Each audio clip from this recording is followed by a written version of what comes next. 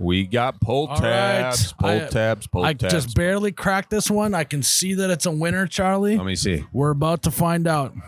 You commentate. Ladies and gentlemen, Miles has a 3-pull tab. He's got the single on the outside, and he gives it a Terran.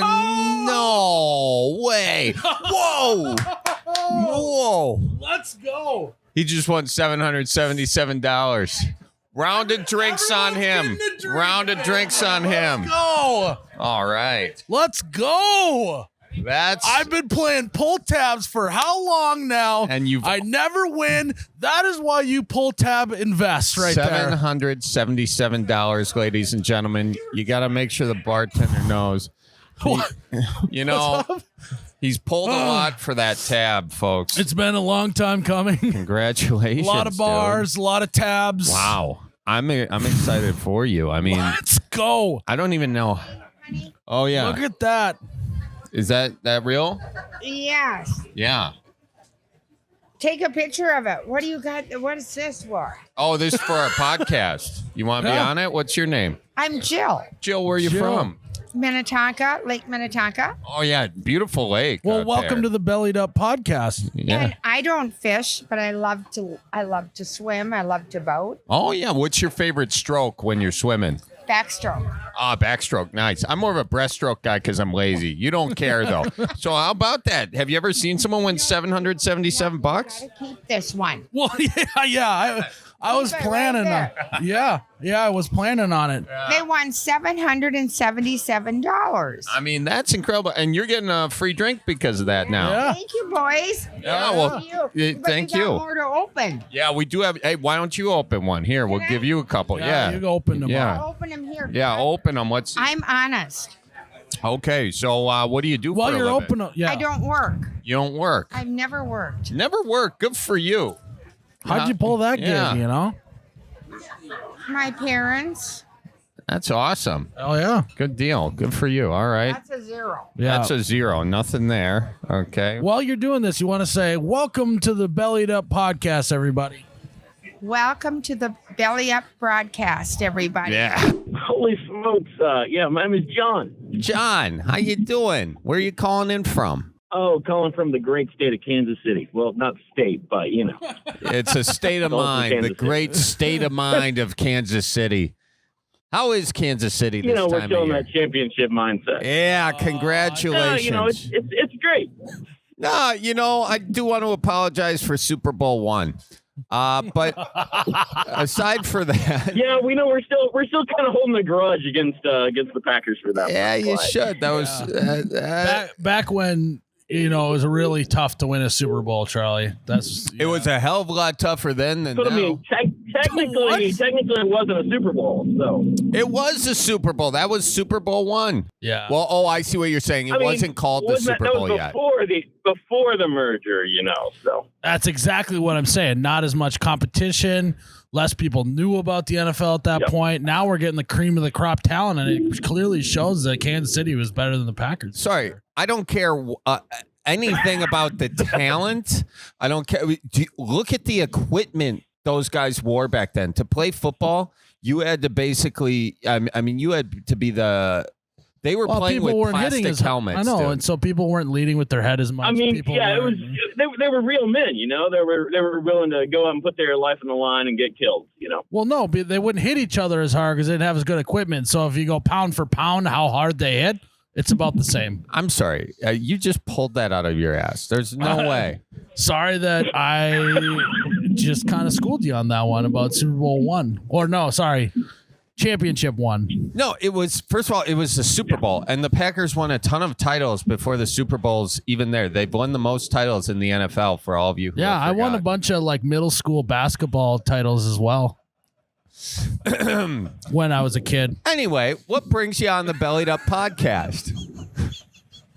Oh, just one, excited to talk to you guys. I didn't think I'd actually get through, so excited to be on. But looking for some, that good old Midwest advice. Well, we'd love to give you some.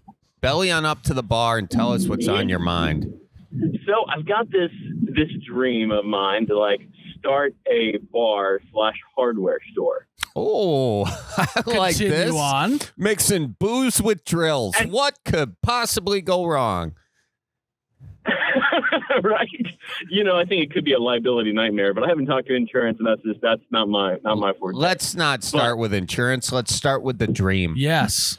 Let the lawyers figure that out later. Right. Do you think in Wisconsin Dells, when Right, they were building the world's tallest water slide, they were like, what would the insurers think of this? Hell no. They got to that I long don't really time care. later. There's enough bribing money to go around. So tell us about this dream. I'm loving it so far.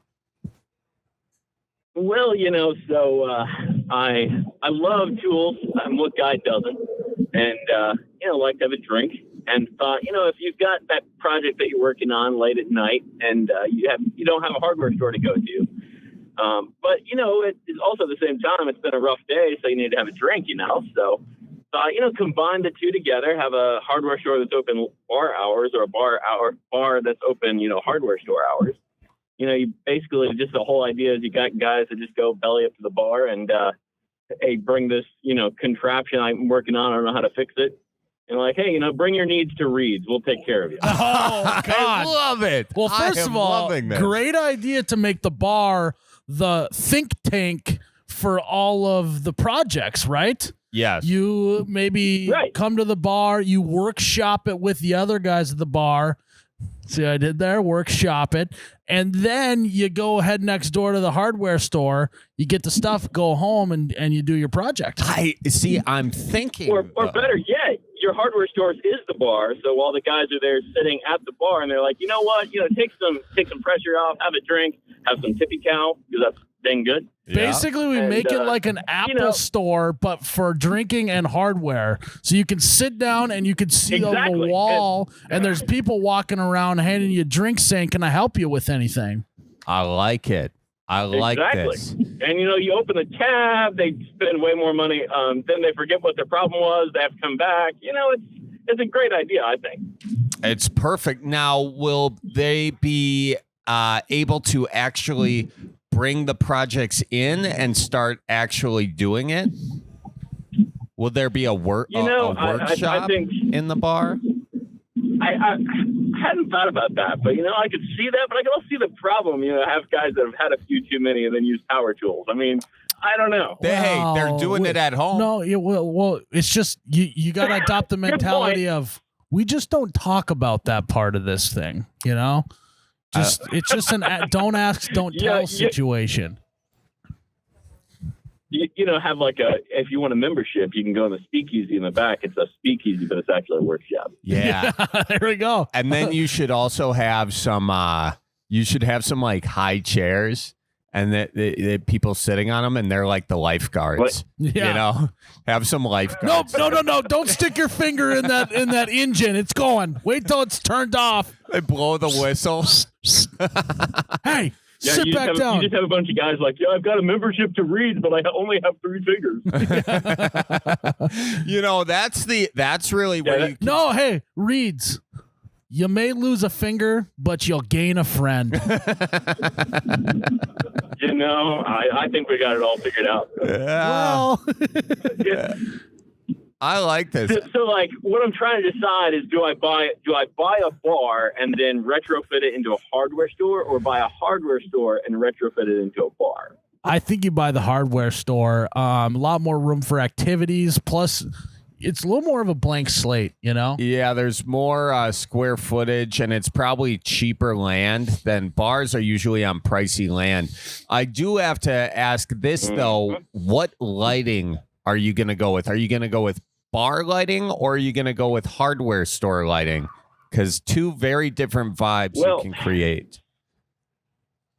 Well, lighting is actually my specialty. That's what I do for a living. I sell lighting. Wow. So I'd go with some designer lighting on the front end, and then you walk through a door and you can go to the hardware store lighting in the back. But yeah, you can totally make the front of the store look just like a bar, but then you go behind the bar and there's a hardware store. Well, question, you're being the lighting guy, and this is our dream now together.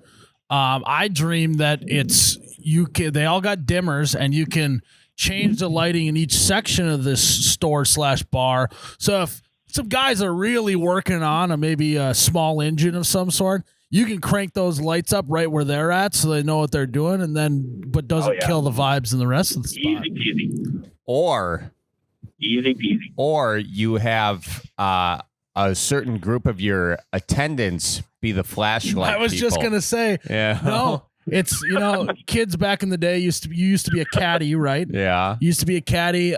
Kids also will work as like baggers in grocery stores and stuff like that. You then give back to the local community by hiring all the young kids to hold flashlights for all the people working there. Oh, there's going to be so much verbal abuse. Well, you shine the damn light over here. Look where I'm pointing, But it might be a little different if it's not their own kid. Yeah, that's true. It is like it's kind of like a It's also kind of maybe you could work in a corking fee. So when you go to a restaurant, you can bring your own bottle of wine and you just pay for them to open it. You can drink your own bottle of wine. If you want to bring your own kid to yell at, you just got to pay a smaller fee than you would for the one that's provided there. Yeah. It's a corking fee for the flashlight kid, and then you can yell at your own kid while you're there. Oh, it's therapy. It's therapy. I mean, the kid's going to need therapy, but it's therapy for the dads. I love this. This is he's definitely going to need therapy if he's hanging out with his dad in the speakeasy/workshop and watches his dad, take a finger off. Definitely going to need therapy. Well, and that's what's next door. You just that's the add-on business that you add next door is just therapy. I've noticed that therapy, and then you have like an urgent care. You just start leasing out some land next to it. Yeah, just have an emergency room that just specializes in putting fingers back on. and then wrap that into the business. Yeah, and then you have you have a whole ice machine that we keep off limits to just keep body parts in as they come off so that they can keep them on ice so they're still good to sew them back on. People also toss the fish in there that they just caught. Yeah. All right. Oh, I see you caught some walleye. Throw that in the limbs, in the digits ice machine. Digits. Throw that in there with the digits. You open it up. There's like four. What is this? Go ahead. Yeah, you got Wendy's got their finger chili. Then Reed's we'd have our finger chili. We're not serving that in our menu. I honestly think about the finger chili, right? No, and then if it's like one of the guys are like, screw it, I don't want him to sew my finger back on. You guys can then hang all of the lost fingers on the wall as like trophies, basically. Yeah, the wall of the wall. So that brings up the question: Do you serve food though? Because you've got your. Why stop? So you got your bar food, but I mean. Yeah, I imagine this is like a low-end steakhouse as well. Yeah. You might as well. If this is our dream. Right. Low-end steakhouse, maybe only ribeyes.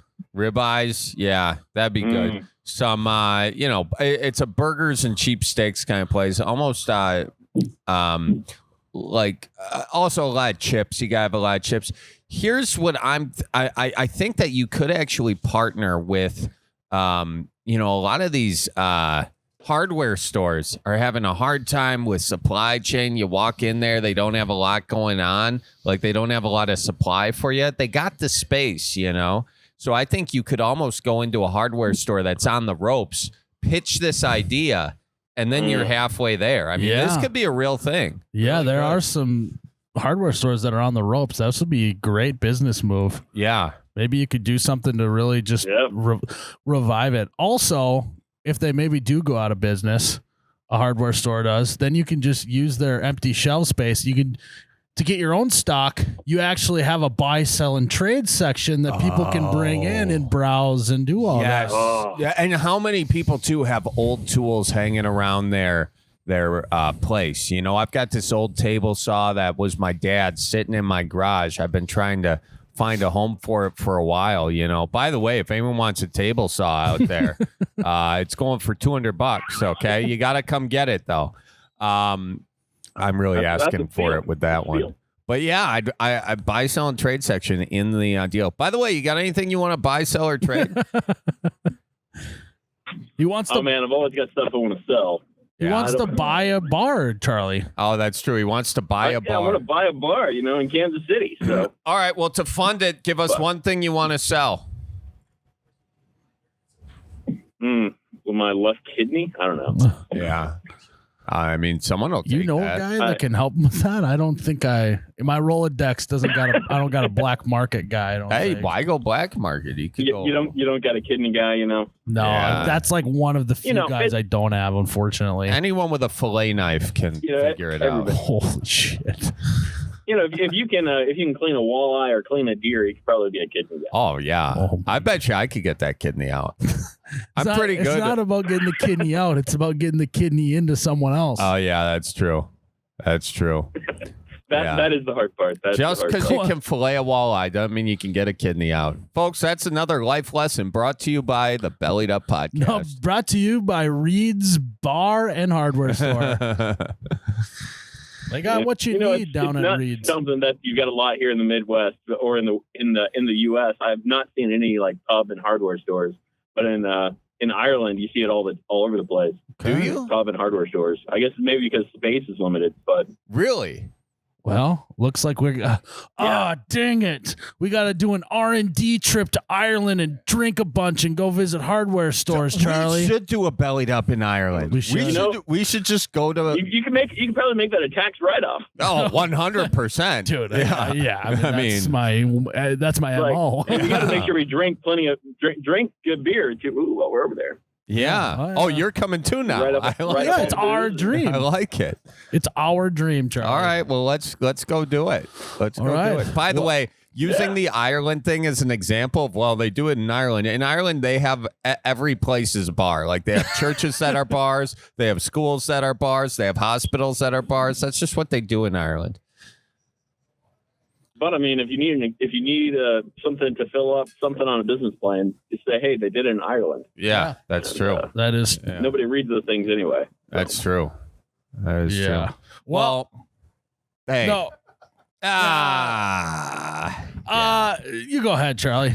Just thanks for coming on. You really got our creative juices flowing. My juices are flowing. I'll tell you that. If you know me, my head's now going to be just rolling with ideas for this business we're going to start. Yeah, I really like it. By the way, we're all partners on this. I'm thinking Charlie and I may be 40-40 and you can be 20. Yeah, 40-40-20 work for you? We can talk. Your people talking my people. Yeah, it sounds like you agreed to that. Yeah. Well, have your mom call us and we'll chit chat about it. Okay. Sounds good. And hey, one other thing, I've got to say, I think Kansas City needs more love as part of the Midwest. We're kind of like the navel of the Midwest. Pitch your city. Pitch your city. Why is Kansas City not getting enough love from the Midwest? Well, Kansas City should get a lot more love. I would make the argument. It may sound odd, but we are like the navel of the Midwest. The navel. In that, we're just that not. Yeah, we're that naughty recess right in the beer belly of the Midwest. Right in the beer belly of the. Is it a smelly belly button? A lot of lint going on in Kansas City, or why you say that? I mean, I wouldn't say that, but we do have the garment district, so there's probably a lot of lint there. Okay. But man, we got a lot of great breweries, a lot of great beer. It's just a great scene for just good old Midwest town. Everybody is super Midwest nice. And real friendly, a lot of deer hunters. We are right there on the outskirts, because if you go out much farther west, Kansas, Oklahoma, that's definitely not Midwest. But that's Midwest. Kansas, Oklahoma. I mean, Dorothy is as Midwest as it comes, She's from Kansas. It's kind of getting out there. Okay. Well, listen. But you're forgetting a huge aspect that makes Kansas City super Midwest, and that is the tailgating. I went to a Chiefs game, and you guys, I'll tell you this much, you know how to tailgate there.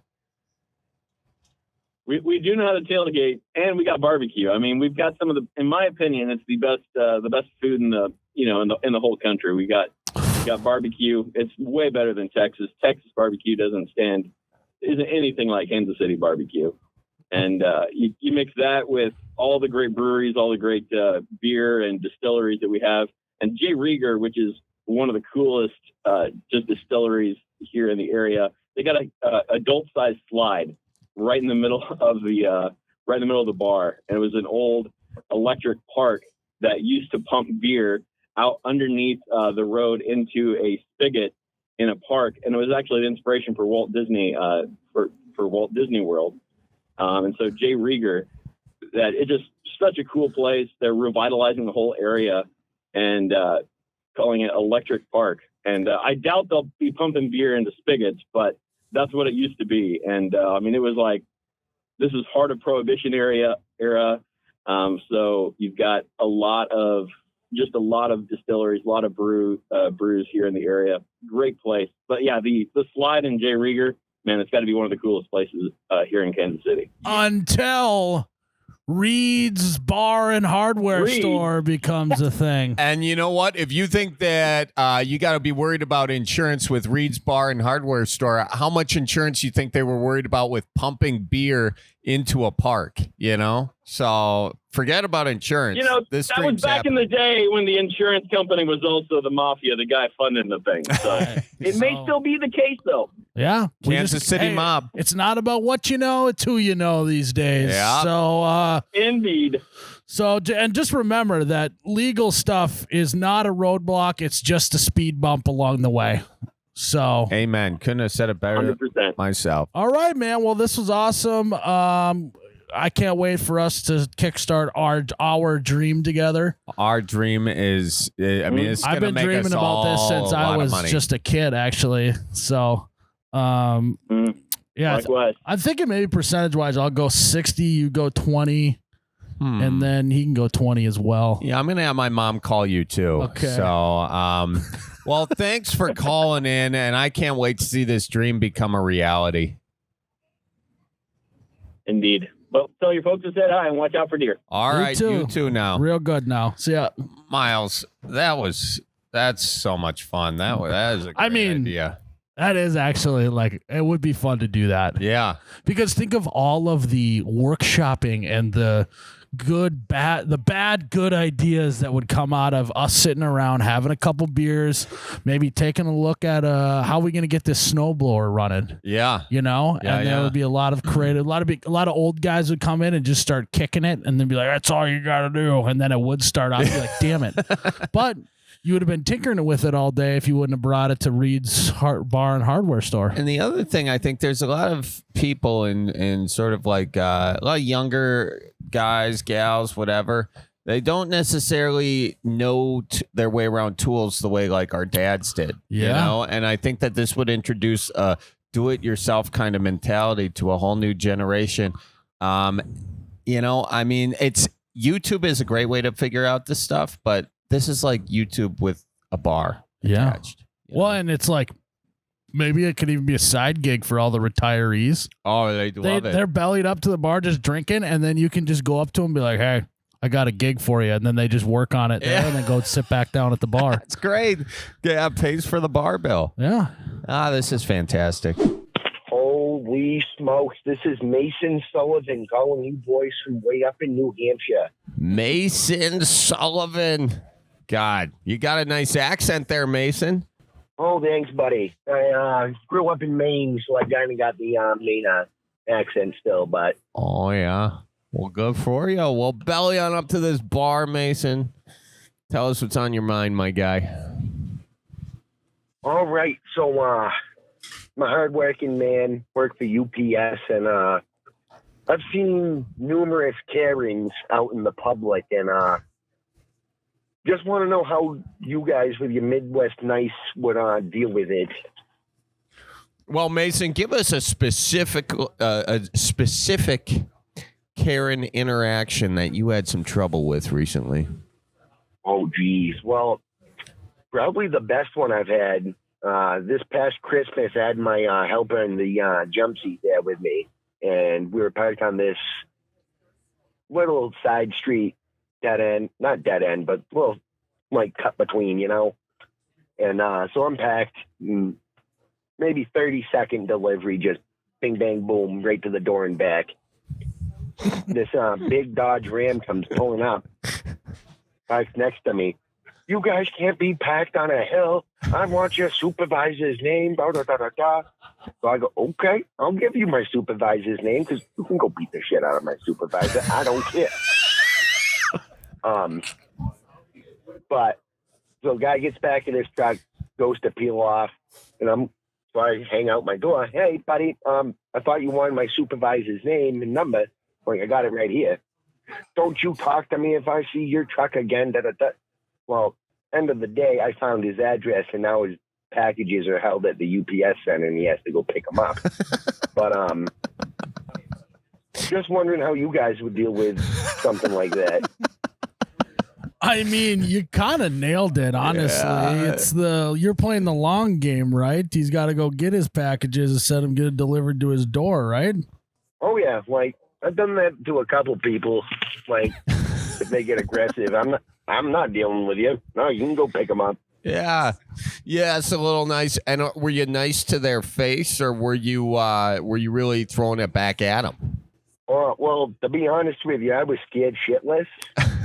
And so I was just, no, I'm pretty sure I'm in the right here, bud.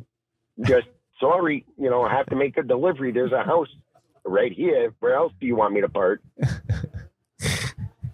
So to get a visual here, how short are the shorts you wear when you deliver the packages? You got the nice short brown shorts? Oh yeah. Well, I'm caked up and I wear the medium, so they're couple inches above the knee, probably like 4 or 5 fingers. Did you say you're caked up? Oh, you know it, my guy. Define caked up for anybody out there who doesn't know the meaning of that. Oh, like caked up, you got a booty on you. You got a dump truck, if you know what I mean. Yeah. I like that. A little UPS driver, short shorts, a little caked up action. So yeah, Charlie. Kittery kid. So, I said they call me the Kittery kid because I deliver in Kittery and I hang out in a hammock on my lunch breaks and stuff. So the whole town knows me. Where do you put up your hammock? Oh, it's hanging off the mirror in the signpost. I can send you a picture if you want. Yeah. Send a picture to Bellied. Okay, Charlie. Well, he's sending that. How would you handle that guy? Oh, man. The honest answer is I go, oh, yeah, what's that? Oh, my gosh. Did we park right here? Let's role play it. You're the guy. Why'd you park here? You can't park here. Oh, geez. No, did I park? Is that your spot? Yeah, that's my spot. Oh, my gosh. Where'd you get that shirt? Kohl's. That's not important. I use Kohl's cash. Did you now? Oh, yeah. My, you know what? Now that you say that, I'm sorry I parked in your spot. Here, I got some extra Kohl's cash right here. Do you? For your inconvenience. No, have some of that. I'm mad at you. I don't want. Why are you giving me this? Oh, come on now, fella. You can't be mad with someone when they're giving you Kohl's cash. Just try it now. Just try it. You got a nice beard, too, I tell you what. And I'm not hitting on you. I got a wife. Okay. Wow. Well, I did. But, Anyway, you take that, all right? No. I'm going to move this car. Okay. Okay. All right. You know what? What's that now? Go ahead. You can park there for the meantime. Yeah. Oh. I'm headed to Kohl's anyways. All right. We'll take the Kohl's cash. Thank you. And I'll be out of here soon. Don't you worry. Want me to pick anything up while I'm there? If they got a nice polo there, I got to go to church. So that would be cool. Do you want it in brown as well? That would be cool. Okay. Yeah, that'd be slick. Thank you. All right. Well, sorry to disturb you. No, I'm sorry myself. All right. Be good. Hey, watch for deer out there. Okay. They're humping each other right now. All right. No. All right. So, yeah, that's the Midwest version. But you know what? I think that I like your attitude on this, and your reaction is a little bit more honest, So there's 2 ways to skin a cat. All right, here we go. We got the picture coming up. Oh, my God. Yes, that is... that is awesome. I love that. And in inclement weather... hammock fits right in the back of the truck, hanging up between the shelves. You put it in the back. I love that. I don't think I got a picture of that one for you boys, but let's tweet that one out. Let's tweet that out. We're gonna celebrate your ingenuity in the UPS delivery trade. So that was. Thanks, guys. Well, I was gonna say that was kind of a bad experience. What's maybe been the wildest experience? The one that you're like, I can't believe that just happened to you while you've been on the road. Oh, so I'm a dog lover. I have a 150-pound Great Pyrenees at home. So any dog I see out on the road, I play with and fuck around with, right? Yeah. So there's this one on my route. And she'll follow me all the way around the cul-de-sac. She don't care. Goes into other people's driveways, whatever. Well, one winter, I found her like 3 miles down the road at a heating oil like shop or whatever, and had her climb in the truck. Drove her back to the house. Luckily, I had a package for him, but I would have dropped the dog off anyway. And after that, the dog has been on a leash. So the dog, there was no reason the dog was at the heating oil place. You just found the dog and you brought the dog apparently back. It followed the heating oil truck. Okay, so you feel a little guilty is what you're saying.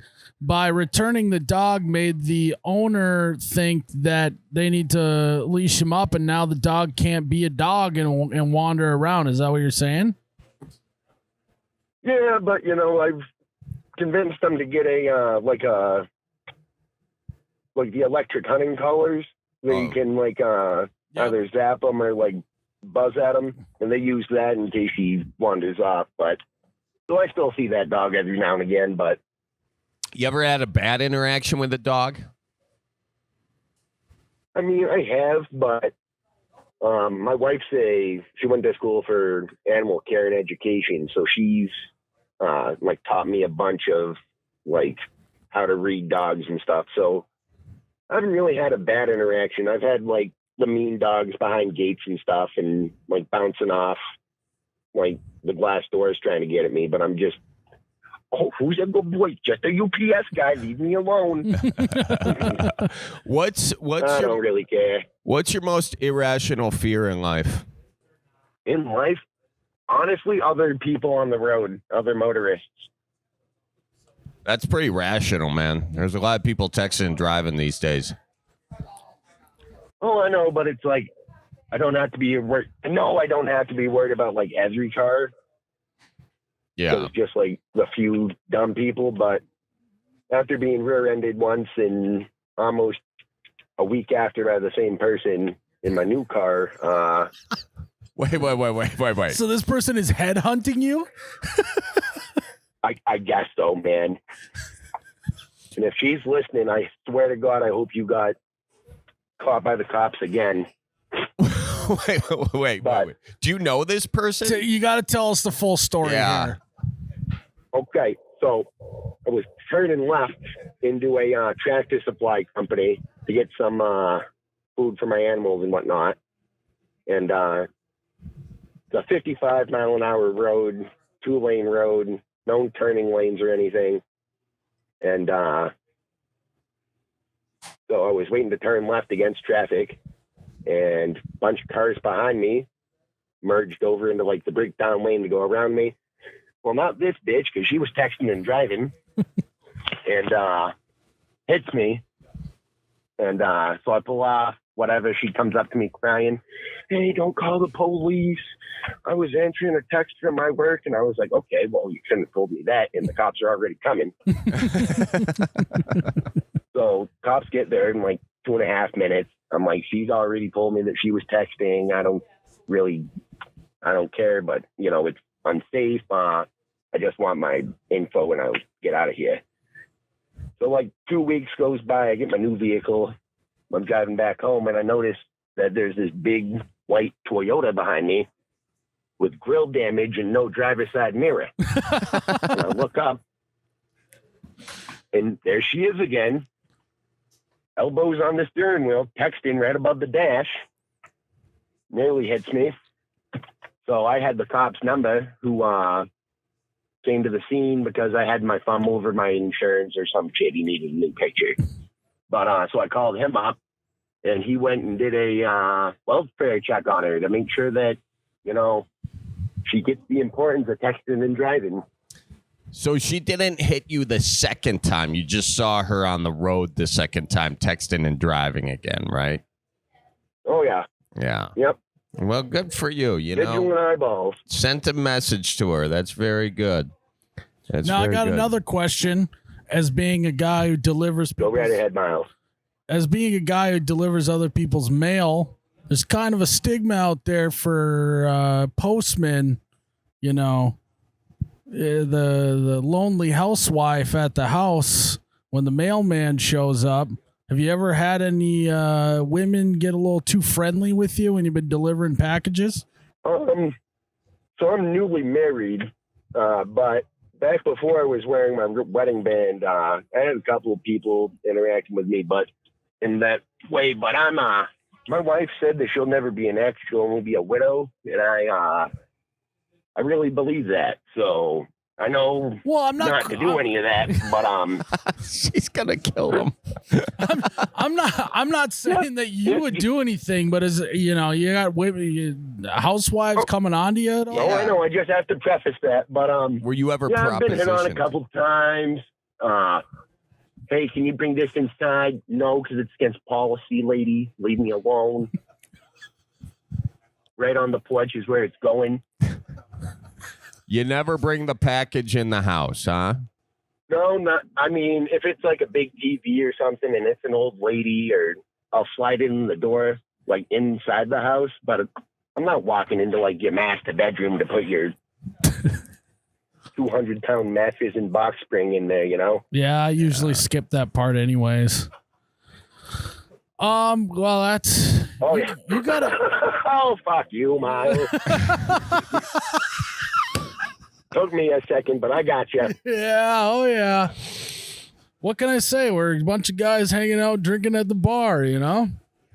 Well, Oh, yeah. you got an interesting life, man. I think what you do is fascinating, and it was a pleasure talking to you today. Hey, pleasure talking to you guys, too. Long-time listener. First time getting on one of your Patreons over on the You Betcha radios. So I appreciate it, my guy. That's awesome. just keep the ice cream cake away from Tyler. We all know what he wants to do. Yeah, that dirty dog. All right, man. Well, All thanks. right, guys. Well, it's been a blast, man. Yeah, you take care now. We'll see you soon. Good luck with the Karens. Oh, thanks, guys. Bye-bye. But great guy. Fun guy. Very fun. He's like he's a guy that I just want to drink with. Yeah. I feel like he's the friend that you're all drinking and you just put a quarter in him and you let him just tell stories the whole night. Those are the best friends. Mm-hmm. You know? Yeah. It's like listening to a podcast in real life. Yeah. You know? He should have a podcast. I know. Well, he was on ours. We were honored. And he got the job. How you doing, Sadell? Where are you calling in from? I'm calling in from lacrosse, and I'm doing pretty good. Nice. Lacrosse. Very cool. What is on your mind, Sadell? Well, so my boyfriend and I are many years from getting married, but we have talked about the day and imagined what that would look like. And the thing is, he wants to wear a full camo suit. A full camel suit, you don't say. You don't say. Charlie's wearing camo as we speak. Yeah, I am. So, and I'm going to be honest, it sounds like you're not loving it, so I don't know if you're going to love our advice. I mean, I just kind of want to know how I can compromise with him so that, we can still incorporate what he wants without having just complete head to toe camo. Sadell. He wants to have Say no more. Say no more. I completely understand.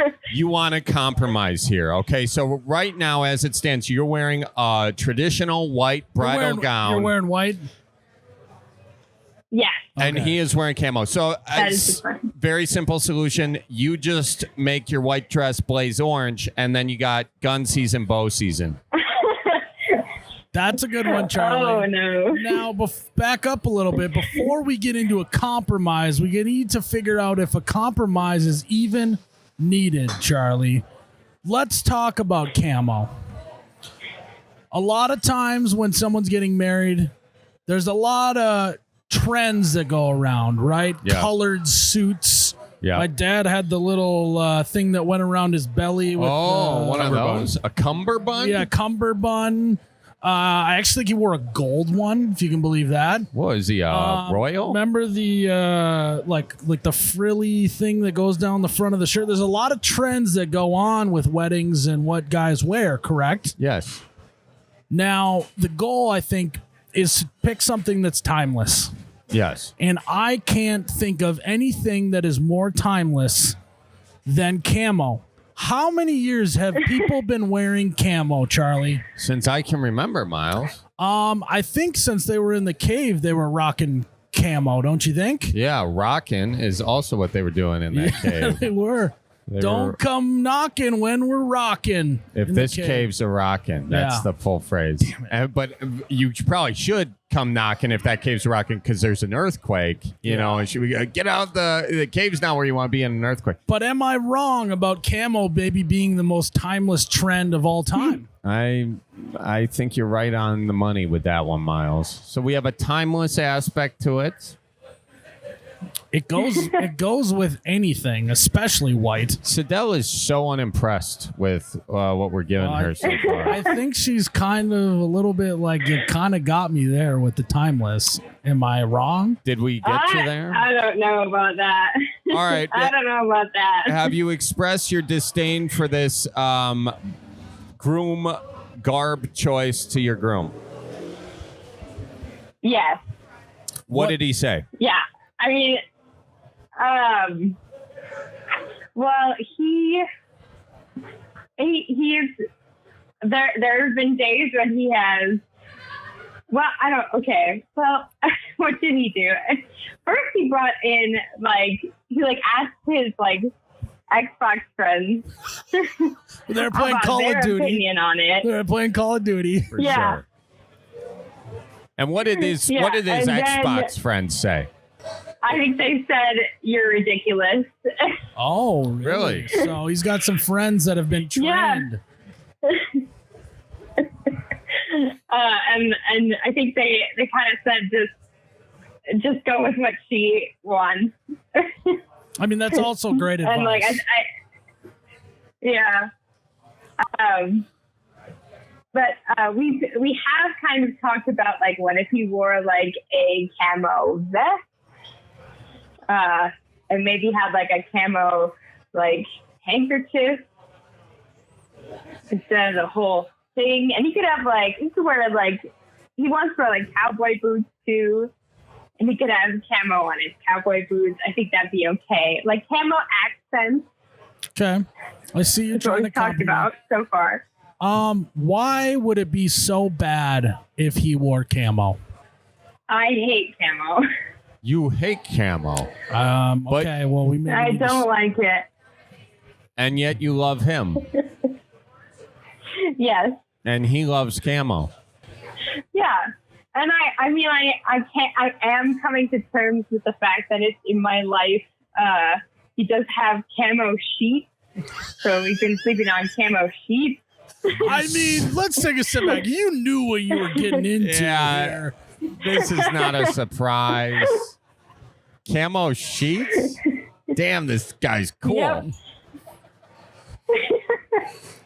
What does a gal do when you go to his house for the first time and he pulls back it might have been a camo comforter as well, but he pulls back the duvet cover and you see camo sheets? What went through your head?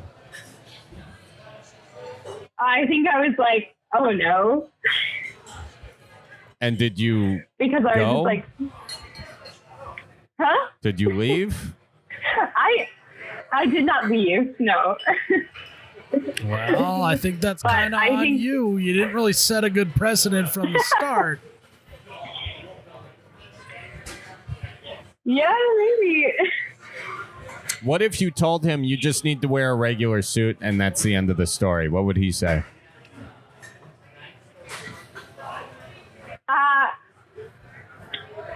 He put up a fight. He definitely would.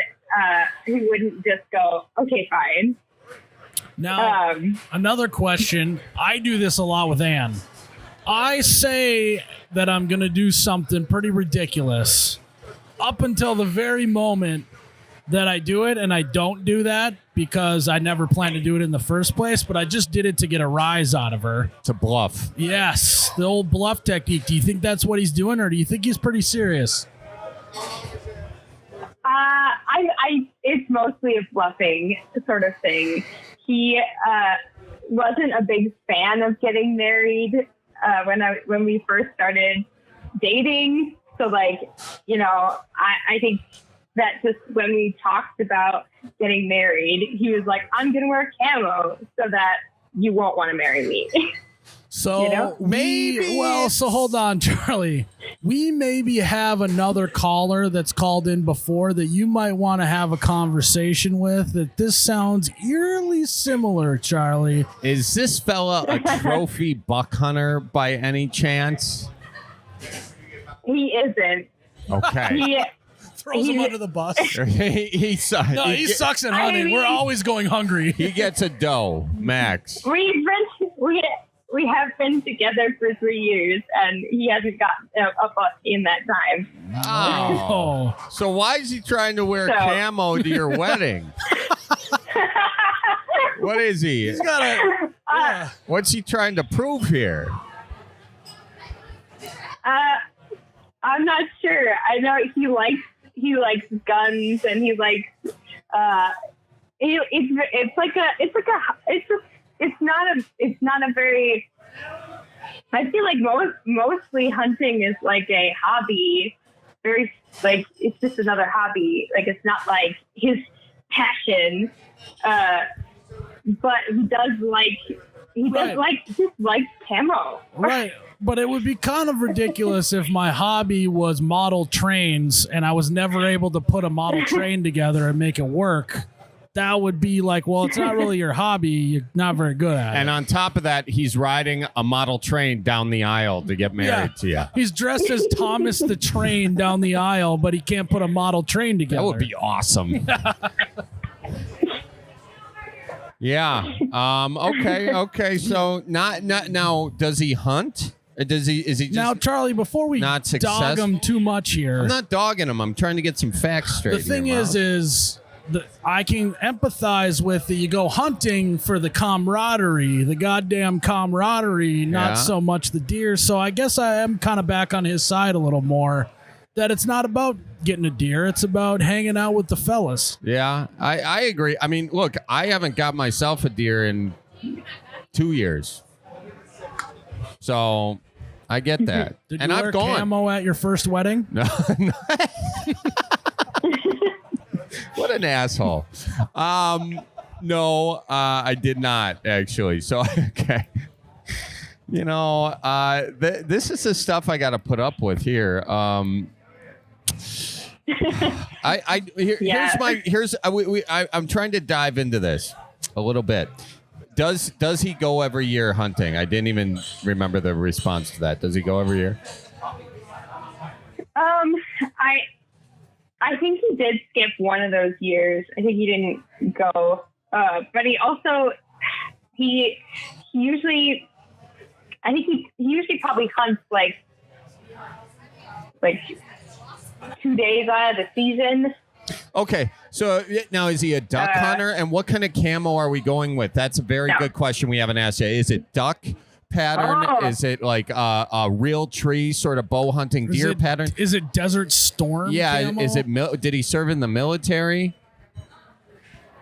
So he's a deer hunter, and I think we're going for real tree because that is his sheep are are real tree sheets. They've actually got the little logo in that. Is he trying to save some money by having a tux made out of his sheets? Oh, I hope not. Is he Well, why not? Are the sheets not in good shape or? No, he's had those sheets. He's had those sheets since he was in high school. Oh, wow. If those sheets could talk. Yeah. Is he a bow hunter? Yeah. Is he a bow hunter? No. Okay, No. so he's not even wearing camo when he. It's not associated with anything but his I'm love gonna for be honest, camo. Charlie. I think he likes camo for Call of Duty. But then, do we know what kind of? It's real tree, but that's not what they got in I Call. know. I'm very confused. Yeah, I'm confused by this too. I think. Okay, the point is what we've established here, though, is he doesn't have a hard connection with the camo. You know what you could do? You could start roasting him a little bit about like, why are you wearing camo? You're a gun hunter. You know, Yeah, it's or, not even the right thing. Yeah. You know? Why are you wearing camo? Our fridge is empty. Yeah, Our freezer's empty. Yeah. Sorry, hon. If you can't fill the freezer, you can't wear camo. Well, You I know, thought you were going somewhere else with that, but Miles. Miles. Well, so and what day is the wedding? Oh, we are years out. We have not. He has not proposed to me. We haven't picked a date. We're 20. I'm 21. He's 22. Oh. But we've just that's probably just good. imagined it. It's- But what I would say is don't blink, because you may take a nap, wake up, and you're 25 years later and he still hasn't proposed and he still goes hunting and he still doesn't have any venison in the freezer. And you and the other gal that called in the other time will end up in a support group together, and it's going to be a whole thing. So I would say don't blink. They wrote a country song about that. How much? What? oh yeah. So how much you like this fella? Scale 1 to 10. Oh, a 10. And oh wow, Pass you're that test, you're yeah. in on it. And if I asked him how much does he like you, what's he saying?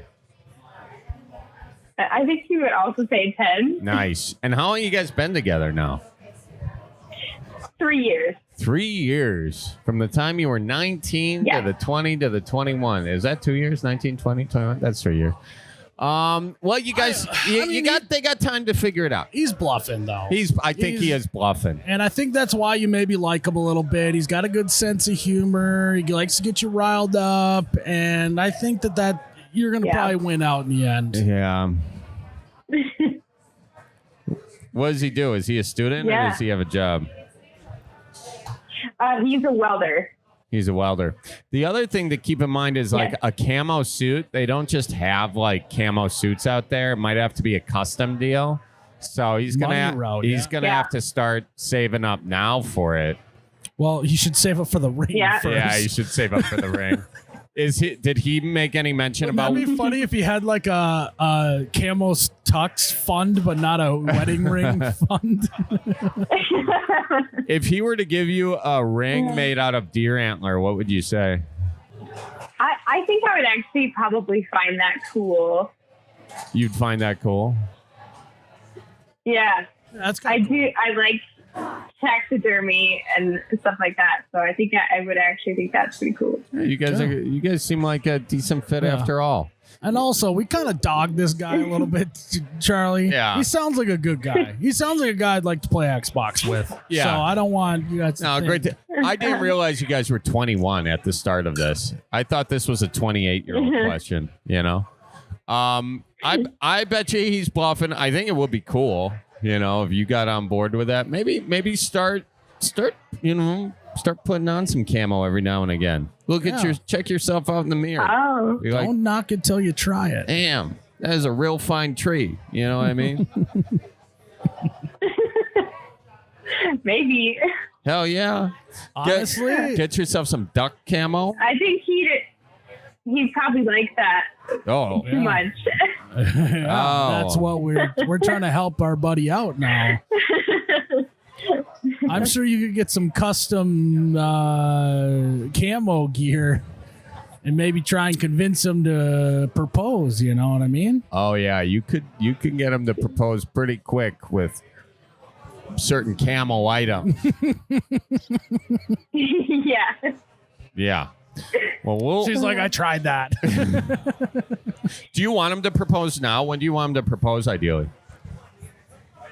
I want him to propose like 3 years from now. 2 years from now? 3. Oh, yeah. Like it's three. Yeah, that's good. That's good.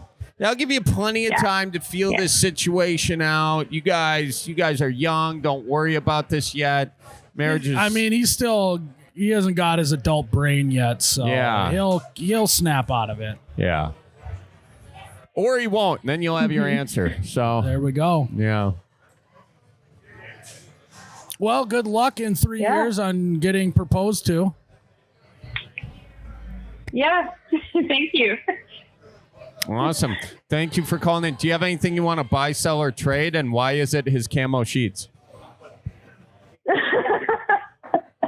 Oh, if I could get somebody to buy those sheets. You can't. I don't know if I think I would rather find a dumpster to buy the sheets. No, that's not enough. You're going to need to burn those suckers. Yeah. There's a demon. Yeah. There's a demon that needs to be released in those sheets. Yeah. That sounded weird, but you get what I was going for. They've got this nice little hole in them. One time he was playing with a knife and he just cut the sheet. I'm going to be honest. I think I'm going to draw the line at getting details on what is or isn't on your guys' sheets. But it makes a lot of sense. He was playing with his knife and Is that cut what he a hole in told his you? sheets. Lot of friction. I was there. Oh, wow. I didn't know that's how you guys roll. Oh. Lot of friction. Well, it's been so nice chit-chatting with you. Yeah, me too. All right. We talk to you soon now. All right. Watch out for deer. You too now. If I'm at that wedding, a lot of... Well, where's the groom at? You know, before the ceremony. Oh, you would double, triple down on that. Oh yeah, God, I wonder if the groom's gonna show up. This is kind of embarrassing. Are they gonna call it off? Hey, has anyone seen the groom? Why is she marrying that bush? I thought this was an indoor wedding. What's up, Kyle? How you doing, man? Oh, just enjoying a random day off in the middle of the work week. Oh, that's kind of fun. A little Fueller's or Bueller's day off. Ferris Bueller's day off. I almost combined his first name with his last name. Fueller's day off. Ferris Bueller. It's a different kind of movie, Miles. Yeah, it is. Well, what are you doing on your day off? Oh, just sitting here drinking about 20 beers deep into this 30 rack. So no, enjoying you're life not. pretty Come well. on now. No, you're not. That's you are lying. It's noon. It's 1 o'clock here. I'm East Coast time. So you don't sound like you're 20 beers deep. Are you telling the truth or no? I'm pretty good. I'm pretty toasty right now, as we would say. Okay. Right. Well, what's on your mind? Oh, so I got just one hell of a predicament here. So my fiance's pregnant, right? Congratulations. Congrats on the sex. Thanks. Second kid. So I feel like the second one's not as exciting as the first, but just being honest. Yeah. But so we're having a girl, and my fiance wants to name her Carter. There's only a big issue with this. I used to have an ex who was a dancer, we'll say, and she went by Carter for her stage name. And I really don't know how to. My fiance, she keeps asking, why are you so against the name Carter? And I really don't have the heart to tell this woman why. Yeah, you are in a predicament, aren't you? Yeah. Well, Go ahead, Charlie. When was the last time you? First of all, where was Carter working? What city? Let's get some details on this. Small. It's a city in New York called Rochester. Oh, Rochester. They're known for yeah. Carter from Rochester. Now, does your fiance know that you have gone to exotic dance facilities before, or is that going to be news to her? Oh no, she knows. She knows. We went to one together in Canada. There's a really nice one across the border, but she doesn't know that I ever dated one. Okay. I really don't know how to even say why I'm so against the name Carter. I just don't want to name my daughter after a stripper. I mean, that's so. How do you think she's going to react if you were just to outright tell her, "Hey, I used to date a stripper. Her stage name was Carter"? Oh, I'd probably be sleeping on the couch, which I don't know if it'd be the worst thing. We're at the stage of pregnancy where the whole bed is now her bed. So, yeah, but I'm just trying to keep the peace. You don't want to poke the bear, as they say. And when someone's 7 months pregnant, you don't really want to poke that bear at all. Or even call them a bear to their face. But so here's a solution for you. Just tell her, don't tell her she was a stripper. Just say, I used to date a girl named Carter. Who was it? When? I didn't. First time I'm hearing about it. It was back when I was in Rochester. Ooh. Yeah. I mean, just leave the stripper part out. Is she going to do a bunch of research on this gal? She's a lot smarter of a cookie than people think. So she's got a good relationship with my mom. So I feel like she's going to ask my mother. She's just, I don't know if lying to her here is the best option, nor telling her the best option. Okay. Yeah, you can. Lying is not a good option. The truth is not a good option. Sounds like you're caught between a stripper and a fiance right now. And you never want to be in that position.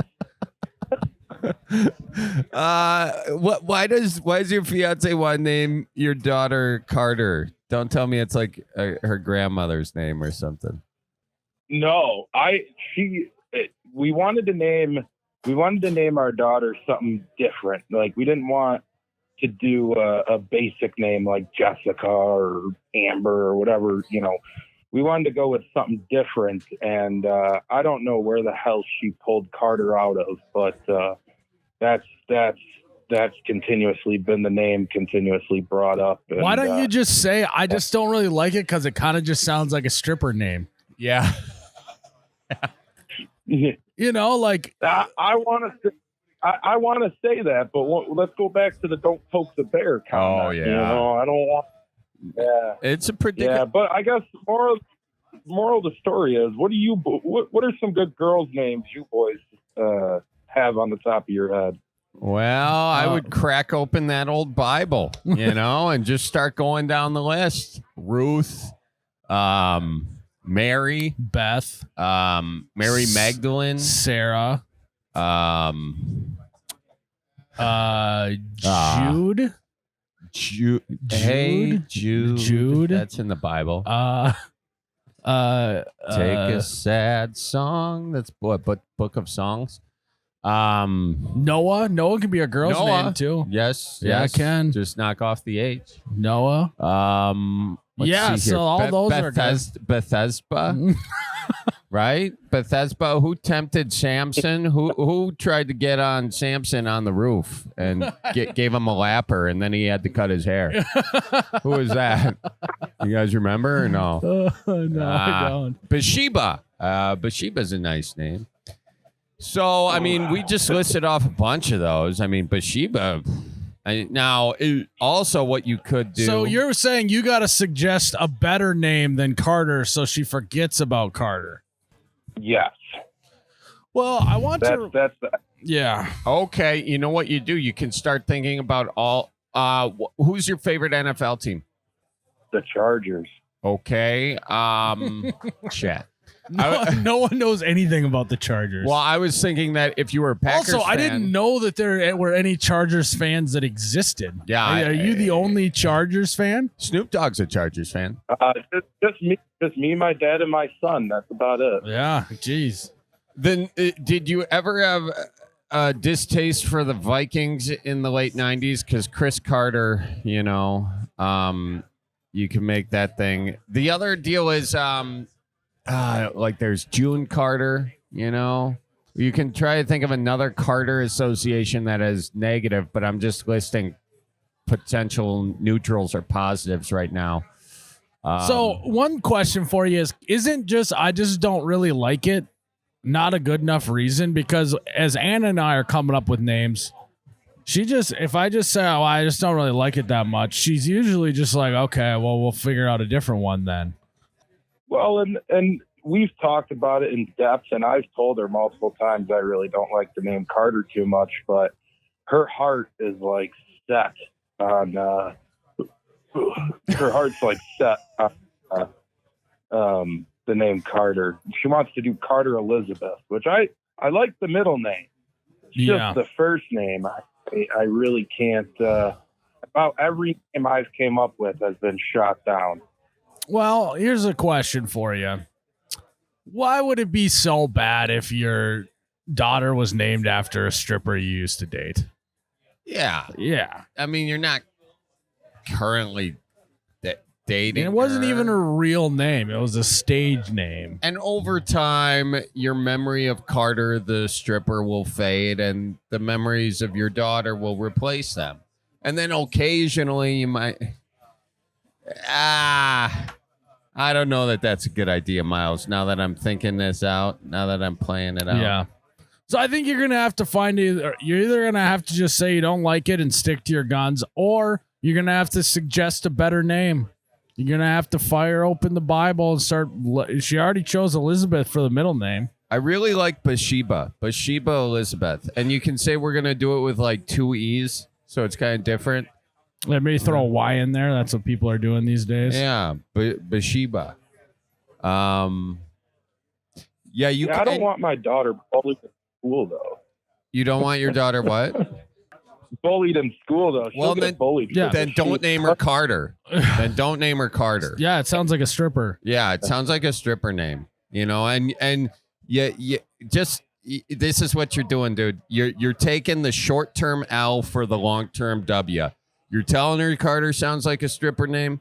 You're telling her that you're telling her to her now you gotta sleep on the couch. That's fine. You don't want to sleep in the bed anyway. But in the long term, you're not gonna have to walk your daughter down the aisle thinking about that stripper you were with in Rochester, New York. That'll be a distant memory. And what's she gonna do? She's not gonna leave him over this. No, you already got the kid. This is your second kid with 7 months, dude. There's no way she's gonna break up with you over a name. Yeah, hold your ground. You cannot let Carter go through. You can't have your kid being baptized thinking about glitter. You cannot have her, walking down the aisle thinking about stilettos. You gotta keep the lanes in your brains right, and this one needs a dead end sign on it. Okay, so don't extend this road. Does that make any sense?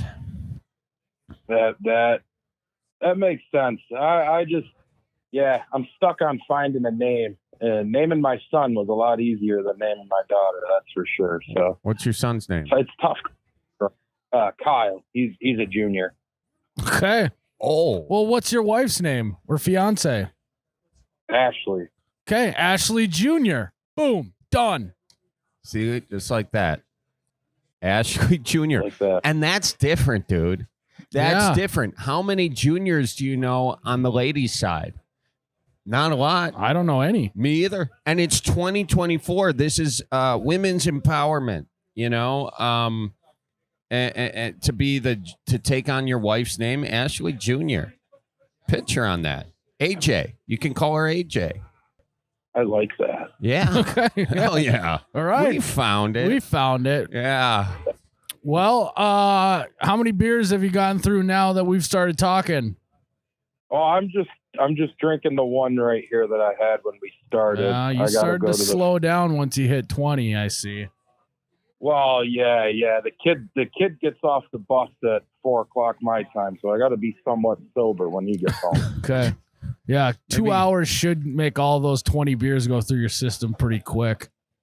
Maybe mix some water in there. Mix some water in, maybe a liquid IV. That should bring you right back to zero. Some food. Need a lunch. Yeah. Lunch.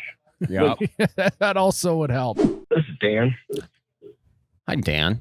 What are you up to, Dan? Not much. Hanging out. You at work? No. I just got home from work. Where do you work at? I have quality assurance. Dan, you're a man of few words. I'm going to tell you that. What? You said you're what in insurance? Hold on a second. Oh, yeah. Take your time, Dan. Quality assurance. Quality insurance. Quality assurance. Okay, so I don't want to say it, but you're a little bit of a narc. Yeah, basically it's a glorified term for an auditor. Okay. Oh, quality assurance. Yeah, not insurance. I thought he worked at Quality Insurance. I was like, how'd you come up with that name? Yeah. Quality stuff. No. Cool, Dan. Well, hey, man, belly up to the bar. Tell us what's on your mind, guy. So I live in central Minnesota, most of my life, and I'm from up by Fargo Moorhead, and gone to Wisconsin a few times. And the road system there. What's up with the letters, Charlie? Oh, all right. Listen. Okay, so you're wondering why Wisconsin has letters for street names instead of numbers. I was traveling in the country south of Madison, and these people were giving me directions to get onto J. Oh yeah. And then turn on to K, and then turn on to KK, and then turn back onto J. Oh. And it's like, why can't I just stay on J? All right, now, Dan, just listen up here. So are you telling me you were trying to go from J to K to KK? And did they tell you to go to back from J, east on J, and then north on K? Or did they say, or Dan, did they say go from J to K, and then L, and then O, and then L? Which stands for just kidding, LOL. Oh, Right. Dan, I got you. I didn't even see that one coming. Yeah, That was a good hey, one. Yeah. boom. All right, so you're going to take the JK LOL route. And then when you get there, then it's not the right spot. And then they're like, haha, gotcha, JK And it's at the LOL. bar. And I'm waiting at the bar, you know, and just say JK LOL. Yeah. He's like, dude, I'm supposed to be at this funeral. I was like, you're not going to make it. JK LOL. Yeah. Thanks for calling, Dan. Well, yeah, I'm just kidding. I'm kidding. Go ahead. Complain more about Wisconsin, the greatest state in the world. Well, to be honest, Don't you? Wisconsin's only good for beer and fireworks. You shut the front door right now, Dan. Wisconsin just good for beer and fireworks? Have you not caught a walleye in Wisconsin? Okay. All right. Well, have you not had a... Hey, you riled up Charlie here. Let's do this rationally. What's better about Minnesota than Wisconsin? Oh, is this a Minnesota versus Wisconsin off? What's better about Minnesota than Wisconsin? Go. Well, I mean, I guess got Wisconsin Dells. But other than that... All right, Dan. They're about the same. Let me rephrase this. You are saying that Minnesota is a superior state than Wisconsin. Is that what you're coming on this podcast No, I'm just claiming? saying the only two reasons why I go there is beer and fireworks. Yet. That's the only reason you go there yet. Or that's the only reason you go there still. So yes. Okay. Well, do I need to elaborate on other reasons you need to go to Wisconsin? Or do you, or have you seen enough of Wisconsin that you think Minnesota is a superior state? Well, maybe it said he's just getting lost. Yeah, with all the letter streets, and that kind of brings us back. So, what What's the difference? Why is it such a big deal to you that if they use letters versus numbers? Well, I just didn't understand the part like they're to turn on from J to K and then KK and then back on to J. So this is like a very specific one time the directions were confusing. Well, I mean, in Dan's defense, there are a lot of letterings, but Dan, I'm personally confused now. I thought every state had letters. No. Not every state does that? No. You guys don't watch Sesame Street? What? It's not just Wisconsin. Is it just Wisconsin? This is in the Midwest, yeah. It might be. Well, you know what, Dan? I'll tell you this. It's actually great for your memory, okay? First of all, everybody knows that letters are more memorable than numbers. So that's actually in the win category for Wisconsin. You just takes a little getting used to. Okay, here's a question. If letters aren't the route, right, that he wants to go. The route or the route? Both. Okay.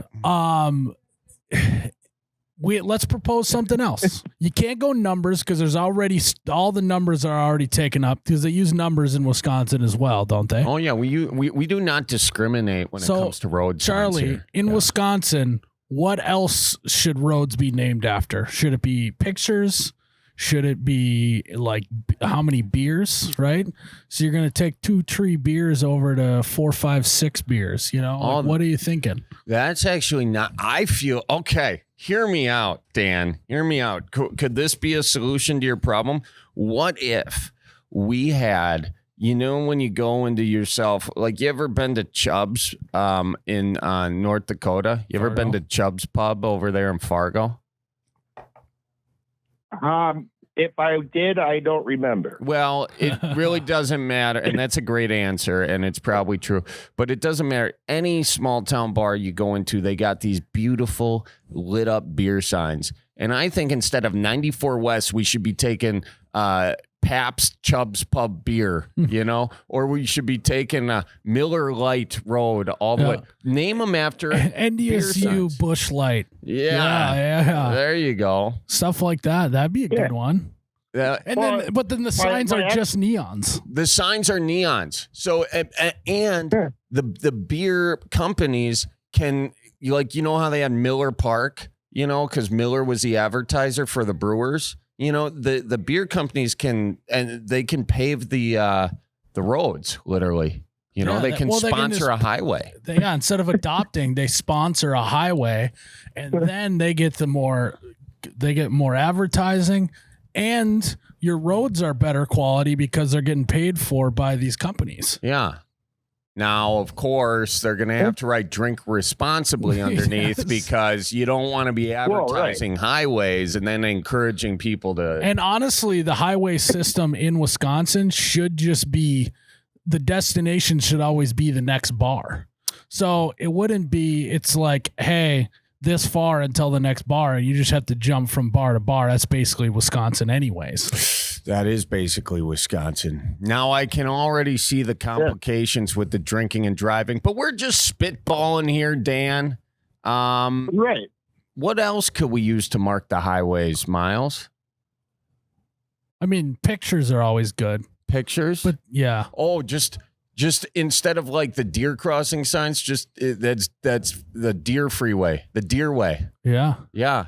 Oh, we just mark it by the animals that typically will cross. Yes. Yeah. Okay. Yeah. So you're going to want to head down Turkey Way. Yeah. And then people are looking out for turkeys. Yes. You know? And then we could save money on signs as well. Then you don't need all the deer crossing signs.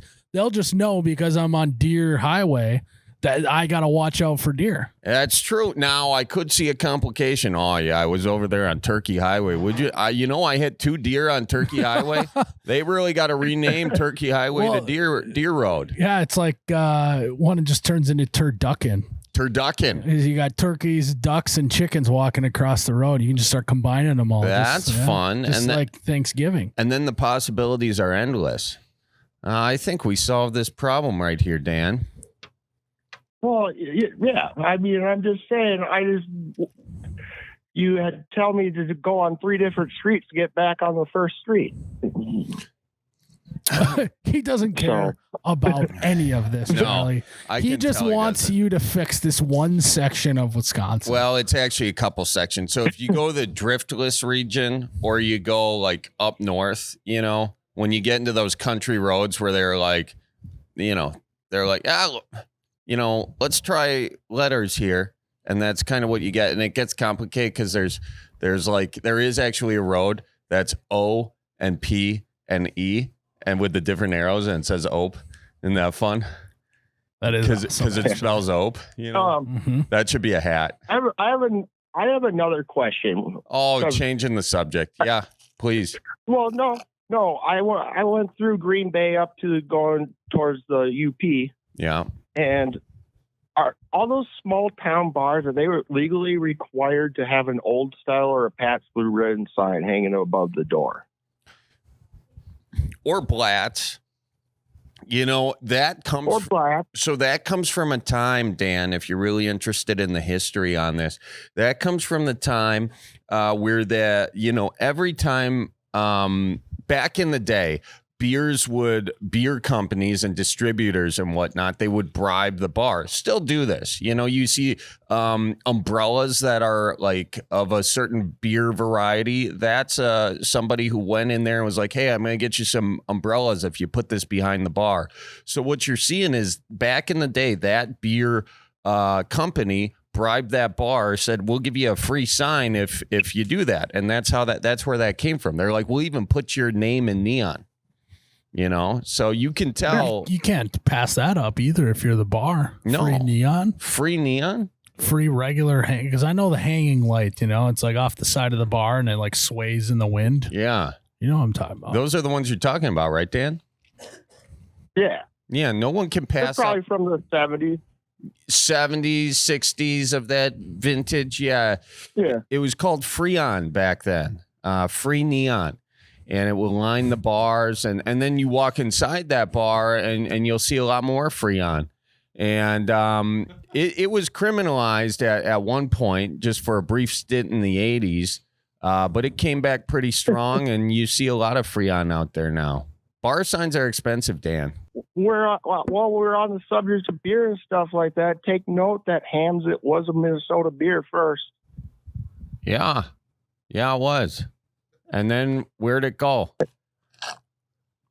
To Wisconsin. Yeah, it did. Hey, Dan, have you ever put a Hamm's in a ham? Cook like, you know, chicken, turkey butt chicken. You ever do that with a ham and a Hamm's? It's good. I don't like ham. Oh, well, you've heard of this thing we call ham, right? And other people in your family may like ham. So maybe next Christmas you'll think about them, Dan. Cripes. Dan, I like you a lot. I like anyone that can get Charlie all riled up. So I appreciate you calling in today. Yeah, this was great. I you know what? Thank you guys. I know you're making fun of me and everything. I'm having a good time just laughing. Dan, Dan, don't project here. Don't turn the tables on me, guy. I'm wise to this. I'm not. You called this podcast to make fun of Wisconsin. What am I supposed to do? Let that stand just because we watched a little bit too much Sesame Street and said, oh, you know, today's highway is sponsored by the letter A. What, you know what, Dan? Why don't you They should sponsor more roads with AA. There should be 2 A's in Wisconsin. That's actually accurate. But Dan, I apologize in advance for this, but I want you to get on road A and then take a right on SS and get your ass out of Wisconsin. Okay? And yeah, you know where that ends? I'll be glad to. Lake Superior, all right? So I hope you're driving a duck boat. Golly. Speaking of which, Wisconsin Dells has a great duck boat tour, which is another thing you can do when you're getting your freaking fireworks, Dan. Boom. I've done it. Yeah. I've already been on a duck boat tour. Damn it. You should go again and enjoy it this time, Dan. Well, Dan, I thank you for thoroughly getting Charlie all riled up. That is one of my life's Yeah, simple well, I don't pleasures. even know if you guys are going to use this, but whatever. Oh, no, we're using it, Dan. We're using it. That ass joke was pretty money, okay? So that might close out a little video, all right? All right, I'm cool with that. All right, man. Well, thanks for calling in, and you have a good one. Watch out for deer. Yeah, you as well. Watch out for deer on Highway I-40 deer. Yeah, on Turkey Road. Yeah. Turkey Road, yeah. Have a good one. Yeah. See you, Dan. Yeah, later, guys. It seemed like he had one mission, Charlie, and I think he mission accomplished. Mm-hmm. He accomplished it. Next time you got to take a deep breath. Excuse me. Oh, now I feel better. Yeah. Now I feel better. That was just a burp. See, I'm like a baby. I'm happy now. Yeah, I had like gas pain. Yeah, right? call Dan back up. I was rude to him. I was just trying to pass that. Man, oh man. Dan the man. Miles, I hope your son don't grow up to be like Dan. I'm going to say that right now. Folks, it is starting to get so hot out. Jared, it's getting pretty hot. Really hot. And I tell you what, to beat the heat this summer, the best way to do it is to pick up a bottle of Tippy Cow, pour it on up, sip it on back, and just cool off with, I got the vanilla today, and I tell you what, Jared, it just tastes like I'm drinking a big bowl of ice cream. Mm-hmm. Very much like ice cream. Right? It's like, what do I like to do when it's hot out? Eat cold stuff and drink cold stuff. Why don't I do both in one glass? And that's what this Tippy Cow vanilla tastes like. I am drinking an ice cold bowl of ice cream. But with also alcohol in it. And I just don't think it gets much better than that. So guys, if you want to cool off this summer, because it's hot, pick up some Tippy Cow. You can't go wrong. Tip it on back with Tippy Cow. Charlie. Hi. Are you injured or no? Oh, I've had a few injuries in my day, Miles. Well, I tell you what, Nicolay Law's got your back. I love it when you tell me what, Miles, because that's reassuring. Not only do they have your back, they got my front too. They're going to help you with your back, Charlie. Oh, are they? Get some money for that. That's good. Degenerative issue you got going on. They're not your average law firm, Charlie. They're not. No. Are they above average? But they are just regular folks dedicated to getting you what you deserve. Average folks working at an above average law firm. I like that. Yeah, because average folks make it. So what are you waiting for, Charlie? Why don't you give Nicolay Law a call and make it right? All right, give me your phone because I don't 1-855 Nicolay. Silent T at the end. Yeah, I mean that's pretty cool. Just got done with work, heading down to a wedding here in a couple of hours. So the weekend has begun. Let me tell you. Yeah, your vibes are great. Yeah, seriously. What day is today? It's Wednesday. You got heading to a wedding down in South Bend, Indiana. South Bend, Indiana. Nice. Where are you driving from? South Bend is that's where Notre Dame's at, right? Yeah, Rudy. It's also where the College Football Hall of Fame. Is it College Football Hall of Fame? There's some sort of. You would know, Miles, because you're in it, right? From your time in the Gridiron. Yeah, maybe the not so College Football Hall of Fame. That's the D3 Football Hall of Fame. I was D2. Oh, okay. All right. Could have fooled me. So, but that's the way weddings are going these days. They're starting on Mondays with the pre-welcome dinner. Then they have a welcome dinner. Then they have we're just settling in dinner. Then they have the pre-groom's dinner. Then they have the groom's dinner. Then they actually have the wedding dinner on Saturday is kind of how I see it going these days, Charlie. So. Yeah, there's also the dinner after you do the rehearsal for the wedding, which nobody pays attention to and everybody forgets. So where are you driving there from? So unfortunately, I'm not making the road trip. I'm actually flying in. I'm flying in from Portsmouth, Virginia. I'm in the Coast Guard, so I'm stationed here. You're in the Coast Guard. Me and the boys are coming from all across the country, and we're we're combining one epic force. Lots of bush lattes will be put down, so it'll be good. You sounded excited, my guy. Good for you. But everyone knows that feeling, though, when you're about to go embark on a trip where it's strictly just to have fun. Yeah. God, that sounds great. That's fantastic. So, what do you got on your mind? Right now, so we're coming up on summer season over here, right? And we're right by the beach. And I'm from Omaha, Nebraska. So I don't know, still kind of getting to know the whole beach, go in the ocean kind of thing. And every time we go to the beach, I get made fun of by all my friends. They say, Joseph, you look like a tourist. Stop doing that. You look like a tourist. You look like you're not from here. I go, guys, I'm not from here. We don't have a lot of beaches in Omaha, Nebraska, So I'm just looking for some advice on how I can fit in a little better, what Midwest things I can bring to the beach, what you think would fit in your guys' experience going to the beach. You've been there, what I can do to fit in or stand out, let them know, hey, I'm from the Midwest. I'm not from around here. Okay. Looking for a little input there. First of all, I have been landlocked my entire life, so I'll do my best, but Charlie at least lives in Milwaukee on the lake at least. I'm on the West Coast. But before we dive into it, I got to ask, how does someone from Omaha, Nebraska end up in the Coast Guard? Well, I was at a college there, and I was looking at going to the Naval Academy and Coast Guard Academy. I didn't even know what the Coast Guard Academy was, and I was looking at all the pictures. And honestly, the Coast Guard just had some really sick pictures. And I said, you know what? That looks kind of fun. I could probably do the beach. I've seen the ocean twice in my whole life. And here I am. So, That's how I thought it might have gone down. And when you said you're looking like a tourist on the beach, what are you doing? I don't know. I go and I run, jump into the waves, swim back to shore. I'm just constantly sunburned. Usually got a good farmer's tan on me. Yeah. Yeah. Hey, take your shirt off. We're at the beach. You're like, my shirt is off. So, Charlie, do you got any advice for him? I like to talk to the people next to us, that good hospitality. And all my friends look at me like, Joseph, we don't know them. You don't know them. Yeah. I say, but we could. Yeah. You don't know them yet. You're just getting there. Well, I think the deal is you got to here's how you treat the ocean. I don't know how to set this up, but say it again. All right. Yeah, you got it.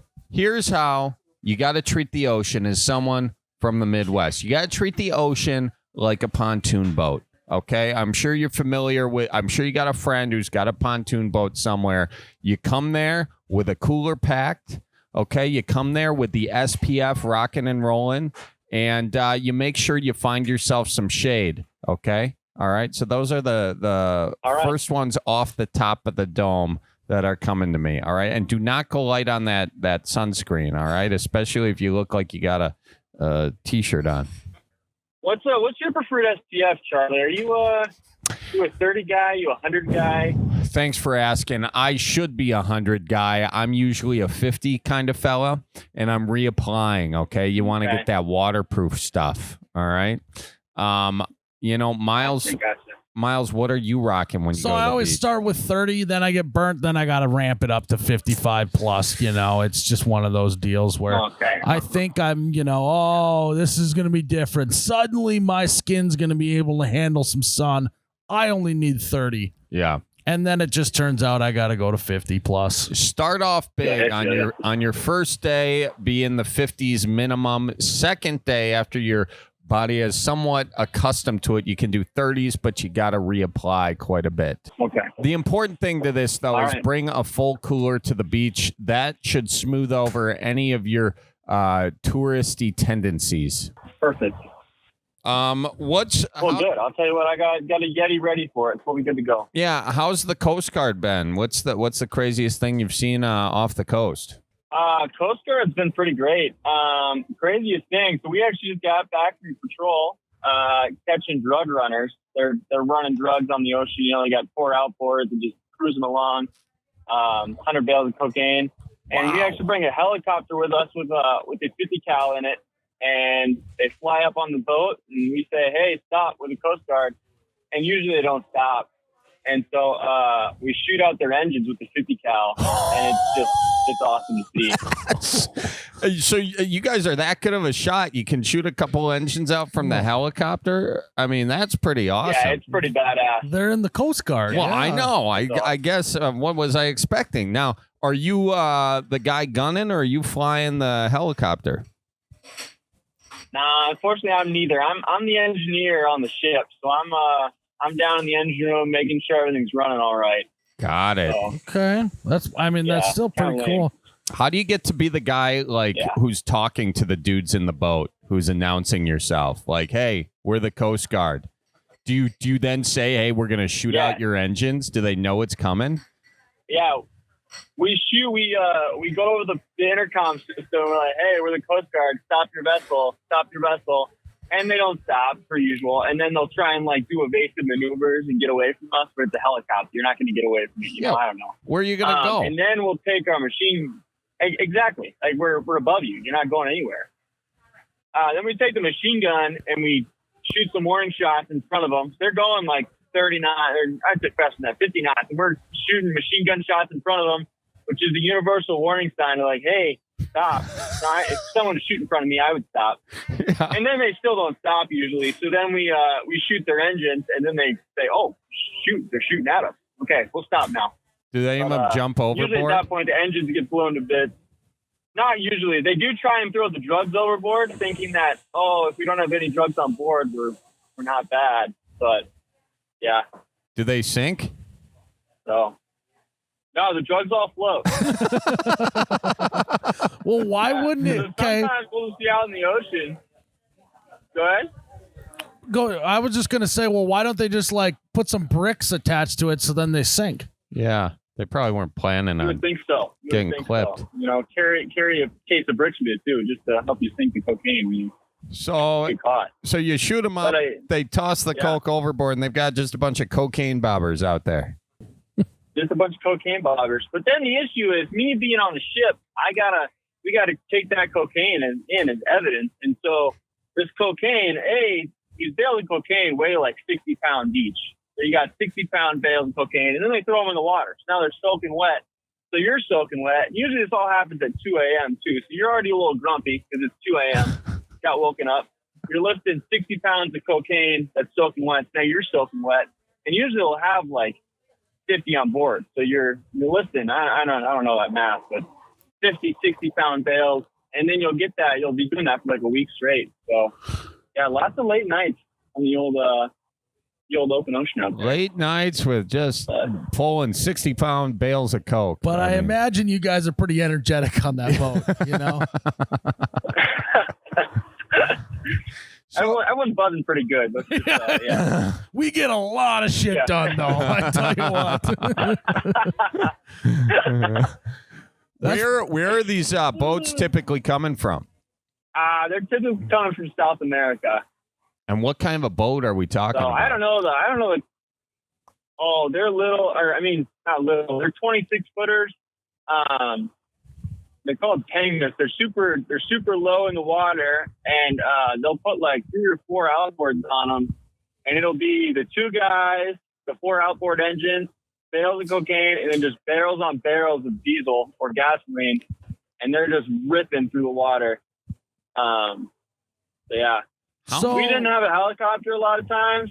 We're not going to catch them because they're way faster than what we have. So how do you know that they got drugs? What's your how do you know? The cocaine. You can see it. It's just bales on bales of cocaine. But so you basically just have people constantly watching for these types of boats, is what you're saying? Yeah, exactly. So we get intel. And then we'll sit in a certain spot where we know classic running routes are. And then literally our lookout will be like, oh, we see one. Or we'll have a plane up with a camera and they'll see them. But it's really fun when the lookout spots them. It's oh, that guy's about to have a bad day. That's the most Midwest way to announce a Coke runner. Oh, see some Coke. Oh, we got a Coke boat. Yeah. Jeez Louise. Okay. So... But you're saying that if Charlie Berens and I took a trip down to, maybe Colombia, South South America, and we bought ourselves a nice little pontoon. And we threw the life jackets overboard, and we maybe filled the seats with some sort of substance, and started making our way. Powder, perhaps. Yeah, baking powder, and we started making our way back up to the U.S. Would you think Charlie and I drinking beer? Maybe I got my Tommy Bahama shirt on. Charlie's got his orange life jacket on. You see us come running through your route and channel on a pontoon, and we gave you a big wave. Yeah. And actually want to come over and chit chat. I actually think we would throw you guys off the scent pretty good. Yeah. Would you guys know that, or do you have like a coke sniffing alligator in the water? I mean, I think we'd gladly have you over. Check you out. Make sure you got enough beer and enough sunscreen, and check out your bales and send you on your way. Okay. So a pontoon, Miles, if we took a pontoon from Colombia, do you know how long that journey would take? First of all, that was the joke. The ocean would topple us. Yeah, we'd be done in 3 minutes. Oh, that was your joke? Yeah. Oh, just got it. Super funny. Well, you'd see the helicopter, but just for another reason. Probably after being at sea for like 5 days because you're lost. We still get you. Don't worry. Yeah. So is a plane a better way to go for the drug runners?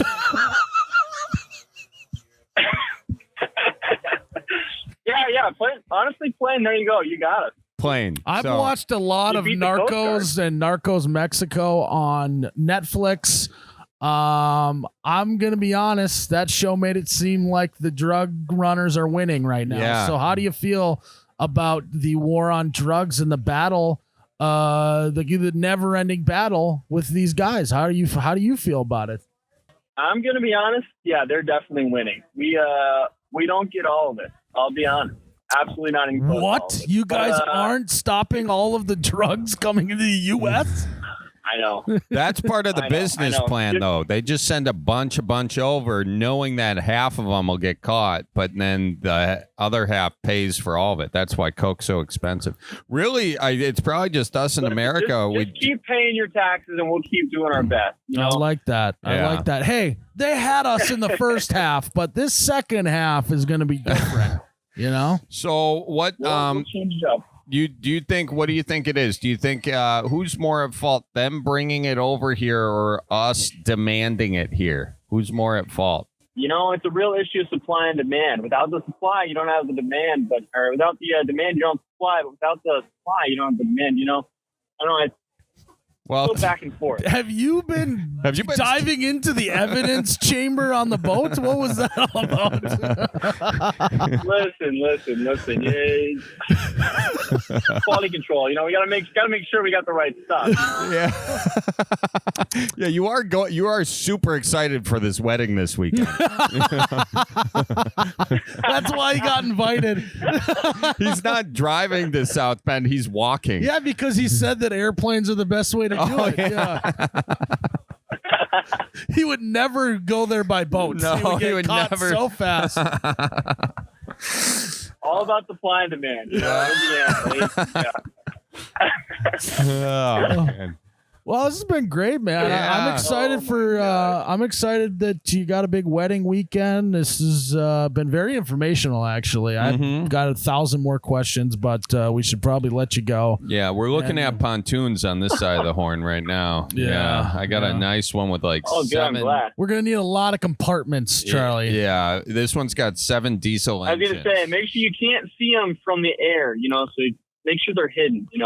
Do you know actually a great and this is you and the Coast Guard can take this and put it in your handbook, because I just thought of a great place to smuggle drugs on a boat. Where? So you take, if you got the coolers that have the big insulation foam ones. Yeah. You just cut that off. You take out all the insulation foam on the inside, not in the cooler, but in between the two walls of the cooler. The Coke is your insulator. It's the insulator. Yeah. And then you just patch it back up, and I bet that'd be a pretty good spot to smuggle it. So you guys can take that tip and make sure you're checking those coolers. Yeah, make sure on every boat you bring that alligator on and have them do the little swim around. Can alligators sniff out drugs? That method was so 2019. Really way beyond that one. What's the craziest way you've seen someone hide coke? Hide coke? Yeah. Underneath a bunch of they were a fishing boat and they had a fishing it was full of ice and fish. Yeah. And it smelled horrible. And it just we were like, oh, it's probably just a fishing boat. We can't find drugs anywhere. Like we've been looking, but they're super suspicious. I don't know. Someone's gonna have to go in there and check the fishing hold. And someone goes in there and they're digging through 2 feet of fish and ice, and boom, drugs underneath. Wow. But it was disgusting. It was just so gross. Just nasty fish, because fishing boats are not clean. No. Have you ever found them inside of the fish? Hyped. You ever find them inside of the fish? Yeah, they've done that. I personally haven't, but it's a method they use. Yeah, that's where I would go next. I think if you guys are onto my cooler trick. Not that I would ever do this. There you go. No. Oh, of course not. No. Yeah. All right, all man. the drug runners listening to this podcast. There you go. You're giving them free advice. Yeah, they're listening to it, and then there's I got their list of ways they're gonna smuggle it, and they're like, damn it, and they got to cross that one off the list now. Yeah, we are the most listened to podcast by Colombian drug runners. We're really popular in Colombia this month. What's going on with that? Well, thanks for the intel there, fella, and hope you have a great wedding this weekend. Hopefully it lasts for the happy Absolutely, couple. Guys. Yeah. All right. Yeah, well, so really appreciate it. It's been a dream of mine to be on this podcast. So. Oh, man. Hey, it's been a dream of ours to finally get you on this podcast. No, actually, talking drug running is I love that whole world and figuring out what's going on with it. So this has been a dream for me. That's why you wore a white T-shirt for this one. Yeah, that was great. So I really appreciate it. Yeah. Well, take care and enjoy the heck out of it. All right. Thank you for calling in. Will do. Make sure you tell your folks that says hi. All right. Watch out for deer down there in South Bend. We'll see you soon. You're talking from Alex from Chicago. Alex from Chicago. Are you a Bears fan, Alex? Oh, I sure am. You asked my brother the same question a few weeks ago when he called about his engagement. Oh, yeah. Tell your brother we says hi, by the way. Was he the one Sounds good to me. Was he the one that wants to live in Wisconsin, but he has to live in Illinois? Am I remembering that correctly? No, he's the one who wasn't sure about when he should get engaged because of the whole fact that I just got engaged. That's right. You're the twin. I am the twin. You got me. Dude, okay, it's a family affair. Did you know you were going to mess his freaking life up doing what you did? Oh, it's all part of the plan when you're a twin, honestly. It's just a constant state of competition, and I just seem to be winning. Yeah, so you guys going to do a 2-for-1 deal or no? I didn't think that was a bad idea. I'm not going to lie. He wasn't lying when he said it was a really expensive wedding. So I was all about it. But as he said, the fiancés aren't on board with that one. And we should quickly tell the audience what happened. His brother called up. They're twins. His brother was dating his fiance for longer than you were dating your fiance. And then you went ahead and you asked her to marry you before your brother got a chance to do it. And that made his fiance a little upset. I think that's the recap. Yep. I recall. Yeah. Yep. Well, is that what you want to talk about today? Belly on up to the bar. Let's hear what's on your mind. We're not going to assume that you are calling up for the same thing your twin brother is. That would be inappropriate of us. We know better here. No, and I'll try and make it as quick as I can because I'm a teacher. I'm on my lunch break and I don't have a ton of time. But essentially, I have a coworker who side hustles and makes a little bit of extra money as a dominatrix, which is an interesting kind of side field, I suppose, to be in education. And I don't know. I guess I'm just wondering a little bit about the profession and why somebody would get into that. And I don't know how to approach them about that and have a conversation. It seems a little awkward. Why do you assume we would know about this? Well, first of all, I do know about this. So, okay, all right. You called the right place. Now. Well, unpack it. A teacher is moonlighting as a dominatrix. And this is a male teacher or a female? Not that it matters. Female teacher. Male teacher. Okay. Dominatrix. Nice. Female. Oh, she's a female. Correct. Okay, cool. Man. She's about 50 years old. Yeah. Whoa. Get it, dude. And is she an independent contractor, or is she, does she have She's part of a corporation. Yeah, I think she's independently hired. Good for her. Good for her. So how did you find this out? He dialed a number, and guess who came She kind over? of is along the lines, let's keep it secret around the office and everything, but she's kind of told everybody about it. Okay. All right. Well, smart. One of those, keep it secret, but I'm going to tell a lot of people about this secret. Oh, yeah. I mean, smart, though. She's just doing marketing. You never know. You never know who could be a potential client. So the Dominatrix, for those of you who are not familiar, it's these folks who can be hired to, just kind of dominate you in the... What kind of dominating? Well, it could be anything, like whips could be involved. There could be a little gag situation there. And look, I'm not into it. I'm going to tell you, I'm not personally into it, but I've read a few articles on Wikipedia about it. So my only experience with this is the show Billions on Showtime. Yeah. One of the main characters is into it, so there's a lot of scenes with that. So yeah, it's just these powerful fellas. Typically, historically speaking, powerful women too. I'm sure it works the same, but basically they they dominate in their actual lives. So in their, bedroom behind the scenes lives, it is their kink to be dominated, and kind of told what to do and embarrassed and all that sort of stuff. I think you got the gist. Yeah, I'm actually not an expert at all. I just read an article at one point and was kind of fascinated by it. But okay, so. What's the problem? Yeah. What's the problem? I don't know how to approach her about the situation. I'm sure, I don't think I would do it myself. I'm just curious about the profession and what it entails, and I'm trying to come up with a way to approach to find out a little bit more about it, what she does, what the job entails. I mean, I guess I wouldn't ask about who her clients are, but it just seems like an interesting thing that maybe ask her how she got involved in it and things like that. I don't know the right way of approaching that. So you could almost take a professional approach with this. So I know a lot of times that there are teacher workshops that schools will do where, you actually have the kids have a day off of school because teachers are in a workshop. Yeah. You guys could take a day and do a little dominatrix workshop. A little professional development. Yes. Yeah. And and you could pitch this to the principal that this is purely educational. And you guys are just trying to become better teachers by understanding the world better. Yeah. And then you guys can get paid to learn about it, and she can earn some more money on the side by getting paid by the school district to do this workshop. That would not find its way on the right wing radio at all. That is pretty wild. God. What do you think of that? You think that would fly? It might be hard to get past the Board of Education. Yeah. Well, you know what? I will. Another option.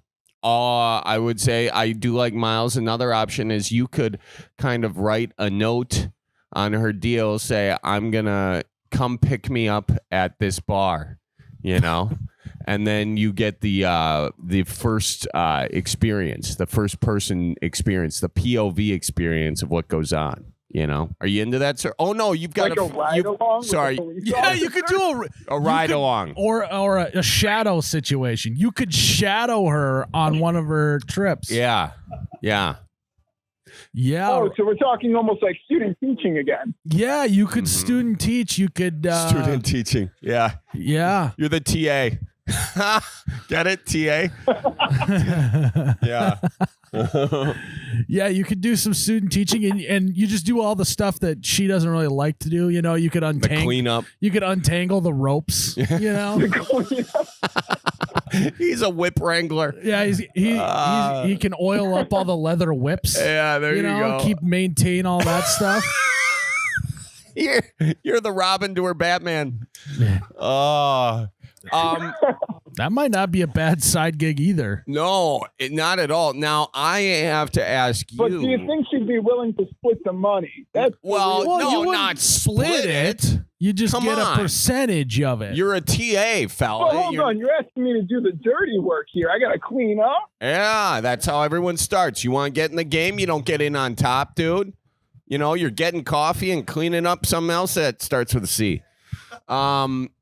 And what cream? So you know, whatever. You gotta get in the way. She's you gotta like, get. hey, I need you to run to the candle store before this session. Don't forget the matches this time. Write it off on my taxes. There you go. Yeah, don't think you can just come into this game at the top. Okay. You come in at the level you're coming in on. Now, I do have a question, though. Do you have interest in getting into this field yourself? Oh, no. I know I don't personally have interest in it. I feel like it's a little too risky for me. But let's say it weren't risky. Let's say there was no risk. Let's say nobody. You figure how? Huh? How do you figure? I mean, there's no risk. Let's say in a world where there's no risk, would you have any interest in doing this? You know, I don't think that's really up my alley. It makes me kind of think of Tippy Cow a little bit. You know, it's a little bit more disgusting. But you might be the prime candidate to be in the industry, considering that you're not into it, because it's kind of like you want someone to be king who doesn't want to be king. That means they're going to make the right decisions. Exactly. You won't get drunk on the power. Yeah, and not getting high on your own supply, you know, kind of the same thing there too, you know. You got to have someone who can be removed, who knows the game, knows how to execute, but treats this as a job, not as their own personal kink. What is your kink? Oh, God. I don't know if I have one. Oh, come on. Everyone's got one. Hey, everyone's got one. You just haven't found it yet, you know? Mm-hmm. So yeah, there we go. We'll put it that way. What is it? You seem very curious about it, to say the least. What are some questions that go on in your head when you hear about it? How does one even get involved in that in the first place? Well, I think it's a word of mouth. And how much money, damn it? Oh, you're making money, dude. You're rolling in it. You're dealing with oftentimes the richest fellas in the game, you know? A lot of money. Yeah. I mean, and look, it's not undue. There's a lot of time and effort that's gone into preparing it. You know, you are an actor going on stage. You know, you cannot break character. And you oftentimes will break whips, and those are expensive. So, yeah, it's expensive, but there's a lot of cost that goes into it. You're not just paying for the night; you're paying for the wealth of experience that these Dominatrixes have. So, oh, I see. So, is there? And this is a question for you: is there like a ethical thing with being a teacher and doing this on the side, or they can't really do anything about it because it's outside of work? Like, is there a concern that there's like a job in jeopardy for doing this on the side, or no? I don't know how it works. This will kind of be my final thought just because I have class in about 2 minutes. But yeah, I think that if you're caught under that could probably be a whole moral thing to go up against the board. And then I guess you're kind of facing a job jeopardy. Well, it's really good that you aired this out on a podcast that many people will listen to. Sure is. To put this person's job in jeopardy. No, we didn't say any names. There's a ton of dominatrixes that are teachers and not only fans. You know, I mean, it's fine. It's fine. No one's going to know, right? All right. Well, I'll be sure to let the principal know that this should become some professional development, and we'll see what we can't do about it. Yeah, steer into the skid, you know? Gotcha. All right, fellas. Well, thanks so much. I got to go to teach a class now. Tell your brother we says hi, all right? I shall. Thanks so much. Bye-bye now. You know. Now, did I wake up this morning, Charlie, thinking I was going to be talking about this on the podcast? No, but you never know what you're going to get. Not Bellied Up podcast like a box of chocolates. It is. And sometimes there's a whip in that box of chocolates. Ball gag would have been a funnier thing to say. Yeah. Yeah. I was lying. I don't know anything about Dominatrix. Yeah, we could tell. I've seen them on TV. No, like literally the show Billions. It's like the first scene of the entire I've show. seen that. Yeah. That might be actually my last interaction with the Dominatrix. Yeah. Oh no, there's some other thing. Oh, is that where? Maybe that is it. There was some other Succession. Is there a Dominatrix in that? I don't know. I don't think so. Yeah, that's probably why I said only rich people do it, because I just saw Billion. Yeah. Good guy. Good though. guy. Yeah. God, can you? I can't imagine the gossip going on in that teacher's lounge. Oh yeah. Just sipping on Diet Cokes, just gossiping about it. Can't imagine. Man. Yeah, I don't even know if they go all the way. I just think that they just kind of humiliate them. Like, I don't even know if there's, P in the V. Why don't you do some research, Charlie, and get back to us? I don't want to do work, dude. I don't want to do work. You guys I'm just can saying, Google next it. time you're hanging out by yourself, Yeah. just venture into that part of the internet instead, Yeah. Nah. Hey, don't skip that part. So my name is Kat, and I have a question about traveling with Wisconsin cheese. Traveling with Wisconsin cheese. Well, belly up and tell us about it. Yeah. What do you got here? What's the question? Okay, here's my situation. I am about to travel across the country, and several of my friends have requested cheese from the lovely state of Wisconsin. They're and smart. I want to know which they are smart. I want to know what y'all's recommendation is of what cheeses I should pick out, and like any safety warnings about like traveling with it. Okay, well, Should I like freeze it first, or can it be room temperature? Sorry to interrupt you. No, you're good. I'm from North Dakota. I'm not as well adversed in cheese as Charlie is, so I got to defer to Charlie on this one here. Yeah. So, first of all, you said y'all. So where are you I from? caught that as well. I work with a lot of different people who use a lot of different pronouns. So y'all is a really great coverall. I'm from Minnesota, but it's more of, I was like, it's very gender neutral. Everyone's happy. So There I you use got that it. a lot. You got y'all. Okay. So good deal. All right. So what I would say, first of all, is the cheeses you're going to want to pick. I would go Colby. Okay. And then cheddar. You got to get cheddar. Swiss, mozzarella, Gouda, pepper jack. I love pepper jack. Pepper jack is great. God, yeah. These are just for your starters. And look, we can even dive down to the wormhole of the types of cheeses, but I think you get a little smorgasbord like that, you're going to be doing fine. In terms of transporting them, I think just like a simple cooler with some cold beers in it, and then put the cheese in there, and then make sure it's a cooler that's, got a decent amount of insulation in the deal.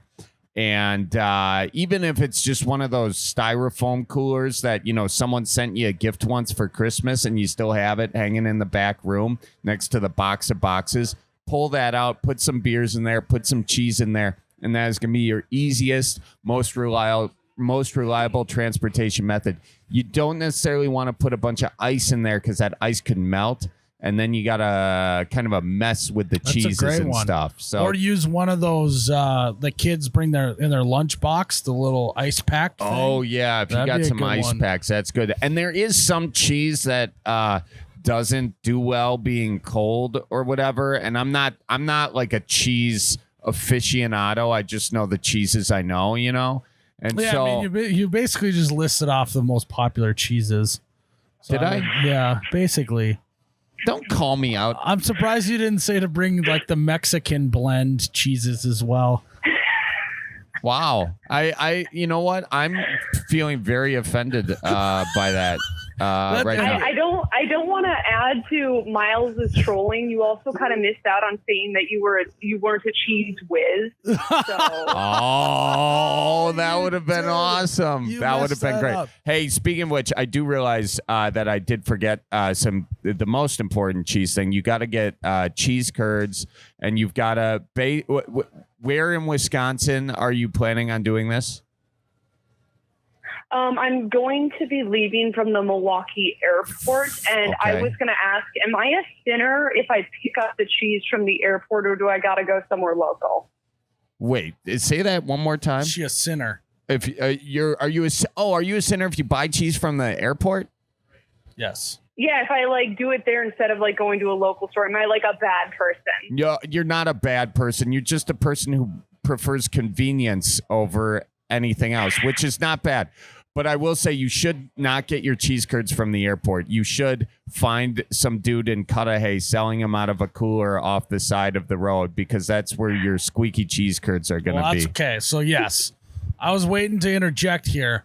If you're people who aren't in Wisconsin, they want the cheese, all that, you got to bring some squeaky cheese curds just to blow their mind. As soon as a cheese curd squeaks in your mouth, like if it sounds like you're chewing on a live mouse, that's what you want, and you're not going to get that if you buy it out of the freezer. You got to get that fresh from the cow over the past few days, and really at that point, it's like transporting an organ. You've got just a certain amount of time from cow to mouth. Yeah, you better pray and be good before this, because you got to hope there's no delays. Yeah. In that airport of yours, or otherwise it could be disastrous. Yeah. And by the way, Wisconsin makes all cheeses amazing. So just because I listed off the most basic ones, I'm sorry I'm a basic cheese guy. He's still Miles. offended by that. Do you understand? Miles just ruined Top Gun for me. So we've been fighting. Okay. And so him bringing up this, you just listed off the basic cheese things to a guy from Wisconsin. I'm not in the mood for it. Okay. So so I'm sorry that his hostility is carrying over from a caller previous. Yeah. We're not supposed to let other callers bleed into new callers. So I apologize for that. But I'm just having do you know how Top Gun ends? Because I do. Anyway, the most important thing is get those squeaky cheese curds. Make sure there's no flight delays, and make sure your friends are answering their cell phones when you land. And by the way, they should be picking you up from that airport. So yeah, so she's flying, so she can't bring a styrofoam. Sure, you can. Check it. You can you? Well, then the problem is TSA has the ability to look inside that, and I do not trust TSA to especially not in Milwaukee. Yeah, they're gonna take those. Yeah. I mean, honestly, I remember the very first time that I heard a cheese curd squeak. Do you? I do. Where were you? I was in Wisconsin Dells area, and it was a magical moment. I could not believe the squeak. I didn't believe it at first, and so make sure you get those, because your friends, their minds are gonna be blown by hearing the squeaky cheese curd. Yeah, it is a once in a lifetime experience. The first time, it's like, where were you when JFK got shot? Where were you on 9/11? Where were you when you had your first cheesy or squeaky curd? Yeah, those are the three. Yeah, those are the three. Well said, Miles. Well said. I did book Southwest. I get 2 free bags, so I guess my second bag is. Well, that's what I was gonna say. Cheese curds. Yes. Yeah, you got to bring one for your clothes and one for curds. And by the way, I'm glad you clarified this that you're flying. Do not put beers in there to keep them cold. Those will explode, and then you're in a world of hurt right there. Are you speaking from personal experience? Yes. Yes, I am. Yeah. Well, that'll happen, Charles. Yeah. I'm trying to get on his good side again after the whole Top Gun debacle. Yeah. Charlie, that was great advice, man. Yeah. It was awesome. Keep going. Wait, you have a follow-up? I'll chug the beers. Chug the beers, get some of those cooler things, and put those in the suitcase, and then go into the airport intoxicated. Gotcha. Heard you loud and clear. Yep. Perfect. We are here for that kind of advice. Now, you did not have to chug the beers. That is your own doing. We would have recommended just, purchase some. No, chug them. They're expensive at the airport. You're doing good. There's no clarifications. No edits here. People aren't talking enough about tailgating for the airport. Why go to the long-term parking. Yeah. You set up shop about 4 hours before your flight. Yeah. Have a few brats.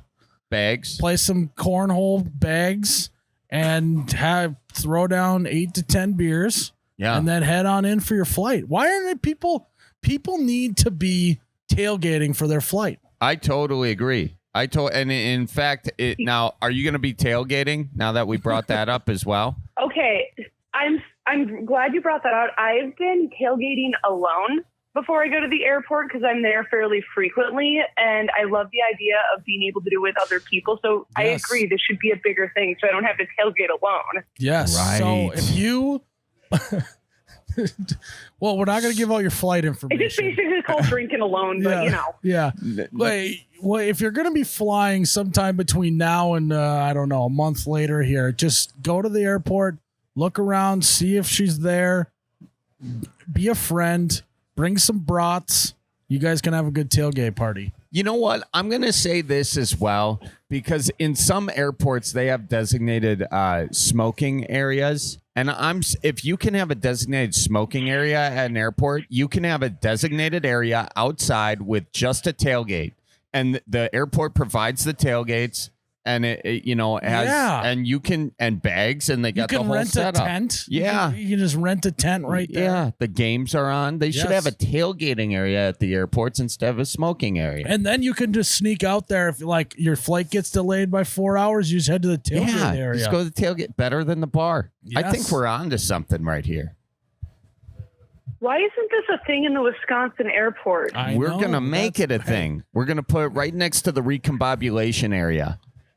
Do you know that the Milwaukee airport's the only airport in the nation with a recombobulation area? I don't know what that means. It means it's right when you... I thought you were joking. No, I'm not. When you're there, look for it. So it's when you get done taking all your stuff off for TSA, your shoes and the suitcase or whatever, they have an area with all the seats. It's at every airport, all the seats, right?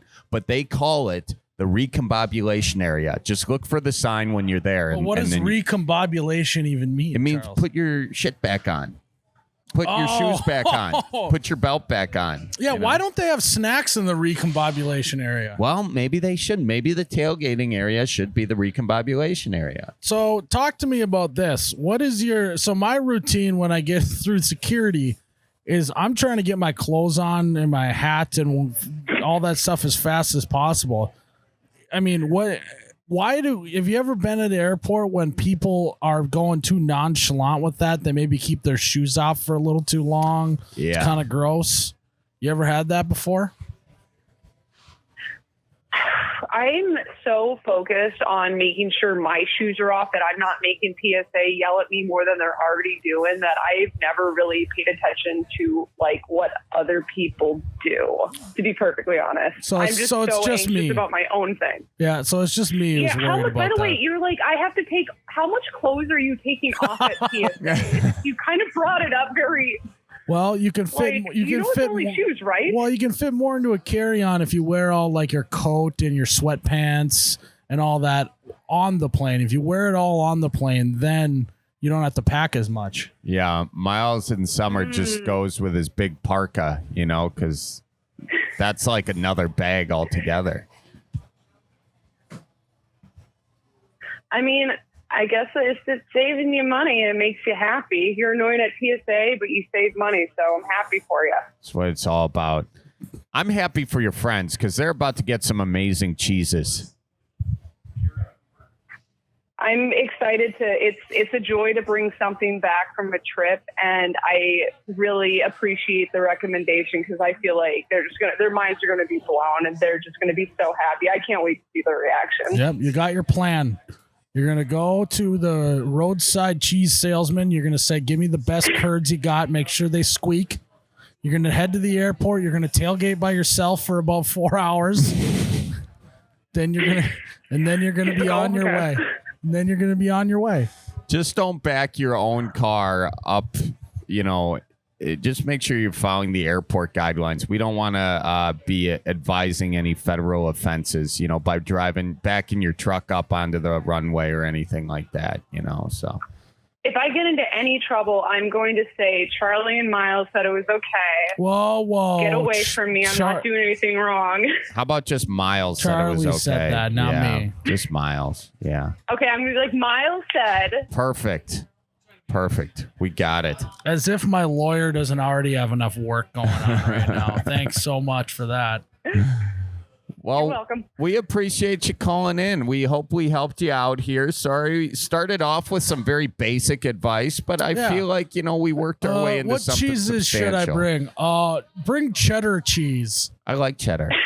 I can't help it that I'm basic, okay? Yeah, that's all right, Charles. Yeah. I appreciate the advice. I think I'm going to stick with the squeaky cheese so I can just kind of do the one and done thing and everyone gets the same thing. No one gets jealous and thinks I favor someone else. So I do appreciate, and I get the whole ASMR experience. Yes. It's a great conversation cheese is really what it is.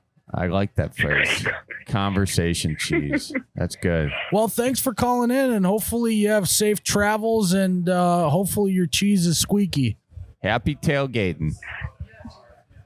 Thank you so much. You two have a great rest of your podcast. All right. Thank you. Bye-bye. All right. Bye. Why'd you have to call me out like that? I was going off the top of the dome. I was trying to think about the better ways to transport the cheese. Here's your chance to redeem yourself. What's your favorite, most exotic cheese? I'm basic, bro. I like cheddar. And that's okay. You're a cheddar head. Yeah, and by the way, just because you name basic cheeses doesn't mean I'm a basic guy too. I like Busch Light, and that's it. All right. I mean, we're basic guys. But the way we make it in Wisconsin is better than anywhere else. Okay, it's about the location. It's not like we're inventing a ton of different cheeses in Wisconsin. All right. We just make them better than anywhere else. We didn't invent mozzarella. That's an Italian cheese, but we make a lot of it. That's true. Hey, get it? You're right. Jeez, Busch Light did it better than anyone. No, Wisconsin don't go putting those words in my mouth. Wisconsin. Wow, your leg is warm. Wow. You just beat up against my leg. Started talking about tailgate, and I got excited. Yeah, seriously. Blood started running hot. Charlie, what do you think of horseradish cheese? Horseradish is amazing, guys. Horseradish is one of horseradish is one of Wisconsin's biggest exports. Yeah, and it's got the heat of a habanero. I mean, it's amazing. I love horseradish. So they don't export much, then, is what you're saying? No, they export a lot. Actually, I'm gonna export this microphone somewhere. face. Yeah. This is Carrie. How are you? Carrie, I'm doing good. Where are you calling in from? I'm calling from Red Deer in Canada. Oh, Canada. Red Deer, is that what you said? That's what I said. How's life up in Red Deer, Canada these days? It's pretty good, I suppose. Well, that's good then. How's the weather up there in Canada? You guys dry up there too? It's very dry and it's been pretty darn warm. Yeah, it has. It really has. I don't know a lot about we're Canada. getting a little bit of... So that's usually what I default to is talking about the weather. Yeah, well, that's a good topic, I suppose. Yeah, well, why don't you belly up to the bar with us? Tell us what's on your mind. I would love to. I just got a quick question. Where would a girl go to find somebody who's a weirdo, but not liking the weirdo that licks your neck and smells the chair you were sitting in? Whoa! Whoa! Great question. Now, before we get into it, Charlie can tell you where to find a guy who licks your neck and smells your bar stool. Right, Charlie? You hang out at places like that. You know where, right? Look, just because I'm from Milwaukee does not mean, who was licking your napkin and smelling your bar stool? Can we just start with that? Was it neck or napkin? My neck. It was not her napkin, her neck. Oh, that was your Canada talk. That I couldn't understand it. Her napkin? Neck. Oh, no, she said neck and. So I heard napkin. Yeah. Okay. Yeah. Oh. You know what they say? There's a big language barrier between Canada and the U.S. It's a little striking right now. I'm looking at a napkin. So they lick your neck and smell your bar stool? I mean, you said that very specifically, like that's happened. Yeah. Has that happened to you? Let's start with that. I did have that happened to me. It was actually one of my coworkers. I call him the Silver Slurper because he has these weird silver teeth, and it's kind of weird, but I'm looking for an actual weirdo, but maybe not that kind of weirdo. He had silver teeth. Look, we'll get to getting you your fella in a second. Is this made up? Are we being punked right now? He had silver teeth. Yes, he has silver teeth, and I call him the Silver Slurper because it's a little bit weird. Oh, did you give him How does he still have a job there if he's licking people's neck and sniffing their bar stool? That's an HR nightmare for the Silver Slurper. I'll tell you that right now. That's why we call him the Silver Slurper, because it's a little creepy. Oh, it's a lot of creepy. You know what? It's one of those situations. It's like, yeah, he's a Silver Slurper, but he's our Silver Slurper. You know, it's weird that he sniffs bar stools, but he's our guy who sniffs bar stool. You know, he's sniffing my bar stool. Yeah, so don't mess with him. Yeah. Don't mess with my bar stool sniffer. Yeah, is this guy good at his job, or I mean, how's he still working there if he's sniffing your bar stool? This guy's name better be Tim Horton. Otherwise, why does he still have a job there, you know? No, he's definitely a weirdo, but I'm looking for weird people, but just not his kind of weird people. Well, I think you're avoiding the question. How does he still have a job there if he's sniffing your bar stool and licking your neck? I'm not really sure. I gave him a good talking to, if you know what I mean. Yeah. No, I don't know. Here, I thought I knew what you meant until you said you know what I mean like that. What do you mean? What'd you say to him? Okay, I might have gotten a little aggressive and gave him kind of a punch to the gut kind of thing and be like, if you lick my neck again, there's going to be problems. Well, I mean, I don't know. Yeah, you lick someone's neck, it's all right if you get punched in the gut. I think you kind of had that coming. Yeah, I think he definitely had coming. Well, sorry that this Silver Slurper was licking your neck. You shouldn't have to deal with that. So now the question is, where are you going to find a weirdo who's not going to be licking your neck? That's so weird. Yeah, because it seems like when I go on dates, the problem is that everybody thinks I'm a weirdo, but I'm not the one licking the necks. No. This is not a you issue. Don't let the Silver Slurper gaslight you to thinking that him smelling your bar stool is a you issue. Okay. I'm thinking we need to report this guy. Yeah, I feel like this. Do we need to report this guy? Yeah, I feel like we're liable now. That we should probably bring that up. Yeah, when did this happen? Was this a recent thing? It was a few months ago. Do you have HR in Canada? we do have HR in Canada, but I also kind of work in the USSR, which is the urinal shipping and shit receiving. So when I go to work, it's a pretty shitty place. You know what? Hey, if you wanted to, you could quit that job and be a stand-up comedian. Yeah, honestly, you could. That was good. Because you had me going one way. I was like, oh, God, what's happening? And then you just hit me with the punchline. That was good. Yeah, they literally, we did an expansion at where I work, and my office is literally in the bathroom. I am Carrie the Pee Watcher. Wow, Carrie the Pee Watcher. How can this company still exist? Yeah, I am so... I feel like we need to call someone about this company. I can't... This call is an onion right now, and I feel like but the thing is you know, usually an onion, you want to keep peeling it back. I think we need to start putting the layers back on. Because now we have been caught in a web of onion. I know. We've got a, how do we navigate this, Miles? Okay. Is that the weirdest thing that's happened? What's the weirdest thing that's happened to you at work? Too late. It's already out. It's already out. I'm going to be liable now. What's the weirdest thing that's happened? I've had some pretty interesting experiences. I go in to work awfully early in the morning, so I'm one of the first people there. And one day I was walking across to do inventory, and a naked lady kind of came to give me a hug and asked me where she could find some food. So I work in a very interesting place. Wait, did she work there? No. Okay. no, Oh, okay. it's not. So- sounds like she's tweaking, and Yeah. you probably need to get her some help. She I get needs that. some services. Okay, but that's one thing. You know, the naked lady hug is fine, but Yeah. the rest of it. Yeah, the bar stool sniffing. I'm still stuck on that. I feel like you might want to mention that to the. you know, for my own, so I can sleep tonight. Will you please report this guy? Yeah.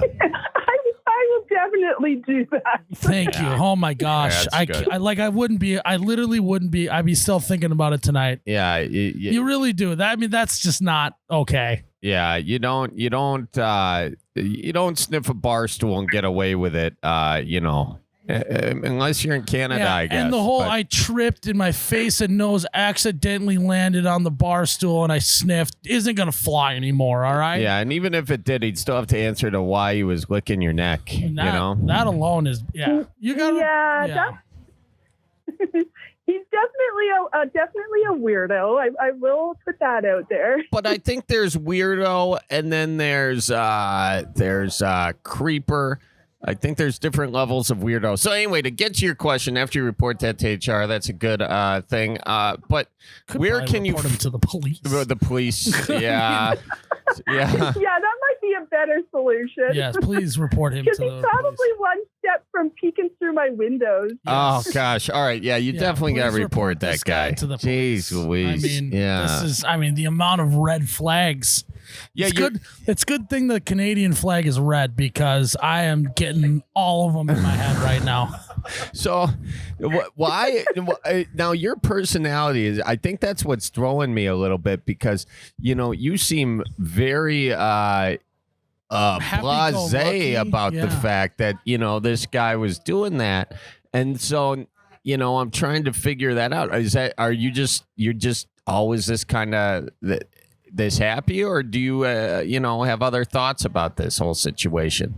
The bar stool sniffer. No, I'm usually a pretty easygoing, happy person, but that one definitely threw me. Yeah. Yeah. Well, I think to answer your original question, I think you keep the positive attitude that you have as a human. We can tell that over the phone. Yeah. You seem like a good gal. The right person's going to come along.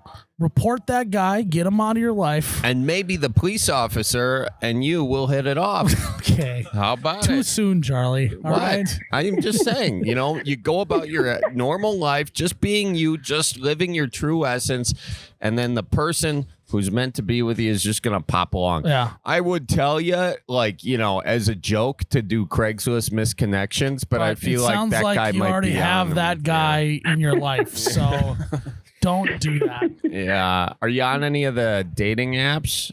Do they have fleet I forms up am there? not.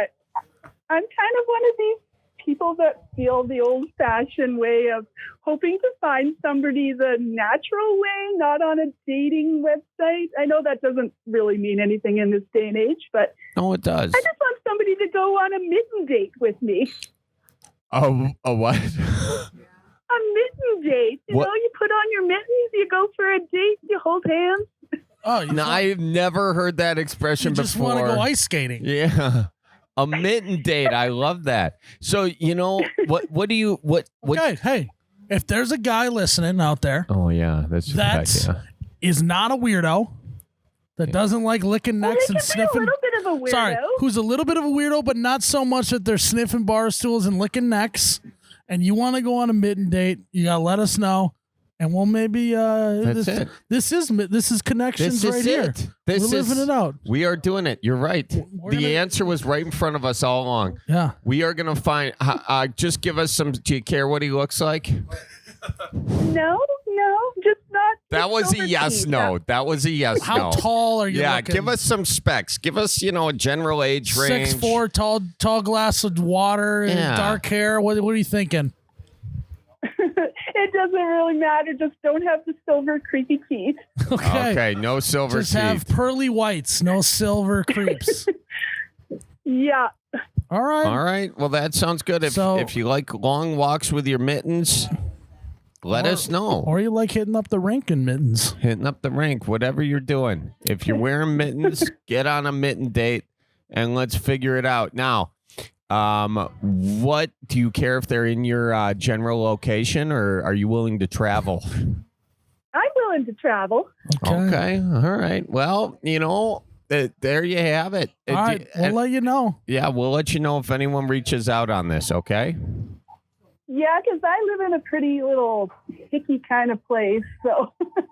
A hicky kind of place? Yeah. There's. So now there's you not got people much licking going on. necks and sucking on necks? What kind of place is this? Let's find a different term than hickey to describe the town. That might confuse Okay, let's some just folks. put it in these terms. If you jump in their gene pool, your feet don't get too wet. Oh my God! Was this What guy is your it? cousin, the guy who sniffed your bar You stool? need to be a stand-up comedian. Yeah, you should start doing stand-up. Yeah, That's a good quit idea. that shitty job and just be a stand-up comedian. Yeah. I mean, holy shit. Yeah, that's the kind of place I live in. Like, they don't want to go and do anything. Like, I'm outdoorsy. I like going hiking. Like, I live pretty close to the mountains and like going hiking and cross-country skiing and doing all that stuff. And they're not into that kind of stuff. Yeah, it doesn't sound like it. No. But I bet you'll find other people out on the trails who are. You would think, but it doesn't seem like it. You go out and it's like, okay, I'm a little bit weird too, so sometimes I say some weird things, and they kind of look at you a little different. Maybe that scares them off. I don't know. Hang on. No, She said she's weird too many times. Yeah. I just want to hear one weird thing that you like to say. Okay, so I was out for a walk the other day. Yeah. And there was a gentleman that was out walking his dog, and I'm like, hey, are you here to pick up chicks too? Because I was there to do some bird watching. And he really got a little frightened, I think, because he scurried along.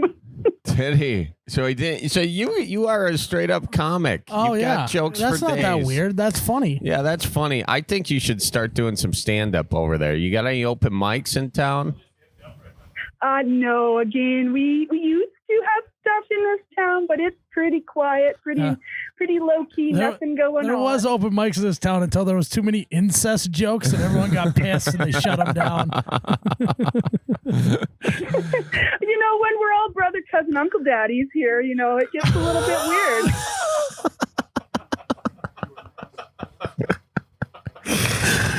It's been an absolute pleasure talking to you. It's kind of tough for Canada right now that we don't get a lot of Canadian callers, and just do us. Not all of Canada is where like you're at, right? No, I hope not. I've been to quite a bit of places in Canada, and no, they're not quite like Red Deer. Okay. Well, thanks for putting Red Deer on the map. You really did. Let's put it on the map as a no-go zone, a no-fly zone, as they would say. Yeah. And watch out for the silver-toothed fella of Red Deer. Yeah. Okay. All right. Well, thanks for calling in. Report that guy. I'm serious. Yeah. Doing my part in this. Yeah. Please report him. Report your cousin and watch out for cousins on the ride home. Yeah. And watch your bar stool. Put a napkin on your bar stool next time you go to the bathroom. There you go. Yes, I will do that. All right. Thanks for calling in. Bye now. Thank you. Have a good night. You too. You too. Bye-bye. Bye now. Charlie. I don't. You didn't tap me. You didn't give me the tap. That was great. Yeah. Well, I felt like you were mad that I was asking about how she's a weirdo. No. I just knew there was going to be a whole can of worms potentially that we were going to have to legally navigate again. That was weird because the way she was saying it, that's what was throwing me because I was like, wait, maybe this was. That's why at first I thought it maybe wasn't real, but it seemed pretty real. Like it wasn't too many details because if there's too many details, it's a lie, right? Yeah. Well, but if there's no details, it's also a lie. It was right smack dab in the middle. She kind of buried it. She kind of I know, and just was so I really do hope that she reports that guy. That was not cool. Yeah, yeah. Yeah. You should always report a guy who's licking necks. Well, yeah, unconsensual. I mean, I don't know what you can really do about the sniffing the bar stool legally, but the other part. You're right. That is true. I wasn't thinking legally. Yeah. I didn't know you were such a legal expert either. I'm always caught up in litigation, Still don't know what that word means, but we're working on it. Yeah. Well, hopefully, if she's hilarious. By the way, she's great. If you're looking for a funny gal who likes a nice mitten date. If you're looking for a stand-up comedian in the Red Door area up there in Canada, Red Deer? give her a call. Was it Red Deer or Red Door? Red Deer. Damn it. Red Door. Oh, hello. Did we catch you in the pisser? What's going on? No, I was just reading. I was just almost fell asleep, and I was like, "Oh shit!" I heard a beep, and I was like, "Oh shit!" I'm in the podcast. Yeah, You welcome. almost fell Sorry for the asleep? language, by the way. Where are you calling in I from? was like, I'm calling from Norway. No shit. No Norway. Norway. No shit, Norway. Yeah. Well, this South is of Norway. Okay. Well, welcome to the Bellied Up podcast. This is You're our first Norwegian that we've ever had call in. So this is pretty exciting. Oh, yeah. What time is it there? I always like playing that game. What time is it there? What do you mean? It's let me check the clock here. It's almost 7 o'clock here. So yeah, almost 19 or yeah, it is. I think it's like yeah, it is bedtime for you. 7 I hours. suppose. 7 hour difference. Yeah. 7 hours. Also, my dad's in the background. If you hear someone, so he was just correcting me. Oh, tell your dad we says hi. You guys are like. They say hi, Dad. Hello there. Hello. There he is. Yeah, he says hi. You guys are future travelers. Yeah, what's the future like Yeah, in we're Norway? Oh, we got flying cars. Robots have taken over, so that kind of sucks. I knew the robots were going to take over. Yeah. Oh, cool. Well, why don't you belly up to the bar with us? Tell us what's on your mind. Yeah, no, so I was listening to some few episodes ago. There was this guy from New Zealand, and he asked if New Zealand could be a part of the Midwest. And I was thinking, why should Norway too be a part of the Midwest, Okay. All right, it's time. It's time to state your case. See, I wanted to say it together, Miles. Oh, but you sorry. jumped in. It is time to state your case. Should Norway be part of the Midwest? Let's hear your pitch. I think we do enjoy fishing. We fish a lot, especially down there in South Norway. We fish. We got boats. Do a lot of boating. Hunting too. We do a lot of hunting. What do you guys hunt for? Hunting. We hunt. Deer. I don't know what kind of deer is it? Do we call them whitetails there? No, roe deer and stag. Roe deer and stag and mooses. Oh, you got mooses. What's the call? Yeah, we got mooses. We hunt mooses too. You guys. And what else? And reindeer. Reindeer. Yeah, if you go up north, you can hunt reindeers too. So we're kind of on Santa's most wanted list. Santa's most wanted list. All of Norway. Okay, you're off to a great start. Yeah, I mean, there's nothing more Midwest than compromising Christmas for a nice reindeer. So, feeling right so far. Also, the fact that your dad is in the background reminding you to mention hunting, pretty damn Midwest. I would say so. I'll tell you that. So, all right. Yeah, you're on a roll. We're going to let you keep rolling. Yeah, what about culturally? What do you guys do for fun besides hunting and fishing? What we do for fun and hunting and fishing? Well, Norwegians really like to we do drink. Well, we don't drink old-fashioned. No, we don't. But we don't drink old-fashioned here. Here we drink more gin and tonic. Gin and tonic. And so gin and tonic. So if you go to a bar or any restaurant, they will always have a gin tonic there. And, they have two kinds of gin tonics. They have the normal standard gin tonic. And then they have the fancy gin tonic, which is they have the gin tonic. And then they have maybe a plant or some berries in it to make it look fancy. almost tastes the same. So well, putting berries in a liquor cocktail, that's very old fashioned. We do that with old fashions, and we put veggies in Bloody Marys. So, I mean, it's sounding like what'd your dad say? Cross country. He keeps cross country skiing. I don't cross country ski. You don't say.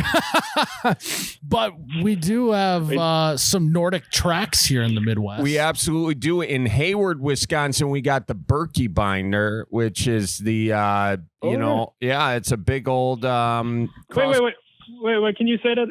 Can you say that name again? The Berkey binder? Berkey binder. Oh yeah, that's Birke. We call that Birke binder. It's I think we made a movie about that, actually. Yeah, we did. Yeah, how do you say it again? Birke binder. Birke binder. Birke binder. Birke binder. Yeah. Birke binder. Yeah. Oh, you roll the R. You roll the R. Yeah, we roll the R a lot here. Birke binder. Birke binder. Birke binder. There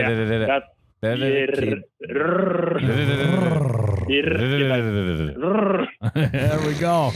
Yeah. Okay, I have a question that I think something that the Midwest can learn from the Scandinavian countries. I don't know if you guys do it in Norway. I think this might be a Denmark thing, and correct me if I'm wrong.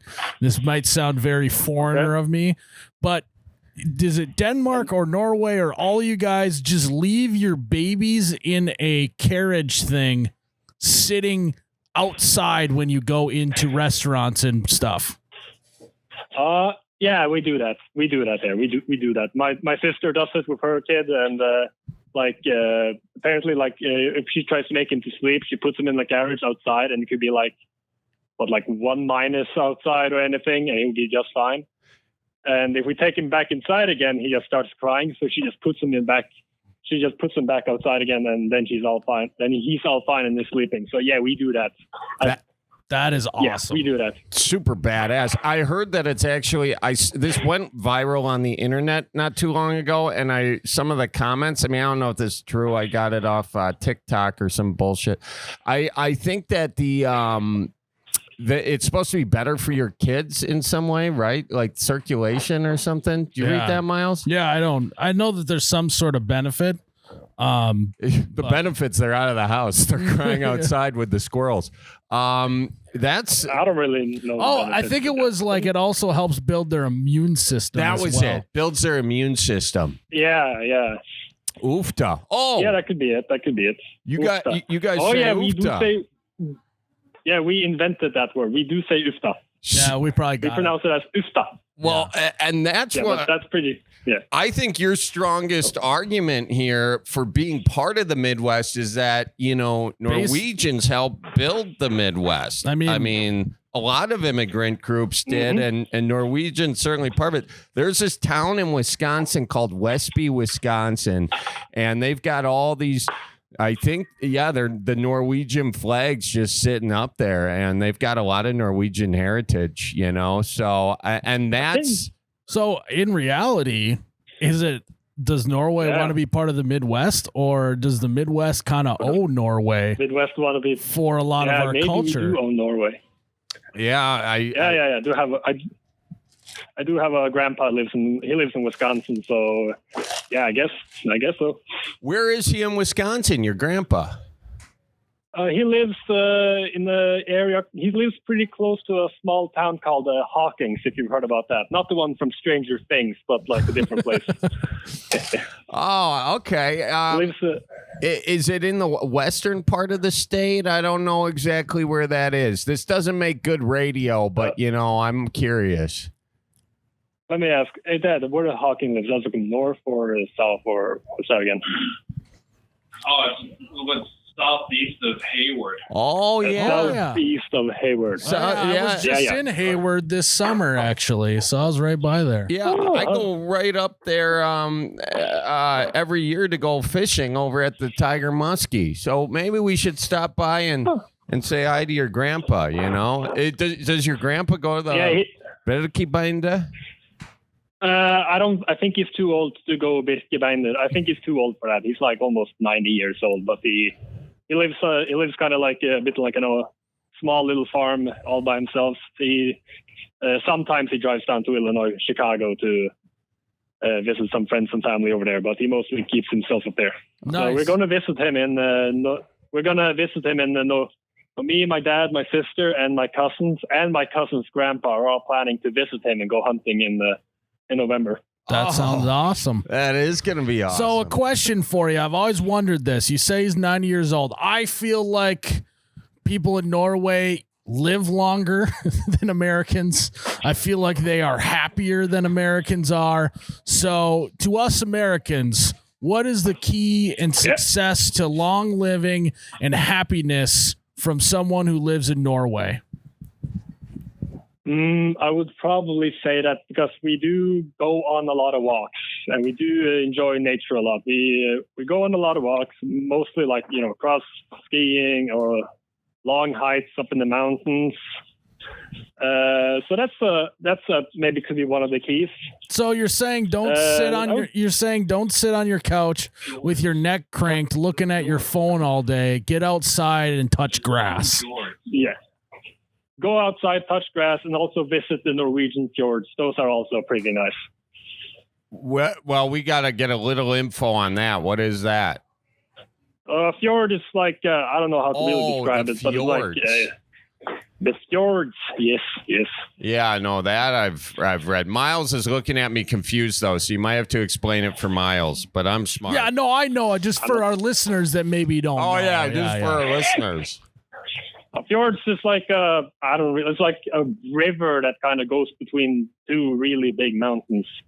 That's probably where I can find most of the Americans actually, because that's the first thing they want to watch. Yeah. So big mountains, river going through it. So yeah, that's the fjord. I'm not really good at explaining these. No, things. we're looking at a picture right now. Yeah, Encyclopedia Britannica is really, this is pretty awesome. And what you're saying about being outside, that makes sense. I learned recently that trees give off a drug. It's called like phyticides or something. So, and it helps prevent against cancer. I heard it. Your TikTok looks much different than mine, Charlie. I didn't see it on TikTok. Yeah, right. I know a fellow who's an expert said it to me in something, and I don't really remember any of it. But look it up. Google it. Look up the drugs from trees as you breathe them in and no cancer or something. Google all that. See what pops up. Anyways, I got one more question. You guys said that you do like to go drinking. I feel like every other country in the world has phenomenal drinking culture chants and songs that they sing when they're at the bar all together. Does Norway have any of those? I'm not really an outsider drinker guy, but I've heard one song that I know the youth likes to sing now is something about that. We're so rich that we could buy Sweden or something. It's like I don't know the song by heart, but it's like a song where they talk about, they're so rich because we got oil and Sweden doesn't, so we can just buy Sweden. Is there a lot of inter-country rivalry between the Scandinavian countries? Yes, there is. It's not like we hate each other, but it's like we just. If like a Norwegian and a Swede meets each other, they will be like, fuck you. Anyways, have a nice day. Fuck you. I'm sorry for the language. And you know what? Now you don't want to apologize. I think this leads into what you originally called for, being part of the Midwest. That sounds very similar to Wisconsin's beef with Illinois. Bears fans versus Packers fans. F you. Yeah. Tell your folks I says, watch for deer. You want another drink? Yeah, you want another beer. F you. Yeah, that's basically how it goes. Here's the real kind of like I think. Oh no! Oh, sorry. Yeah. Oh, is Norway the Illinois or is Norway the Wisconsin, and is Sweden like which one's the Wisconsin of the two? Oh, that's a really hard question, actually. I would say probably Norway is I think like Norway is I think Norway is the Wisconsin and Sweden could be the Illinois. Yes, I think so. Okay, and I'm just going to accept that because I don't know any information on it. Yeah. Well, I mean, from where I'm sitting, I think that we would be glad to have you, but it kind of feels a little wrong because I feel like a lot of the Midwest came from Norway. So it's more so a joint venture than it is accepting you guys into the Midwest. It's more of a partnership in my mind. Yeah, we'll call it a partnership. About right.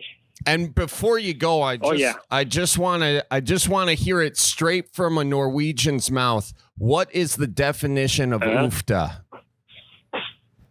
The definition of ufta, that's a good one. I think it's like it's kind of like I think it's kind of like if you say ufta, it's like you dropped your car keys, ufta. You got run over by a car, ufta. I'm sorry. Did your wife break up with you? Ufta.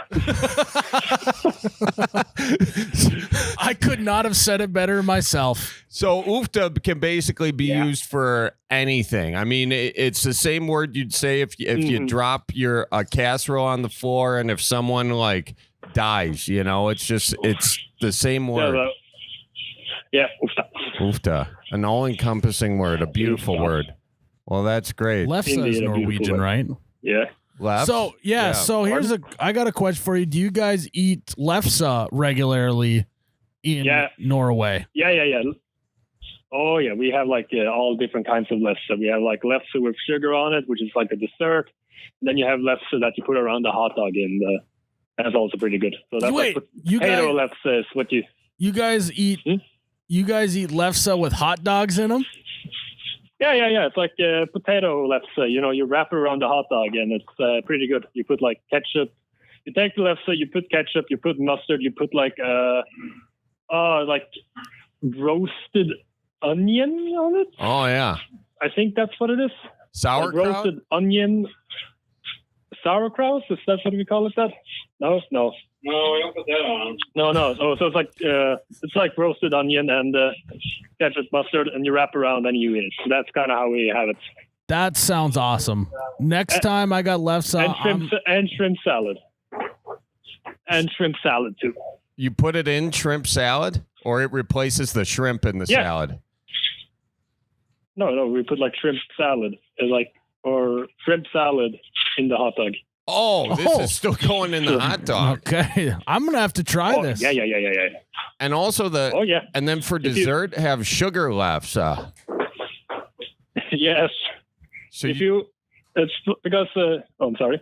No, you just put sugar on it. Is that it? Is that the recipe? Butter, probably. No, it's like it's probably butter. I really don't know, but like it's a different. Like there's like two types of lefse. If you're probably in an area in the Midwest around the 17th of May, which is like the National Day of Norway. Last time I was in America, that was on the 17th of May, and I was like in a Norwegian American Norwegian celebration, and then there I found lefse, or as they like to call it, the pølse. The pølse with like hot dog. I love that, and that's really fun to. Yeah, it's really fun to go to those Norwegian celebration in America, and you see they all try to they find out that you're from Norway. Can I try my Norwegian on you? I was like, okay. It's like hallo Oshengård. I'm like, oh my god. This is awesome. Yeah, it is. And can you before we go, can you just teach us one phrase to say to a Norwegian that will impress them? Teach them one phrase that could impress an American. Hey, Dad. Yeah. What the Norwegian word should we teach these people? They want to impress like other Norwegians by learning a Norwegian phrase or word. Oh my goodness! Oh boy, think about that one. I'm trying to think about this. Like, okay, yeah. So this is a word, like a little sentence that we always say to.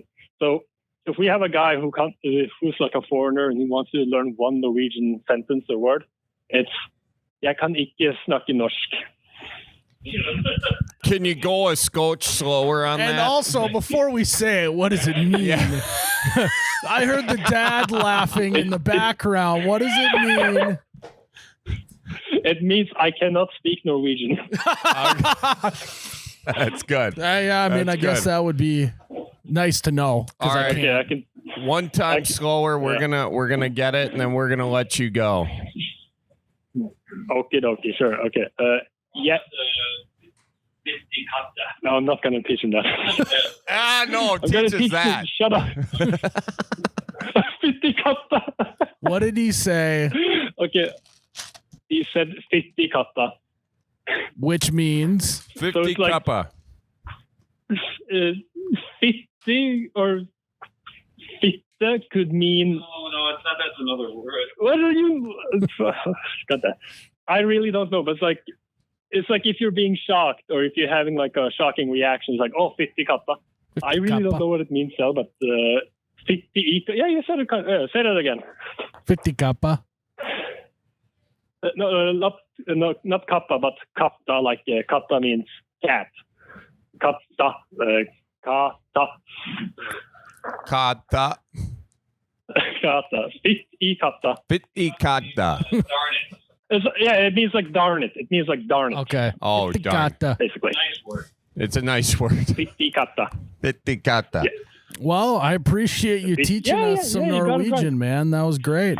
Yeah, this was Hey, no awesome. problem. And I think it's time to officially make it. Norway is officially part of the Midwest. Here, here. Here, here. Yeah. I gotta raise a beer. Yeah. Cheers to you. Yeah, I don't have I What? can drink some Christmas soda. Yeah, have yourself a beer. Christmas soda. Cheers it, raise it high. Well, thanks for calling in today, man. This was Hey. great. And maybe Hey, no problem. don't be shy. Call in again. This is great. Yeah. Oofta. Hey, that oofta indeed. Have a good one. And watch out for deer. You watch out for reindeer. Yeah, we watch out for reindeer. Yeah. What? Wait, they're gonna. And my dad wants to say goodbye too. Yeah. Hey, see you later, and don't eat the lutefisk. Okay, we won't. I don't We'll have stay any away problem. from it. I don't have any problem with that. So. Yeah. And by the way, I just want to say this is really reiterating your stance as part of the Midwest because we're now in a Norwegian goodbye. And that's very similar to a Midwest goodbye. Yeah, no, yeah, that's pretty similar too. I forgot to mention that too. Yeah. Hey, Scott, you can teach him, the word for balls is What's the word for balls? Pungen. Punyan? Punyan. Pungen. Kunyan? Pungen. Pumyan? No, pungen. Pumyan? Pungen. Pumyan? Yeah, you almost got it. Punyan. Pungen. Punyan? Pungen. Punyan. All right, man. Thanks for calling in. Your dad's great. You're great. No problem, man. Tell your him dad that. we says hi. Tell your dad we says bye. Oofta punyan lutefisk. Okay, bye-bye now. Yes, I will. Have a good one. Hey. Bye-bye now. So many more things I wanted to ask. Well, we that's could've- one place in the world I haven't gone. I would like to go to Norway or one of those countries. Yeah. Awesome. We One should of do the that. fingers. You and me? We should take this worldwide, Charlie. We can. You know, we can. How about I think they have internet there, so I think we're good. Why don't we do it before your baby boy comes? We'll do a little baby moon, you and me. We'll go Do we to want to Norway. go there in the winter though, or do we want to go there in the summer? I think we gotta go in the winter. So we gotta go see babies sitting outside in the winter. Yeah, I do need to see that. I don't believe them. I think it's like they're just doing it for TikTok, you know? That's kind of wow. They wrap them up. They just, like they wrap them up in warm clothing and then they just leave them outside. Can you imagine if people started doing that in the U.S.? People would be losing their mind. Yeah. Someone would get called for child neglect. Yeah. Do you lock them? Do you like chain them up like a bike? You know? You know, and you don't want someone stealing your stroller, you know? So I would think here you'd have at least have to have a U-lock for the baby. I mean, who wants to steal a baby though? Let's be honest. It's true. That's like the biggest pain in Maybe the ass to steal. I'll start the trend with my kid. Do it. Yep. I'll just leave them outside. Yeah, well, bring them. Bring your kid to the first. I guess you're gonna have a summer baby. Yeah, we'll wait till the winter. Wait till the winter. Yeah. This is Gwen. Gwen, how are you doing? I'm well. How are you guys doing? Doing good. We're bellied up to the bar. Why don't you belly up to the bar with us? Tell us what's on your mind. Okay, so do you guys remember the traumatic backstory single mom that called in a while ago? We get that a lot. Yeah, be a little more specific on this. What were we talking about? The single mom of 3 that had the ex-husband that tried to kill her multiple times and was going through the divorce and everything. Yes. This was probably about a year ago. It was at Schuler's Tavern. Sure. Yeah. Are you here? That's me. Yeah, that's me. Okay. Give us the update She's on back, that. Yeah, give us the update on that. And give some more backstory for the listeners who haven't heard the call. Oh, goodness. Okay, so I was a single mom of 3. I had just started my divorce process. My ex-husband had tried to kill me multiple times, ran at me with a Jeep, and got away with almost everything. And then I kept giving up charges because I was scared. And then finally something broke the camel's back, and I called the cops and had him removed. So I do have an interesting question, though, because that is moving on, but I am with somebody who is a farming bull rider, and I don't know how the heck you guys are supposed to keep those guys happy, because he doesn't want to bull ride anymore, but he wants to bull ride because he doesn't want to hurt himself, but he wants to do it. So I don't know how you're supposed to keep them like energized and excited when they like the rush of flying all over the fucking place. Yeah. I think I don't know anything. I'm not a rodeo guy. I think I've said multiple times that the people who are riding bulls are crazy in a good way. And I respect the hell out of what they do because I would never. I'm too soft, basically. Yeah. So that being said, I mean, these guys, from what I understand, it's kind of they know that it's bad for their body to ride bulls, but they love it so much and love the adrenaline so much that they're okay with potentially wrecking their body because the high is so high. Is that correct? Is that what you're saying? I think so, but I think he hasn't done bull riding for a long while, I believe. And now, of course, I was single mom of 3, and we've been together for 2, 3, 4, 5, 6, somewhere in their months. And he's met the kids. The kids love him. He loves the kids. So he doesn't want to go get hurt, and then he can't play with the kids, which also means then he pitters around the house and needs more excitement. I don't know what to excite him. How are you supposed to excite someone that wants to be thrown? I'm not very strong. Okay. Have you heard of furries? Oh, God. Because Please, no. all Anything I'm saying. Yeah. Have you ever heard that Rihanna song about chains and whips exciting? Oh. All right. You're trying to tell me that I need to start exploring some things here. Well, we don't need to take it down that road because let's be frank. Yeah, that still's on the table. It's still on the table, but it's going to take a lot more than that. This guy likes a caged animal. If we get to the root of it, Charlie, maybe he just likes the pain of getting thrown around. That is true. I feel like we got to know what he likes the most about it. Does he like the pain? In which case, whips and chains can help with that. Or is he an adrenaline junkie? What would you say if you had to guess? Oh, God. I think he might be a little bit of both, guys. I think he might be a little bit of both. Okay. When he's digging around the junk drawer and he gets stuck in the thumb by a tack, does he kind of say, ah? Or does he say, ah? I don't know about that. I do know he told me today that he was playing chicken with a semi trying to pass a tractor and got on the other side of the road within 3 little zip lines. Yep. So, I mean, the adrenaline's there for sure. That's what we're dealing with. We're dealing with an adrenaline junkie here, and this is going to get him into skydiving. Yeah, it's actually skydiving's pretty safe. It's a safe adrenaline thing. I think I'm supposed to do that with him. That doesn't sound like a great thing to do with him. I mean, what if you do it and you get hooked on it? You know, and then you got, let's just hope nothing goes wrong for your kid's sake. But you know what? Maybe just he does it for a while. Yeah, double whammy would be okay, bad. Countersuit. What if I just took all my trauma and all the times, I went through everything and just beat the shit out of him during, fun time? Oh, you guys could marry your traumas. So what'd she say? So Did you say beat the shit out of him? Is that Yeah, what she yeah. said? I mean, I think this is a terrible idea, I but could tie I'll him walk up. down the road with you on it. And in the right But context, listen, what if?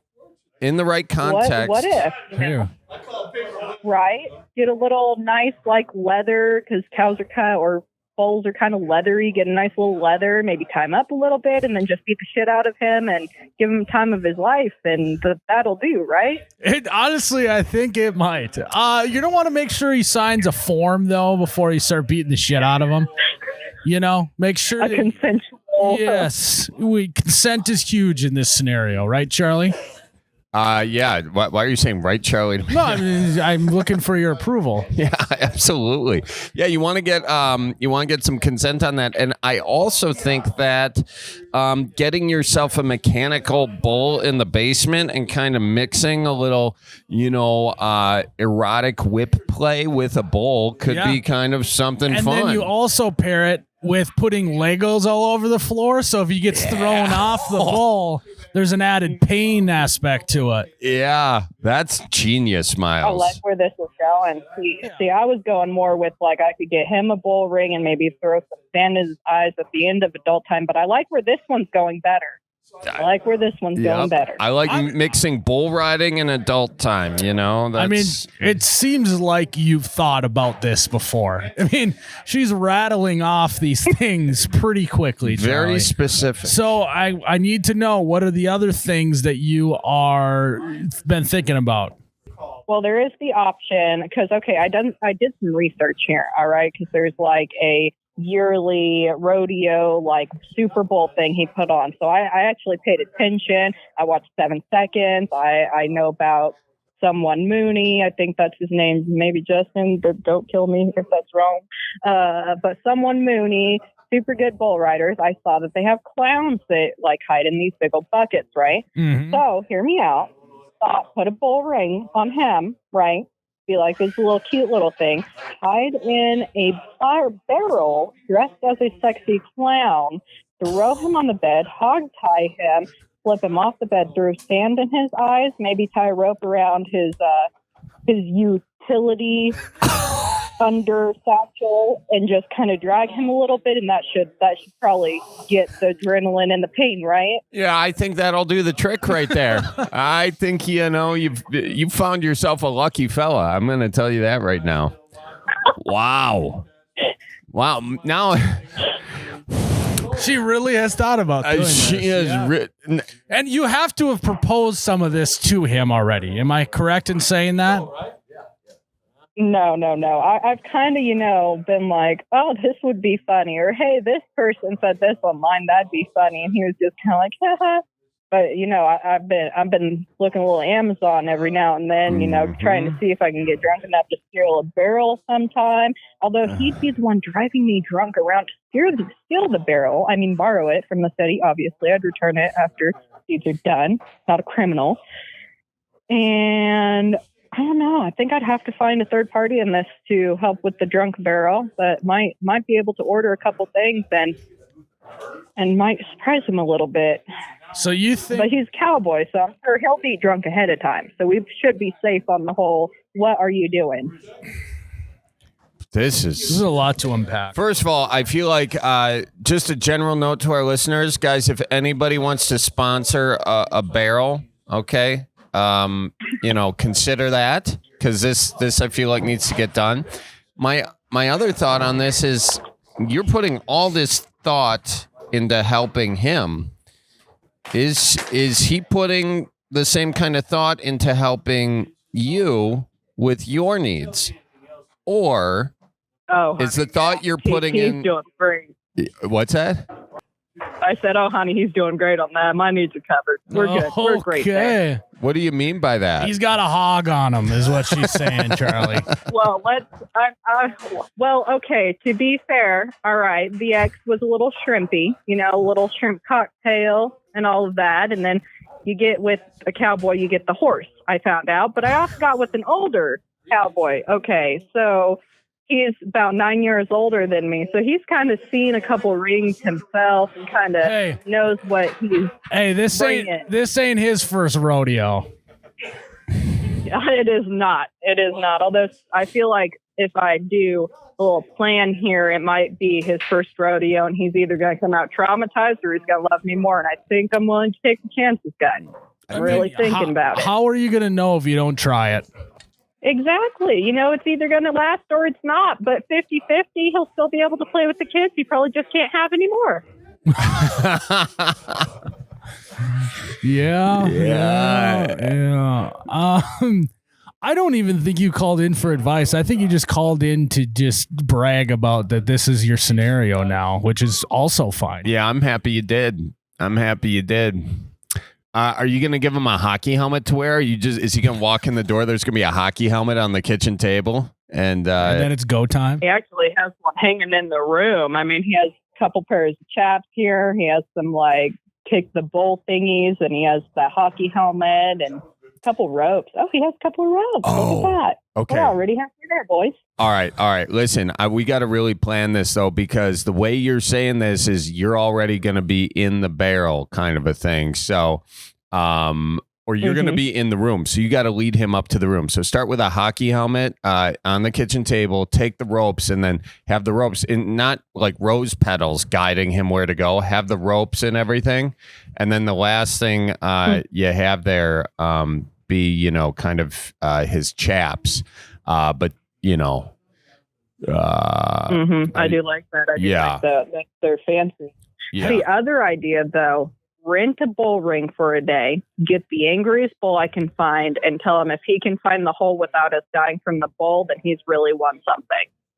If he can find the hole without dying from the bull, then he's really won something. Is that what I think it Yeah, means? we're both in the bull ring. And he's trying to. You see what I'm saying here? I think that's he's trying to find. Isn't that illegal in a lot of states? Just fornicating in front of animals. My hole, sir. Find my hole, not the bull's hole. The bull is chasing us. He has to find my hole. No, I understand that. Is it legal to just be fornicating in front of animals? People do it in front of their dogs all the time. I suppose. I guess I didn't think about that. Yeah. Well, this is really. That sounds like experience, Charlie. Wow. Our dogs stay in a kennel in the other room. All right. Wow. So is this? Don't you judge me after you've said this whole thing. Hey, this is a no kink shaming podcast. All right. Yeah, clearly, we've been open minded with you. You can be open minded with Charlie. And also, I'm not even saying anything about what I'm doing, but I'm just saying. I know that anyway. So is this your thing? You like being a dominatrix, Charlie? I think that. Do you call yourself a dominatrix? No, it's kind of horrifying to think of it. But man, he just hit her. He satisfies me, and that's super fun and everything. And there's some things that are amazing to him that I do, but I don't know. He's so bored. He is going through school. He's almost done with schooling, and he works at an elevator, a granary elevator. He's the manager there, and then he works part-time at a hotel as a maintenance man. But anytime he's home, if he's not throwing the kids around, because the kids, I swear, are going to become little friggin' bull riders, especially my youngest, because they do just being thrown into a couch or whatever. They're all for all of it and do it to each other. So then he'll play with them. But then between him and I was oh, we should wrestle. You can throw me around, but he wants to be all gentle and all sweet. So I figure if maybe I throw him with a little bit of help, I'm kind of weak, a couple of ropes or whatever, it might be a little more interesting, Okay. I like it. Let's try it out. Let's try it out. Yeah, well, you know what? Miles and I, we'll throw in a whip on this. Jared, can we look up a nice whip to send over? We'll get you a care package. It's gonna need to be like it's gonna have to be like a Wyoming bull whip. Wyoming bull whip. Like it has to be genuine. I feel like that's probably the most genuine, right? Yeah, that's genuine. Yeah, sure. Yeah, we'll get that going. You want chains too, or just a whip? Ooh, chains might be fun. Hanging from the ceiling like a little hog or something. Yeah, no, he's not gonna like that. Okay, maybe not that. Well, far. hey, look, you got to remember, it's not just about what the bull rider wants; it's about what the bull wants. And I think you are the bull in this analogy. This bull. I am horrified. All right, I am not dominatrix. Like I'm like, oh yeah, you do whatever to me. So it's gonna be a horrifying experience all around. I just want to know if it'll get his heart rate going. You know what? You keep saying you don't want this. I think you want this. You've put in a lot of people who don't want this are not calling in to a podcast telling this is usually all the details. If they don't want it, here's how it usually goes. Well, I could tie him up and whatever, but I don't want to do that. Yeah. And then it ends right there. This seems to have gone about 15 to 20 steps further than that. So I think that just accept your fate. Yeah, you enjoy it, and that's fine. You know, that's great. Embrace that. And we're going to send you a complimentary whip and chain, and if you're lucky, maybe we'll get you that barrel, too, that you can hide in. But the sexy clown costume, that's going to have to be on you. Unless Miles wants to put that in his credit card. I might have one in storage, so I'll see. Been a couple rodeos yourself, huh? I heard that Anne's pregnant. That does make sense. I'm about what they would call vanilla, so you don't got to worry about that with me, Charlie. Well, I'm not doing any of that with you, Miles. I know, but just in case you're wondering. Yet, I mean, we'll see what happens. Well, congratulations. Oh, thank you very much. Yeah. Congratulations to you too. I think bottom line, we're happy you got out of this. You seem to be in a much better spot. Screw that other guy, that tiny dong fella, and now you got yourself a big old horse who's ready to buck the bull, and you're ready to just be that rodeo clown. What's that? How do I bring this up to him? Like, can you guys kind of role play the conversation I'm supposed to have with him about like what's going to happen? Well, before we role play, first option, you just slide the consent form over to him and stare him deep in the eyes and wait till he signs it. Then no other words are spoken. Do I hand him a drink with that? Yeah, and then it's on, you know? Hand him a drink and stare at him. I think that's what you got to do. Just slide a consent form over. Have him sign it. Don't break eye contact with him, and then it's go time. I say sign it. Should I hold my breath the whole time, too, so my eyes get kind of watery staring at him? Yep. Kind of buggy. Yeah, little vein in the kind forehead popping out. Mm-hmm. Yeah, I feel like, okay. Really so then thought the about conversation this. following this. Yeah. There's no conversation. It's go time. Just strap him down after that, huh? I whip him a couple times, be like, get your fucking chest. Yeah. Up. Also, if you run out of ropes, Charlie recommends ratchet straps. Yeah. Recommended that in a different scenario to another caller. Mm-hmm. So he won't be going anywhere. Bed or the roof? Bed or roof? Bed or roof? Have that's you heard funny. about the little TikTok like hamster, whatever, in the car? You guys hear about that yet? TikTok hamster? No, what about it? Or if you have a sunroof, then you have the little water hamster. If you have a male and a female, they just kind of lean in from the sunroof. You got hamsters on your car? I'm completely lost. Okay. So, sunroof. Female sits in driver's seat. Male is laying on top of car with sunroof open, naked, and the female has water hamster. Oh my god! Get it? Oh my god! Okay, hang on. Can you explain one more time? Because now I'm seen a hamster drink water. Yeah. Now just imagine not drinking water, drinking something else. Okay, from a guy laying on the sunroof. Yes. I see. My mom listens to this podcast.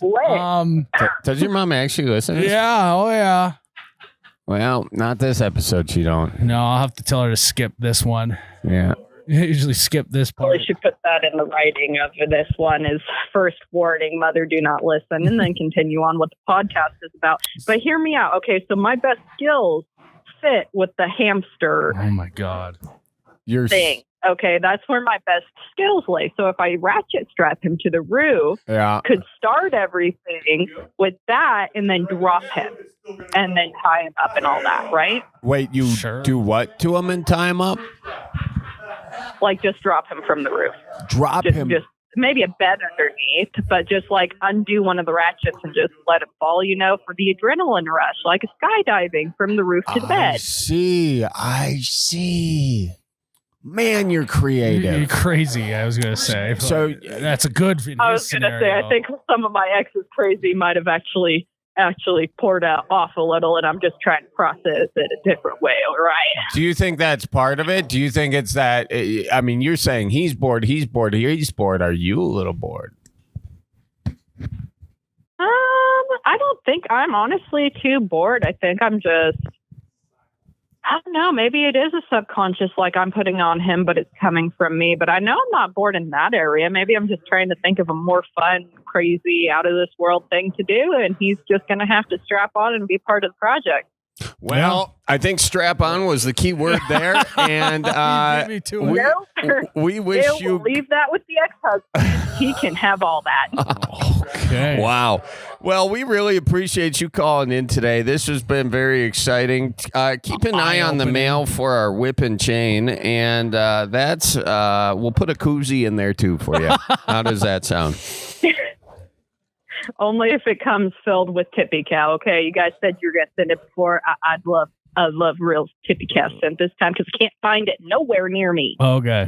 No, we'll take a note down. Yeah, let's tell them to get it to the distributor. Well, thank you for calling in, and right after you finish doing what you're gonna do with your husband, just tell him that Miles and Charlie says hi. All right. I will look him dead in the eyes, straight face, while he's still inside me, and say, "Charlie says hello." Cool. Miles too. Yeah. Oh man, you're a fun one. Back and say, "You betcha, guy." Yeah, I say, "Oh, you betcha." There you go. Oh my. Well, and then go to the bathroom and be like, "Oh, crepes." What? I said, and then I'll go to the bathroom and be like, "Oh, crepes." Loud enough that he can hear. Get a little bit of both you guys in there. There you go. God, we could talk to you all day, but I'd have to go to confession. So, thank you. We're gonna have to go to the confession booth. After this, there's a timeout booth at this bar. We'll step in there and we'll tell the good Lord what we heard today. But hey, good luck becoming that sexy rodeo clown, and we wish you the best. And if he can't handle the bull, give him out of the kitchen. Get out of the kitchen. There you have it, or the ring, or the bedroom. Yeah. Thanks for calling in. Shop. Have a good one. Bye-bye. You too. Bye now. Yeah, well, Miles, I usually see him coming. This one I did. Half the time I was like, dang, I really got hit by that garage door today, Yeah. I was Are you dreaming or not? I don't even know. Yeah. I don't even know. No, I do honestly think it's her that's the one that's a scotch board. Because the fella seems happier than hell, but the fella doesn't seem to be asking for this, but she has detailed plans. I think her plan is he doesn't know that he wants it until he gets it, is I think what her mentality is, Yeah. It's like, yeah. So we'll see. Good luck. Good luck. Well, hey, boys. It's Ashley from Indiana. I didn't think I'd get through. Hey, Ashley from Indiana. You bet you got through. What's on your mind, Ashley?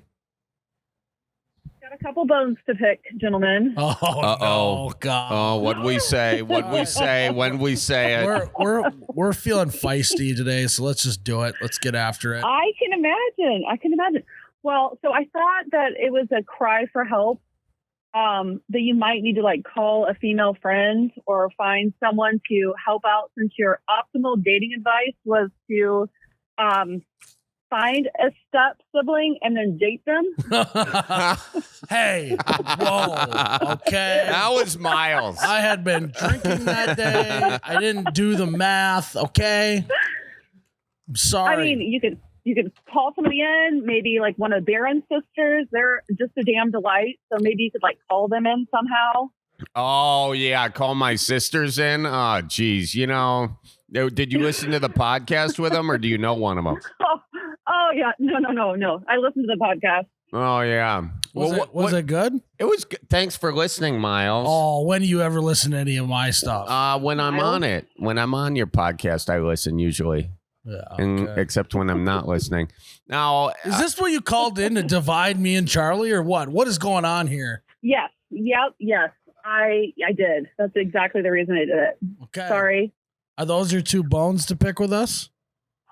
No, I also wanted to pick a bone that Indiana has been very underrepresented on this podcast. Well, and I'm personally offended by it. I actually just got a missed call from Fort Wayne, Indiana. Well, that's the wrong part of the state. Oh, the good part of the state is where I'm calling from. All right. So you're saying that tell me about Indiana. Why does Indiana deserve more recognition? Well, one, it's not Ohio. So that's like check. I would agree. Wow. Yeah. Indiana, is this what you need to do to like climb the Midwest ladder, is to throw Ohio under the bus immediately? I see how it is, Indiana. I see how it is. I feel like that's hard to do. I mean, I feel like that's like a baby step. Okay. That's the baby step. All right. What makes Indiana so great? Well, so I live in southern Indiana, so it's beautiful. We have a river, the Ohio. The Ohio River. So the it's Ohio not. River, So it's there's not even rolling your. hills. So it's not even your guys' river. You're just borrowing someone else's river, then. It's splitsies, okay, between us and Kentucky. So Well, pump the brakes. but it's not the Indiana River. Yeah. Why isn't it the Indiana River?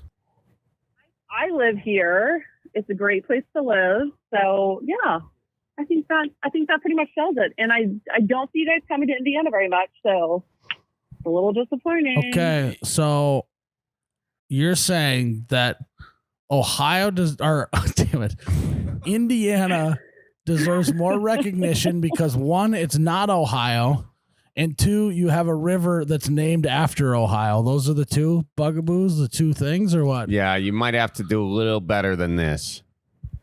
Oh, well, it's very country. Okay. Yeah. Hunting, there's fishing. There's. I think you're starting to find out a little bit why it doesn't have as much recognition. You know. You know what though? Maybe. I'm gonna say this. Indiana is an unsung hero of the Midwest. There's a lot of great things going on in Indiana. Which are, Charlie? Well, every time I drive through it. So you never stop. That's not true. That's not true. You're not helping at all, Charlie. You guys have a lot of beautiful windmills there on the drive Windmill down. capital of the world. Yeah, you guys got a lot of windmills there. Northern part. Indianapolis is a very fun city. I was out there doing a show, and you guys have the NFL draft there every year, right? No. Combine. You have the combine there every year. We have the combine. Yeah. I will have to say I have been to South Bend to go to a Notre Dame game once before, and South Bend's a fun college that's town. magical.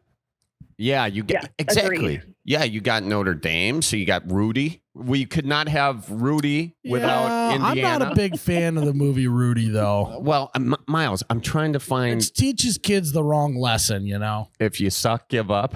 No, Miles, let's unpack this. What do you mean it's the wrong lesson? Yeah, let's unpack this, Miles. Well, it kind of goes along the lines of the whole everyone gets a participation trophy, you know? Oh, okay. Let's set this up. Miles, why do you really hate Rudy? Because I heard that the story did not go that way in real life. How did the story actually go? I think it's pretty much like he was just like a random guy on the team that happened to get some scrub time in the game, you know? So it's like it wasn't like the whole team rallied around him like that. I don't even think he really did. Wasn't it that he like never actually even got carried off the field and stuff? Yeah, it was just like he went in the game, they're like, woo, and then they left. And that was it? Yeah, it was no like hoisting him and carrying him off the field and stuff. Yeah, well, I mean, it's not a documentary, dude. It's a movie, you know? So what do you not like about the movie? I just told you. It's just not realistic. Yeah, it's a movie. Movies are not supposed but isn't it supposed to be based on a true story? Yeah, based. It didn't say a true story. It said based on a true story. I'm just saying it teaches you you shouldn't be just trying to play in the game. You should be trying to win the game is what I mean. Oh, I see. And do you cutthroat? That's a strong note. That's a strong note on Rudy. Yeah. Well, what are you doing? I never said it was a bad movie. I just think it sends the wrong message. Okay. Well, Miles will have to work out that issue on his own. What do you think? What do you do for fun in Indiana? Well, I can tell you what I'm doing right now, which is it's the last day of my kids' 2-week winter break, and I'm drinking wine in my closet. So that's what I'm doing. Welcome to Indiana. I mean, you're just really not selling it. Yeah. Indiana is so great. You are drinking wine in your closet. Indiana's so great. You want to go sit in a room with no windows, with no one there, and drink by yourself. I have 3 young children, guys. I have 3 young children. I'm trying to. It's raining outside. Who's watching the kids? I don't know. The TV. iPad kids. I love it. I'm a big iPad kid guy. I think I'm going to just slap one in front of my kids someday right out of the womb. Yep. That's the way to go. But yeah, that's as far as outside of that fun, we're outside all the time. Okay. What do you do? We've had a lot of each other lately. Okay. Well, what do you guys do when you're outside? Horseback ride, we fish, we hike, we camp. Oh, and you're doing all this in Indiana. That's awesome. Wait, you're in the closet. You cut out. What did you say? I said horseback riding, camping, fishing, hiking. Okay. And she does it all in That's Indiana. kind of what we do for fun. Yeah. And so does Indiana have a lot of nice trails to do that? A lot of good outdoors? Because it's They do. Yeah, it's beautiful. Now, my bias to Indiana or my, ignorant sort of thoughts, I guess, are that it's a fairly flat state. Is that accurate or not? That is, well, so you're talking northern Indiana. That's like the dunes, the windmills, all that stuff. That's very super flat. Mm-hmm. I live we're on the Kentucky border, and it's very hilly, very wooded. It's beautiful. Oh, that's awesome. See, we're learning everything new. And so I got a question for you. Yeah. Why do people in Southern Illinois have a heavy Southern accent, but you don't seem to have that? Have you always lived there? Talk to me about that. So I've lived here. I was actually born on the other side of the state, but then I've lived here for 20 plus years since college. But people tell me I have a Southern accent if I go anywhere outside of here. So that's very interesting because we're right on the Kentucky border. And if you literally go 5 miles south, it's like, hey, y'all, welcome to the South. Like I know. wild. That's what I'm saying. So it makes sense. You grew up in the northern part of Indiana then. Yes, over by Cincinnati, like across the river. Okay. Well, that makes sense then. But yes, people tell me I have a Southern accent because I went to school in Pennsylvania. And so they were like, are you from Georgia? I'm like, no. Why don't you go to school in Indiana if you love Indiana so much? Well, I finished school in Indiana, Miles. I went to school in Pennsylvania. Hey, when someone says we're going to give you money to go play a sport, you say, okay, yes. Oh, okay. What sport? Kind of sport? I played volleyball in college. Okay, Nice. so you are She's not short. I am 5'8", so not tall and not short. 5'8"? Yeah. In sports, they always oversell it, so we'll just say you're 6 foot. You mean I'm underselling my height? Yeah. That's all the programs in sports always add at least a couple inches. Yeah. Like I'm 6'1". Yeah. It's like guys when they're talking about themselves, it's always a couple more inches than what they actually got, you know?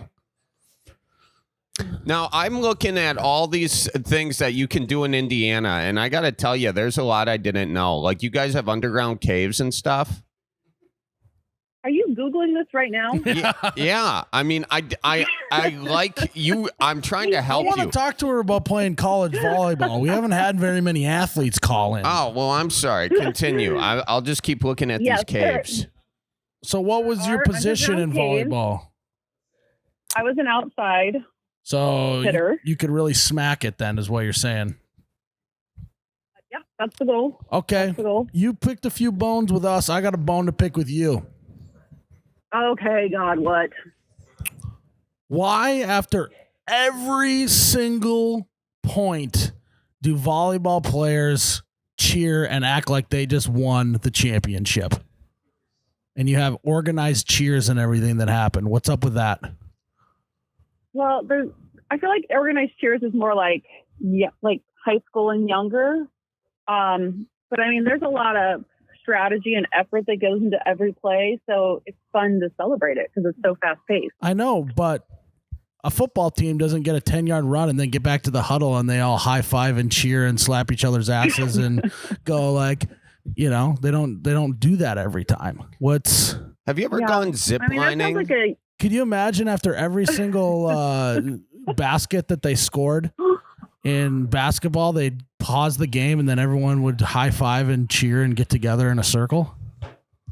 I feel like that's a real missed opportunity, to be honest. So I feel like football does a lot of like, let's hit our helmets together and like chest bump. That is true. Play. So that was a good point. I'll give you that one. So I don't think, and I feel like there's a lot of butt slapping in basketball. So that's true. I don't know if I don't think you got an angle on that one. It's more so the the rah rah cheering that kind of rubs me the wrong way. It's like it's kind of the same along the lines of my Rudy take of, you scored a point just like you did last time. Walk back to the huddle and do it again, Guys, I'd like to interrupt real quick Hand to tell the ball you that to the ref and then walk back to the huddle and do it again. if you go to Harrison County, Indiana, you can spend time ziplining. Miles, pick up the microphone. I'm ziplining, doing kayaking, and explore these caves. And also there's the historic Corydon and Harrison County where you can see all these cool buildings. John Dillinger spent a lot of time there. You can do the bootlegging tour. Indiana's a fantastic place, guys.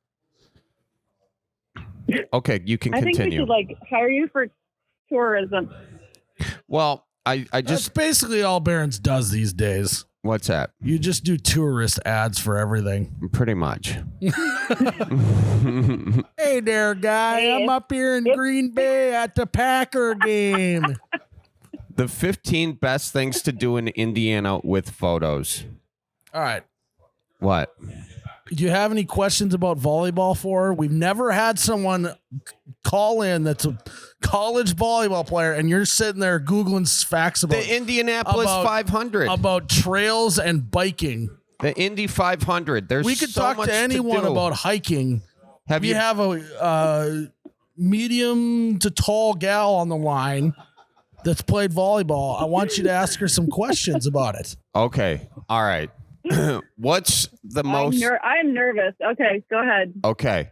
Who, the quarterback is obviously the top dog on the football team, yeah? Okay, sure. And so who is the quarterback typically? Is it the one who bumps, sets, or spikes? Yeah, who's the one that's the superstar?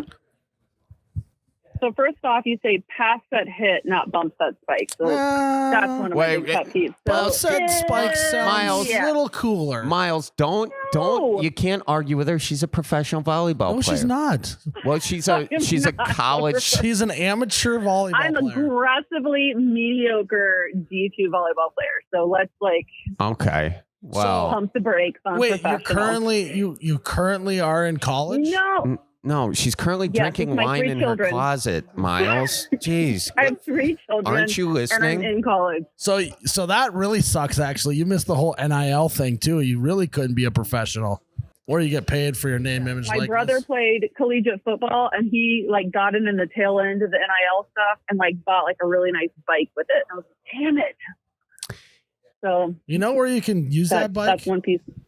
Indiana has great trails. On the trails of Indiana. Yeah. And if you get sick of the trails, Fort Wayne has a wonderful children's zoo. God. Oh. So who is the quarterback of the volleyball team? Better. What? The setter. The So setter. the setter is like big swinging dick on She's campus. got all the hand signals. She's telling you what you're going to do, how you're going to do it, when you're No, going to but do the it. She public, runs the like show. when the media wants to do an interview after the game, are they interviewing the setter or who are they interviewing? Well, I mean, volleyball doesn't get as much media coverage, shockingly, as other sports, but Yet. I would say probably, yeah, true, yet. I would probably say like the middle hitter, because they're always like the big, super crazy athletic ones. But the setter runs the show. Okay. They're the unsung heroes. Yeah. So the middle hitter is the answer to your question. Middle hitter. Yeah. You want to be a middle hitter. The answer to your question. Okay. Real good. Yes. Well, this is fascinating. I myself did not play much volleyball, and I wasn't very good at it when I did. So Don't your guys' arms hurt when the ball smashes against them really hard? No. Why? Not really. How? Well, you guys It does hurt when you get, because you get used to it.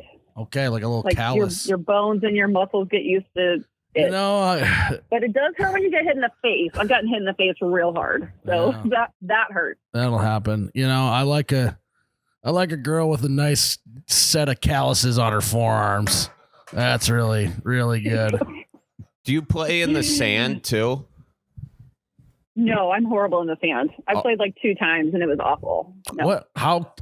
I mean, how does that not translate? Are you kidding me? Running in the sand so much harder than running on a court. No, I know it's harder. You but would think that it would be like a 1-for-1. Thank but you. like Or- literally everything that you have learned on an indoor court does not translate at all to an outdoor court. Give me an example. Okay, I'll give you an example, and I don't even play. Sliding. You can slide on your knees on an indoor deal. You're not doing any knee sliding. You're all diving, all dives on the sand. There's right? also an itch factor. You got that much sand going everywhere. It's going to be pretty itchy, Yeah. and I'm having to deal with that element's something you don't think about. That's true. Was I right about the knee Yep. sliding thing or no?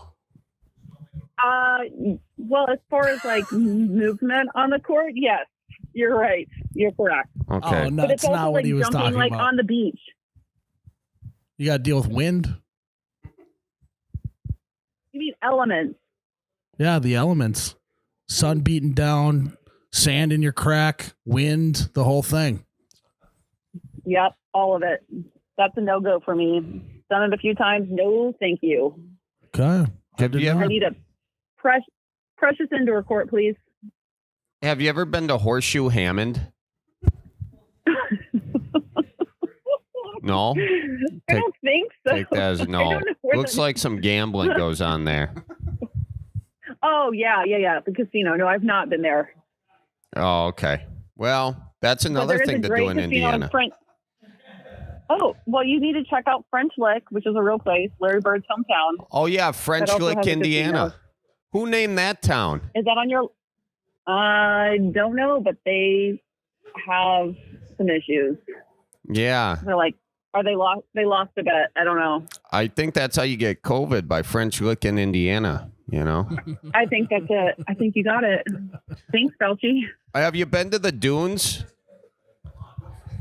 Yes, I've been to the dunes. I mean, they're beautiful. And guys, Indiana Like on has Napoleon so Dynamite much. when the grandma goes to the dunes with her boyfriend. Oh, the Children's Museum in Indianapolis has some amazing dinosaur exhibit. Anyway, You're just a wealth of knowledge. well, I'm just doing a quick Google here. The Wellfield Botanic Gardens. I mean, that's now on my list too. God, look at these trees. They've got a Japanese garden there, a Zen garden. Holy smokes. Indiana's really cool. Have you been to the city market in Indianapolis? I have. real nice there. Yeah. Yeah, it is. Charlie, at some point, she's going to have to come out of the closet. And?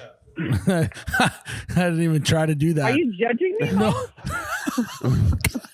Miles, yeah, what's wrong? I was mostly saying she's got kids she needs to take care of. You just keep rambling on. Yeah, sorry. Last one, exotic. But she did play, yeah. Exotic Feline Rescue Center. That's the last one I'll say. You can see some lions and not feel bad about it. So, anyways, that's that. But yeah, I'm really glad you called in and picked this bone.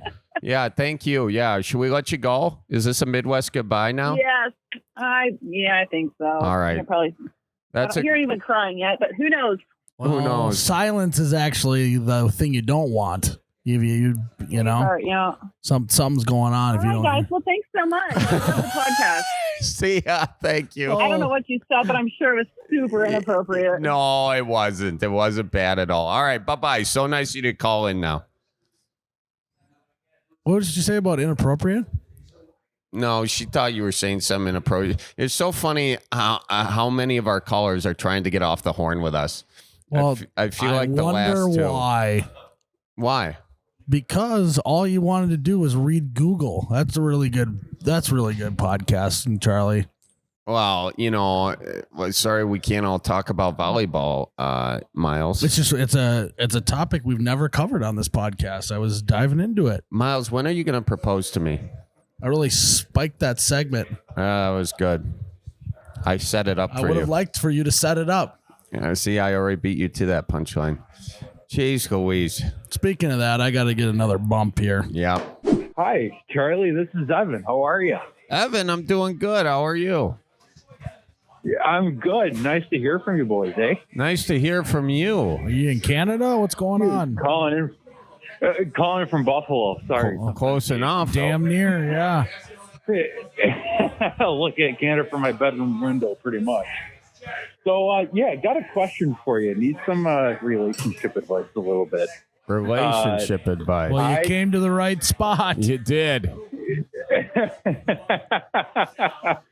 Well, during the winter months, I make maple syrup on the side of what I normally do. And usually it's early morning, sometimes in the afternoons, usually goes up until about 11 o'clock at night, sometimes midnight, suckering down some good old lattes and everything. And then come home and the miss isn't too pleased until she tastes the syrup the next day. So I guess the real question is how do I try to get her off my back a little bit from making syrup? Well, isn't that the age-old question, Charlie? How do you keep the old ball and chain off your back? Well, here's the deal. Miles, I've seen you interact with Ann, and you kind of talk a big game, but apparently you're a big old cuddle bug when no one else is. I don't know about looking. that. That's what I heard at the bar last night. No, I don't know. That's what I heard. Only when I'm sick. Hang on, Evan. I need some clarification. So basically, sure. Around maple syrup time, you're tapping trees, doing your thing. She gets annoyed you're working too much. Is that the short story here? Long story short, yeah. Okay. I'm a funeral director by day and then maple syrup producer by night, pretty much. Oh, you're a funeral director. Let's hold on with that. We're going to dive into that in a little bit here. Okay. Does the maple syrup? I knew that would open up a can of worms. Yeah, this is a sticky situation, getting even stickier. Sorry, Miles, I took your line. That was Miles's line. See, I gave you credit. So, how much money? Well, how many days a year are you going out and you're gone till 11 p.m.? Is it like every weekend, every weekdays? How often? So pretty much I'll start tapping trees around first week in February. And then usually it's about 2 to 3 boils a week going up until about the about third to fourth week in March. Sometimes it pushes into April, depending on the season. So got about 2 months, somewhere around there. Yeah, pretty much. 2 months. And is it every day for 2 months? Not every day, pretty much every other day. I'm up at the farm checking trees, checking the buckets, all that sort of stuff. And then once I have enough, which is usually every 3 days or so, then I'm running a nice long boil pretty much. And are you making money off this? Haven't made a penny yet. I just did a real test this year. I'm giving away about 2.5 gallons of syrup for my brother's wedding next week as wedding favor. So now that I know I can make it and I can do it next year, this coming season, start February, I'll hopefully be making some money. And I've been doing it for about 5 years now. Nice. Okay. Well, why don't you bring her with? See, she gets bored very easily. She's the kind of woman, I love her to death. Absolutely love her to death.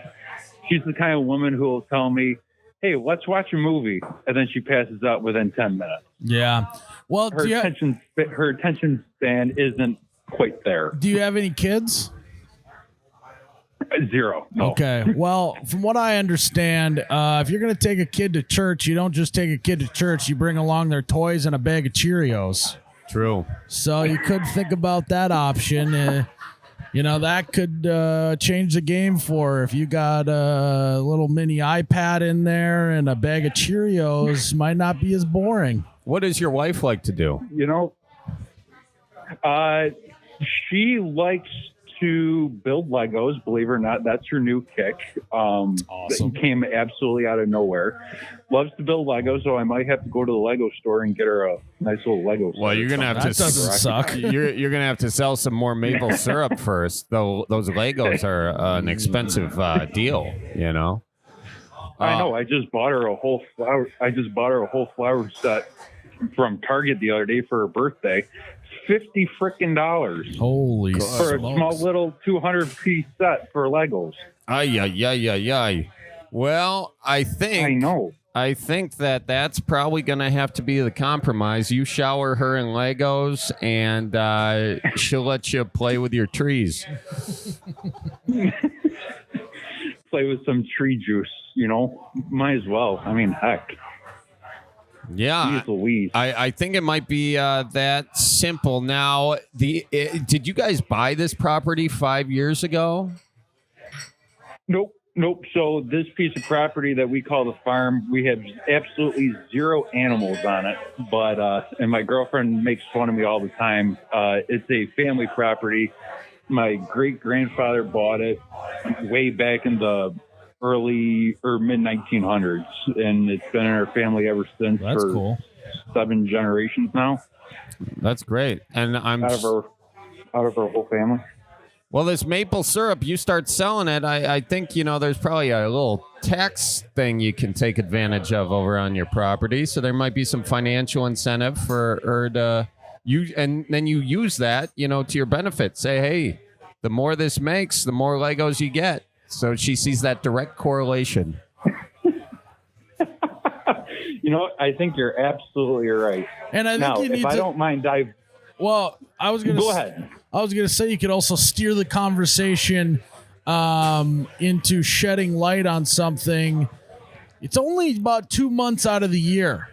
And so have her try not to focus too much on the 2 months that you're busy and focus on the 10 months that you're not as busy and you're around a lot more. Could be a good move too.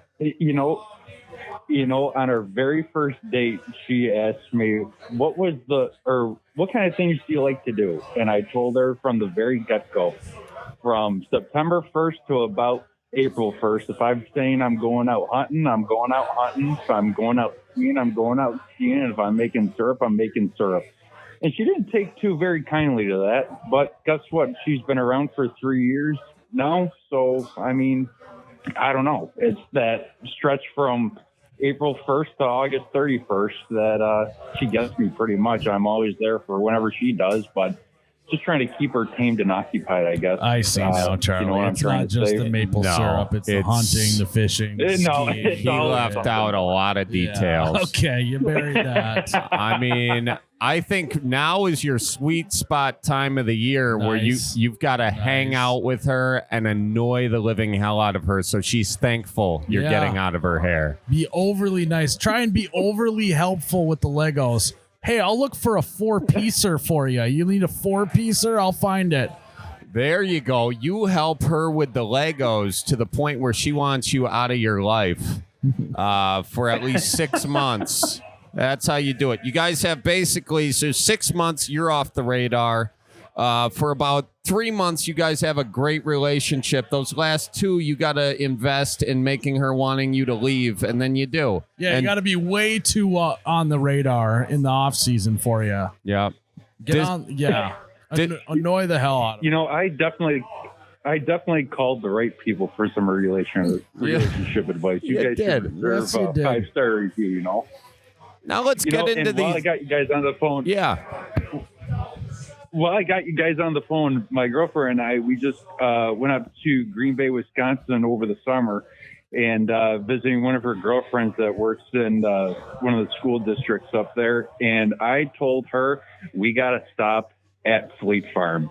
And holy Jesus, was that freaking amazing. We don't have any of those around here, but oh my God.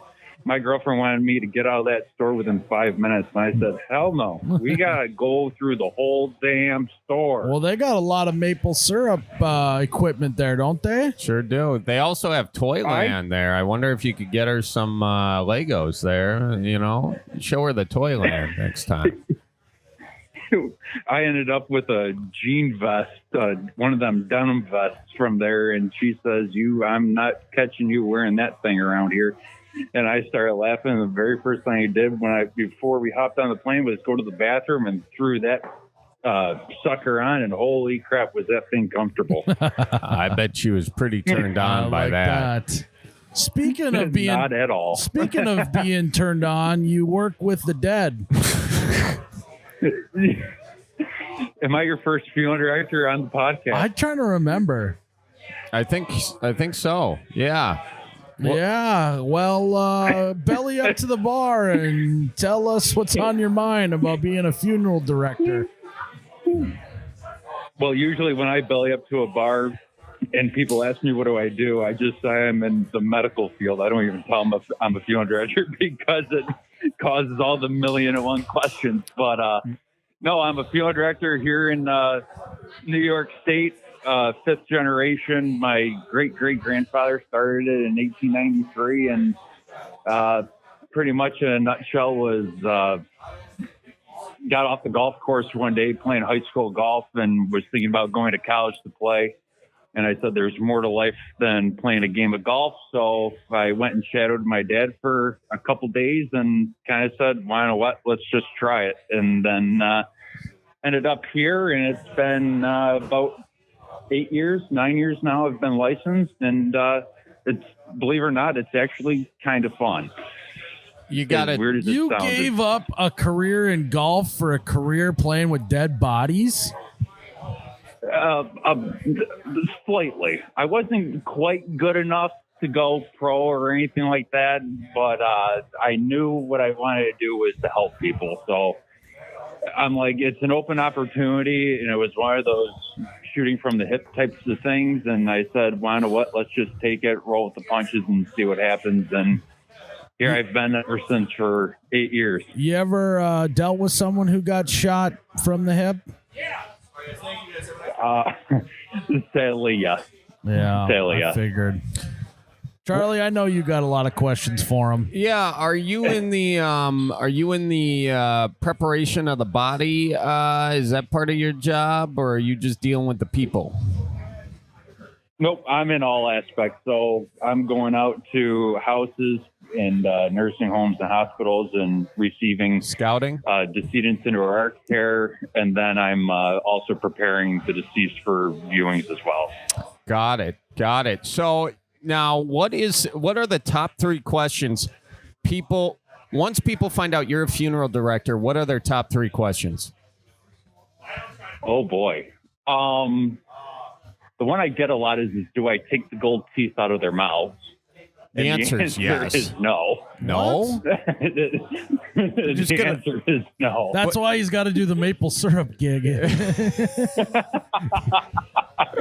He's too honorable of a funeral director. Yeah. Well, now what you're doing is you're just inspiring grave robbers. They know that there's gold sitting in each of them graves. Yeah, and his girlfriend could see, you got all this money in these people's mouths, and yet you got to go and do maple syrup. Yeah. One little pliers could make up for all that time. What do people get buried in rings? Oh, absolutely. Yeah. Every state's different to a certain extent, but pretty much here in New York, it's you can pretty much bury a decedent with whatever the family wants to have inside the casket. Yeah. As long as that casket's closed and shut, you can have whatever kind of services you want, and that person can be buried with whatever they want. Have you ever seen a body fall out of a casket? Believe it or not, no. No. Okay. Thank God. Got But a question no, I for have the not. question for the living for you. We were talking on another Sure. podcast, You Betcha Radio, found where all podcasts be found.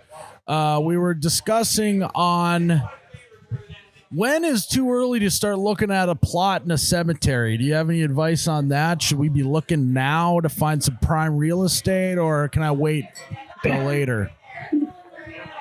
Well, here's my experience. It's never too late to do anything. And there's two things that you'll never escape, and it's death and taxes. So my piece of advice is if you're thinking about being buried in a cemetery, buy your plot now. That way it's cheaper in the long run because you can prepay everything all set, ready to go right now, not pay a single penny more when your time comes, and it's going to be a lot cheaper now than it will be in the future, because one thing God ain't making more of than it's planned. So yeah. When are they gonna do you think these cemeteries are gonna be around for a while? I mean, people can't just keep dying and throwing them in land, right? That's got to be going away. Cemeteries. Well, here in New York, what they just started doing as of January 1st is what they call body composting. Oh, yeah. Our governor signed it into law.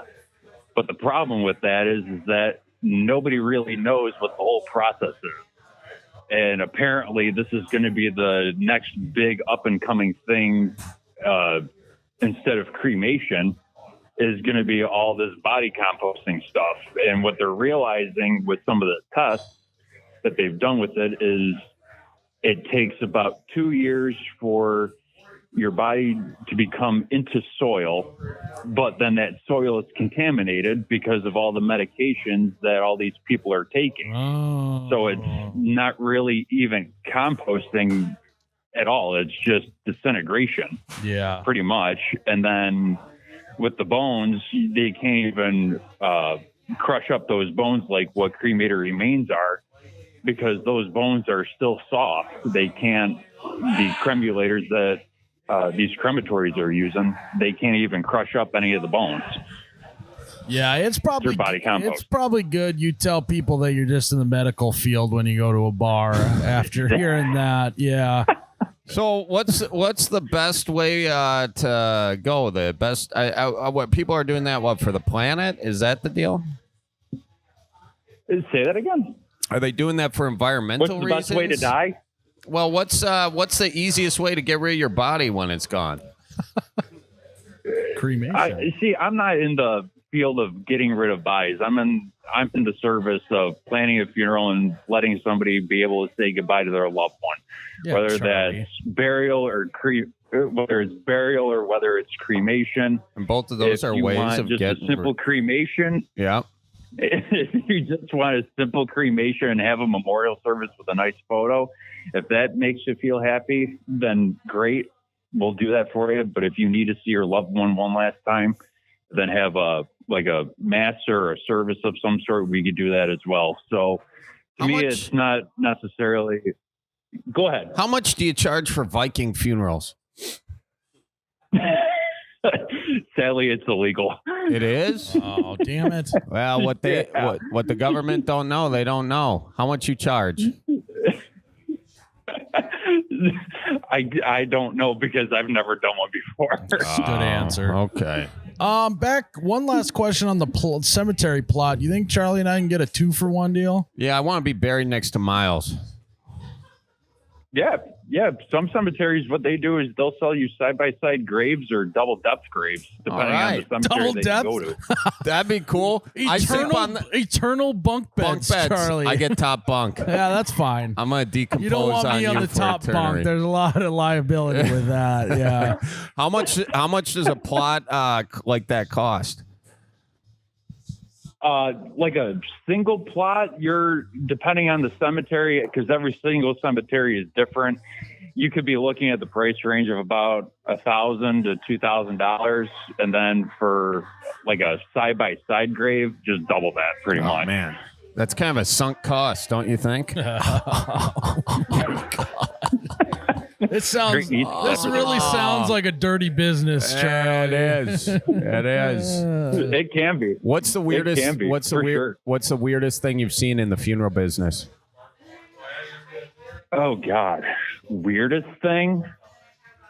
I've had a family want to come in and have their loved one cremated, and then flush their loved one's cremated remains down a toilet in a bar because that's where this lady's husband pissed all of his money away.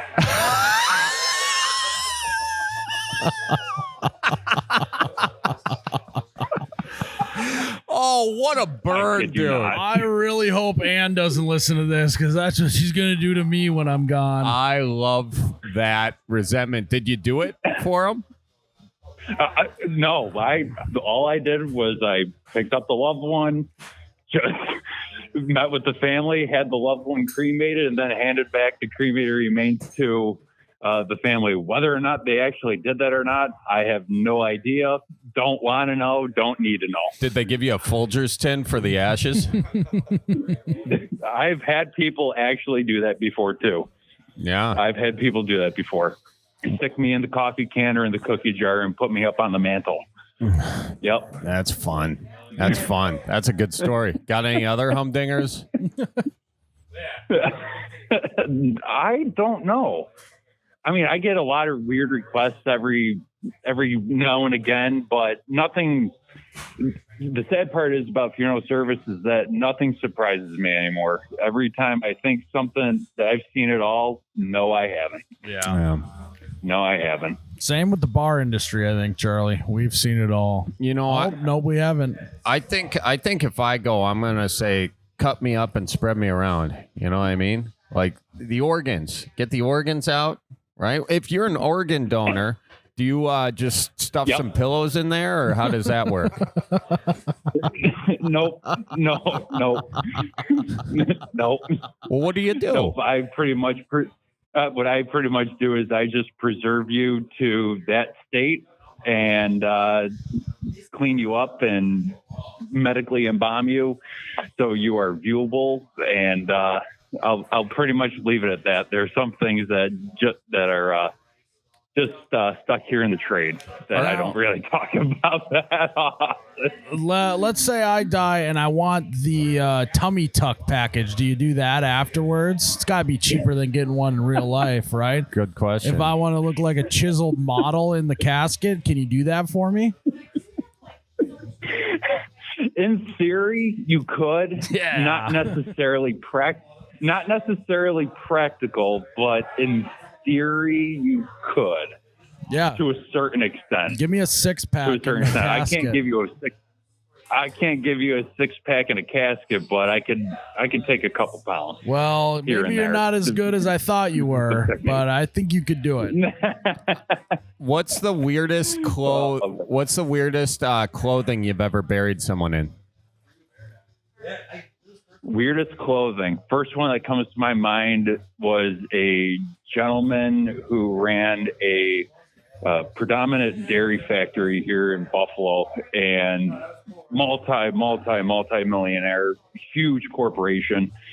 We laid him out in a Spam T-shirt and a pair of jeans. Attaboy. I love that. Attaboy. Anyone ever Donald Ducking it in the coffin? No. No. Would if someone if someone wanted to Donald Duck it, would you be opposed? I mean, you can't see anything anyway. They're covered. You know, get the half casket. I have had the request of somebody wanting to be viewed butt naked, Donald Duck, and I told them, look, here's what I'll do. When we have you for the viewing, I will have you clothed, but once everybody leaves and it's time for me to close the casket and I know that casket isn't opening back up, I will unclothe you. So was that acceptable? I mean, hey, if that's what the gentleman wanted, that's what the gentleman wanted, and I'll give it to him. So nice. Meet him halfway to a certain extent. What? Okay. Well, man, this has been great. Yeah. Really eye-opening. Anybody ever want to make themselves a sushi platter before they go? You know, like make themselves the buffet table. Oh, you know, body sushi. No, I have not. Well, maybe we'll inspire some of that after this podcast. You know, I don't know about that. Hey, shout out your business. What's the name of your business? Let's get you. Maybe you know, who doesn't want that? Well, I don't know. No, I probably shouldn't be saying exactly what business I work for. Yeah. We lost a little trust along the way, didn't we? It was the Donald Ducking comment, huh? I guess you could say so. Yeah. Oh my gosh. All right, but no, man. It's an honor being a funeral director. It really is. Yeah. Well, I appreciate you calling in, man. This is great. Super fun. Absolutely. And I just got to give one quick shout out to the Buffalo Bills. Go Bills, baby. You know, respect the Bills. Respect the Bills. You guys have been through a lot. Yeah. Oh, yeah. Speaking of, we certainly have. Being buried 6 feet under. A lot of missed field goals. But good luck to you guys this year. Yeah. Good luck to you. Thanks, boys. Go Packers, too. All right. Break a table for me this year, huh?